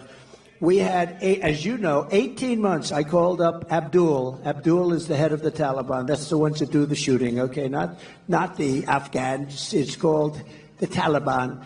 And the press said, why would you call it? Because that's where the shooting is. And I called him up. We didn't have, it was nasty. We didn't have one soldier killed because they were killing a lot of our soldiers, the snipers, and a lot of them with the Obama-Biden administration before I got there, and a lot of them. And I called them up, had a rough call. And after that call, we didn't have one soldier killed for 18 months. We didn't have one soldier shot at for 18 months. And then we had a terrible election. We're not going to let that happen again. We can't ever let that happen again. We're not going to have what a shame that was. But we had an election, and these guys took over, and it all started up again. And what they did with that withdrawal was so bad. Number one, we lost 13 great soldiers. And as you know, I know the parents of a lot of them. But we lost the soldiers. We left $85 billion worth of equipment behind. We left Americans behind. Everything was wrong, and we embarrassed our country. I really mean, I think it was the most embarrassing The one thing you do is you take the soldiers out last. Okay, they took the soldiers out first. A 5-year-old child would tell you that. The other thing you do is you fire every general that was involved in that case because those guys were incompetent. And you haven't heard the last of that, I promise you. You have not heard the last of it. What a terrible thing that was. Worst, one of the most embarrassing, me as a person that loves our country, that was the most embarrassing moment in the history of our country, in my opinion. Thank you. We're gonna take care of that. I gotta get back in.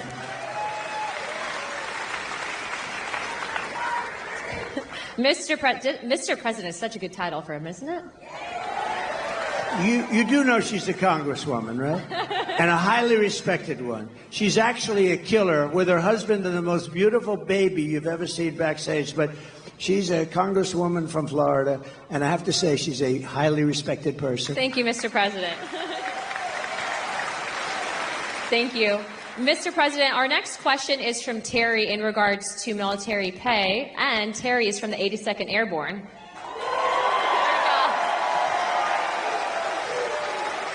Mr. President, thank you for being here. My name is Terry. I have had the honor of serving with the mighty 82nd Airborne. I'm also a proud member of the Lumbee tribe, the largest tribe in North Carolina. We have one of the highest percentage of military service in the nation, a higher percentage of the overall population. My question, sir, is about the military pay. You provided the largest pay raise in history to our military. Unfortunately, we have seen inflation skyrocket, and more service members and veterans are on fixed incomes and are finding it hard to pay for basics like grocery.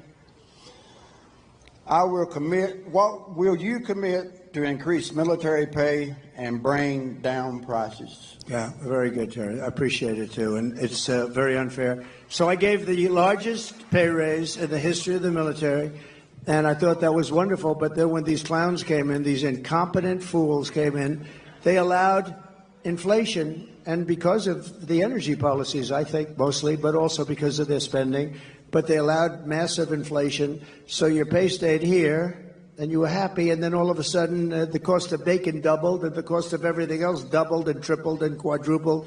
Interest rates went to 10%, so you could no longer, we were at 2%, and they went to 10%, so you could no longer buy a house.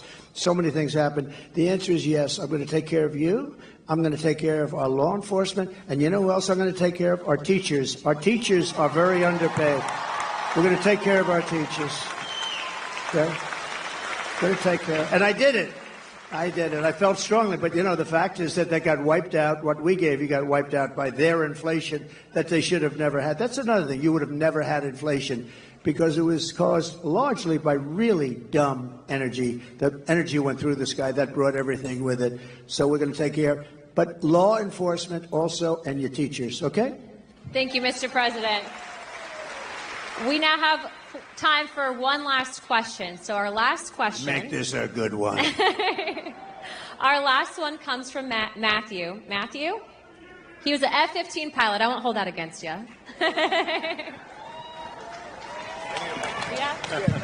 Here, I got it. Mr. President, first off, I want to speak on behalf of everyone here and say thank you for taking time tonight to speak with our troops. Thank you. Thank you very much. We got a lot of good-looking men in this audience, don't we, huh? And a lot of good-looking women also, by the way. Thank you very much. Okay, go ahead. I'm going to revisit something you've talked about already. My name is Matt Lohmeyer. I was an Air Force F-15 pilot, and I was a commander in your newly created U.S. Space Force. I am also the first veteran of the Space Force because under the Biden-Harris regime, I was fired from my command and lost my pension for criticizing DEI trainings that were rampant in the military. Those trainings are still dividing our troops, and thank you for saying you would fire those few woke generals who are a big problem. Big on. I'm going to suggest that it might, in fact, require ongoing oversight and a persistent, consistent, watchful eye within the Pentagon to ensure this monster never returns to the Defense Department. Will you consider establishing a special task force, office, or position to ensure that these monsters never return to the Defense Department? You know what I'll do? And I'm pretty good at this stuff. Sometimes you get it wrong. I'm going to put you on that task force. I think it's good. Not going to do better than him. I'll put you on. Make sure you give the name. Thank you. It's beautiful. Right? I have your approval? Yes, sir. I have your approval? We're not going to get better than him. You're right about it. You're right. 100%. Thank you. Done. I'm cut. Mr. President, that wraps it up for the evening. Do you have any closing statements to everyone? Well, I just want to say that it was very important that I got to North Carolina. You know, Laura, my daughter-in-law, gave me the most beautiful grandchildren. But Laura's here. I don't know if she's right here or where is Laura. Would you come out here? She is absolutely the... Come on up here. Come on.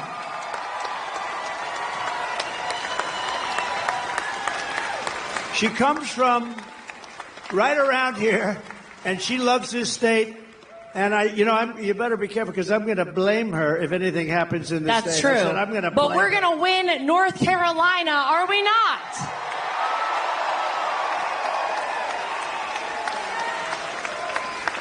I am from right down the street a little ways in Wilmington, North Carolina, where I was born and raised.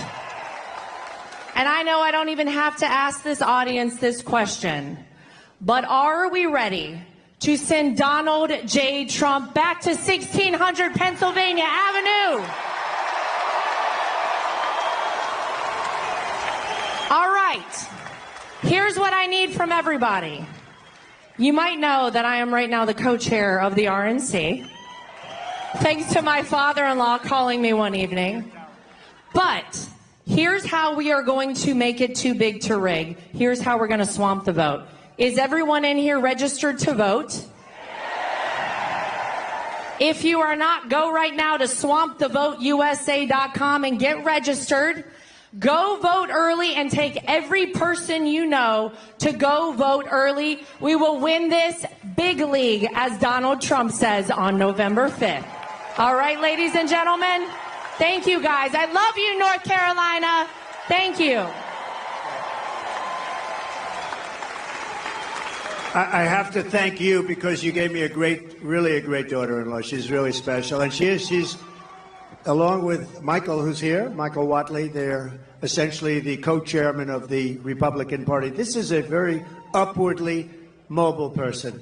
She's doing good. But you know the truth? She's so good. I'm very conscious of, like, nepotism. But when I did with her, I recommended, all I did was recommend, and everybody couldn't believe she was even doing it.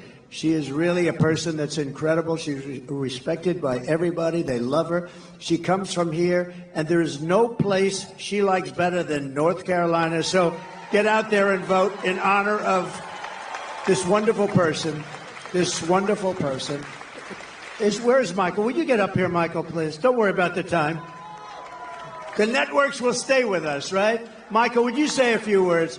So Michael Whatley, I mean, I guess I like North Carolina because he was the head of the Republican Party. We won the state twice. And last time, when all of a sudden around 3:02 in the morning, we started to fall off on a lot of things, it was ridiculous. But with this state, there was no fall off. He had 602 lawyers working for him. And I said, who the hell is the guy that did such a good job in North Carolina? Because we were leading in Pennsylvania. We were leading all the way along. And these people will do it. They have no shame.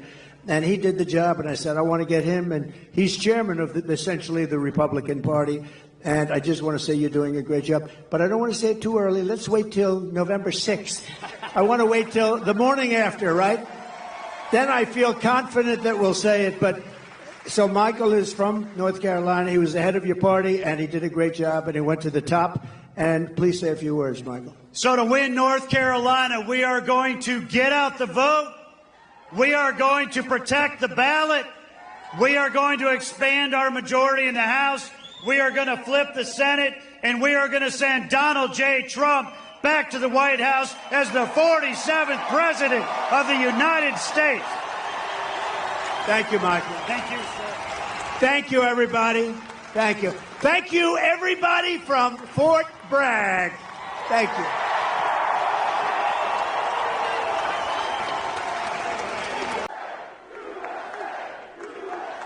Thank you, bro. This is a nice crowd. Yes, they love you. You know why? It's because they recognize, sir, that you're the one who fights for them. You're the one who protects them. And you know what else? They fight for themselves, and they've been fighting for a long time, and we're going to make your fight easier. It's very important. We're going to make it easier. Because what's happened to our country in the last almost 4 years now, it's hard to believe, but if you look at the borders, if you look at inflation, you look at the Afghanistan disaster, the most embarrassing time in the history of our country. I think the most embarrassing moment in the history of our country, Afghanistan, the way they did, not getting out, I was getting out with dignity, strength. The way they got out was the most embarrassing thing that ever happened. Probably led to Putin going into Ukraine. Probably, he looked at it, he said, these people aren't very good, are they? He would have never done that with me. So, you know, we're all in this together. We got to win the election November 5th. Yes. And, sir, he has never yet called those Gold Star families to express his grief for the people and the soldiers that we lost that day. And who controls that airstrip now? China. China. Yes. No, they have, you know, China took over. And one of the things, get out, we were there like for 20 years. I said, what are we doing here? So we get the hell out. But, you know, I had a talk with the Taliban, and we didn't lose one soldier in 18 months until this catastrophe happened when they took over. But, you know, one of the things we, aside from everything else, we spent billions of dollars years ago to build a big air base. And you knew that one from your own time. Yes, I did. A big one, a really good one, powerful runways, long runways. And you know what happened? I'll tell you, they gave it up. And it was 1 hour away from where China built, forget about Afghanistan, 1 hour away from where China builds its nuclear weapons. Would have been very nice to have. And China now occupies that air base. So it's terrible. It's terrible. It is. Mr. President, as you can see, we've got a lot of American patriots here tonight who want to ask you some questions. Good. If you don't mind, we'll move into that portion of the town hall tonight. Let's go to our first question. Our first question is going to be from a man named Reed. And Reed, I'm not certain where you are. Where's Reed? There he is. Hi, Reed. There he is, over there. Nice looking guy. And Reed, I believe you're a Navy SEAL, correct? No. No. Okay, I got that wrong. All right, thank you very much. Good evening, Mr. President. My name is Reed. Hi, Reed. I'm a single father and Iraq War veteran. I dream of owning a home for me and my son, but mortgage rates under the Biden-Harris administration have made that impossible. What can you do to help make home ownership affordable again? All right, good. It's a great question, and a lot of people have this question. First of all, it's too expensive to build the homes, and they're building them, and they cost a fortune, and 30% of the cost in some locations is the cost of, like, planning and certificates and a lot of nonsense they do. They make you go through hell. It takes years to get them, zoning approvals, all of the approvals you need. We're going to get rid of a lot of that. But most importantly, we're going to get interest rates brought way down. You know, we had interest rates at 2%, and now they're 10% and you can't get the money. We had 2% and there was plenty of money for everybody. And, you know, I call the home part of the American dream. We're going to create the American dream for young people and for older people, too, by the way. We're not going to forget. I mean, I happen to be a very young man, but we're not going to forget the older people. We're not going to forget the older people. By the way, no tax on Social Security benefits for the older people. For those. I guess, you know, somebody said, oh, he's got a conflict of interest because he benefits by that. I'll give mine up if you want. I save tax. But, no, we're going to do that for the older people. That's a big deal because you've been eaten alive with inflation, and all I'm doing is getting you back to even. I think when we do that, we're probably just getting you. You know, you have fixed income, and you went up numbers like 30, 40, 50, depending on what they include. You know, they like to say it was a 20% increase. It wasn't. It was 30, 40, and 50, depending on what they want to include. So we're going to do that. But, Reed, getting back to you, we're going to drill, baby drill. We're going to have so much energy. And we're going to bring prices down because, you know, your prices are up. Don't forget, the damage is done. We have the worst president and the worst vice president in the history of our country by far. And let me tell you, she is worse than him. And he's actually, I didn't think I'd ever say this about anybody. She's actually, you take a look at it, she's more dangerous than him, but he's actually smarter than her. I never thought I'd say that. I never thought I'd say that. But look, we're going to get it down. We're going to drill. We're going to get the energy down. When the energy comes down, prices are going to come down. All of that prices, because, you know, when they say, oh, although they had very bad inflation numbers last month, you saw that. Very, very bad inflation numbers, despite the big, you know, they did this big drop, probably too big a drop. I'm not going to get into that. But we're going to get the prices down because the damage has been done. If we had no inflation now, such damage has been done. The highest, in my opinion, the biggest inflation in the history of our country. They didn't include a lot of the bad numbers. I'll give you an example. On housing and on different things, like crime statistics are fake. They were fake statistics. They didn't include some cities that were really bad. So the crime looked like it was just bad as opposed to being horrific. Jobs, 818,000 fake jobs they added. And they padded the job numbers a couple of months ago so that they'd look better on jobs. 818, they were fake. They were fraudulent jobs, and they thought they'd announce the real numbers after the election. But we had a whistleblower or somebody that let it out, so they cheated us on 18. Think of that, 818,000 jobs they cheated. You know, usually when you have those numbers, it's 9,000 jobs off it. This is almost 1 million jobs off. It's not even possible. So we're going to bring things, and Reed, you're going to buy that house, and you're going to pay 2.5%, 3% interest, and you're going to say, I love this guy. Because interest rates, Reed, will follow as the energy goes down. And I made another commitment. I made it over the last month. I've been making it.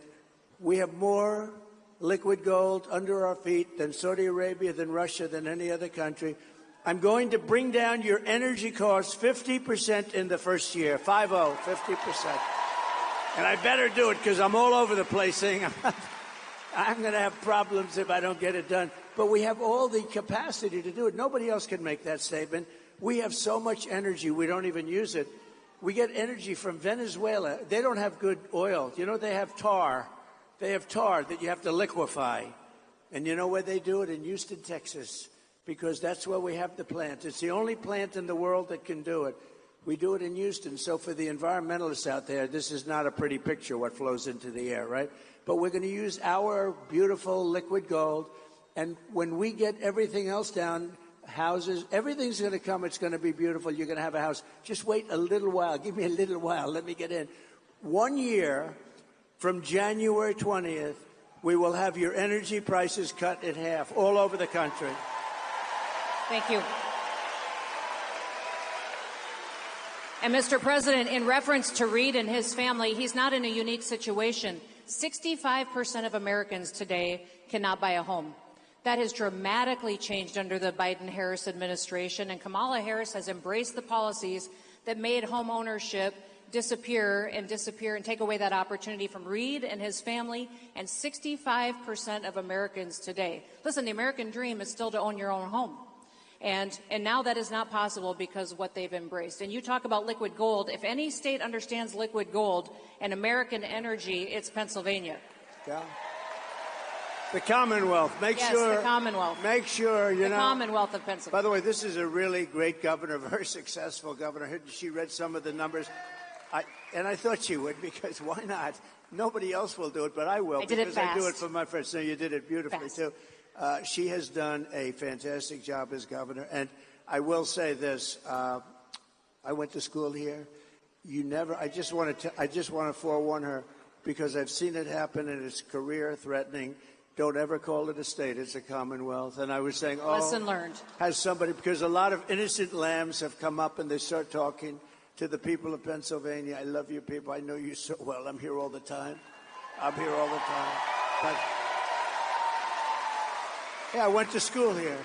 I went to the Wharton School, the great Wharton School of Finance.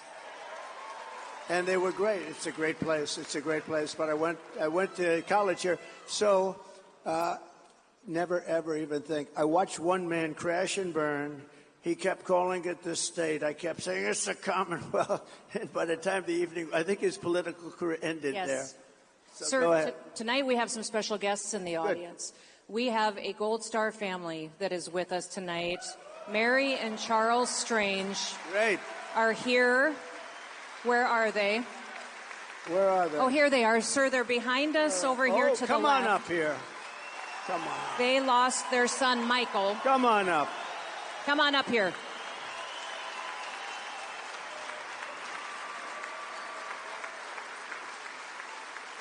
It's a little harder to get up since I got shot.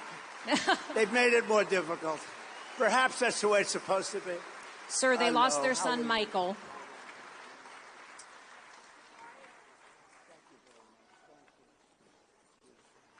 President Trump, great to see you again, baby.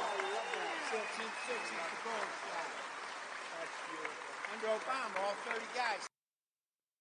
Thank you for tuning into the live show. You know what time it is. It is your boy Genesis. God bless you. God bless you. God bless you. It is currently 5:20 a.m. Eastern Time, and today's date is the 30th of November, 2024. It is the last day of the month of November. Ladies and gentlemen, we're gonna continue this live stream in the morning.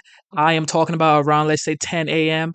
Let me say 10:30. Okay, I'm not gonna say 10 a.m., but I'm gonna try to be here by 10:30 a.m. Okay, so you guys tune in. 10:30 a.m. I'm gonna set my alarm, so we're gonna do this. Okay, God bless you guys. Instead of looking for perfection, seek for consistency. Never give up on yourself. Never give up on your dreams. Never give up on God. Believe in yourself. Believe in your dreams. Believe in God. Okay. It is your boy Genesis. I am signing out. Thank you to all the moderators. Shout out to Mr. Busky. As always, he tunes in. God bless you, Mr. Busky, one more time. And shout out to everybody who subscribed, who liked. Shout out to everybody who tuned in, man. Shout out to everybody, okay? I just want to say thank you, thank you, thank you. We will be here 10:30. I have to be accountable for my words, so 10:30 I'm gonna try to be here. You guys are the best, man. God bless you. God bless you. God bless you. Thank you. Let's get it.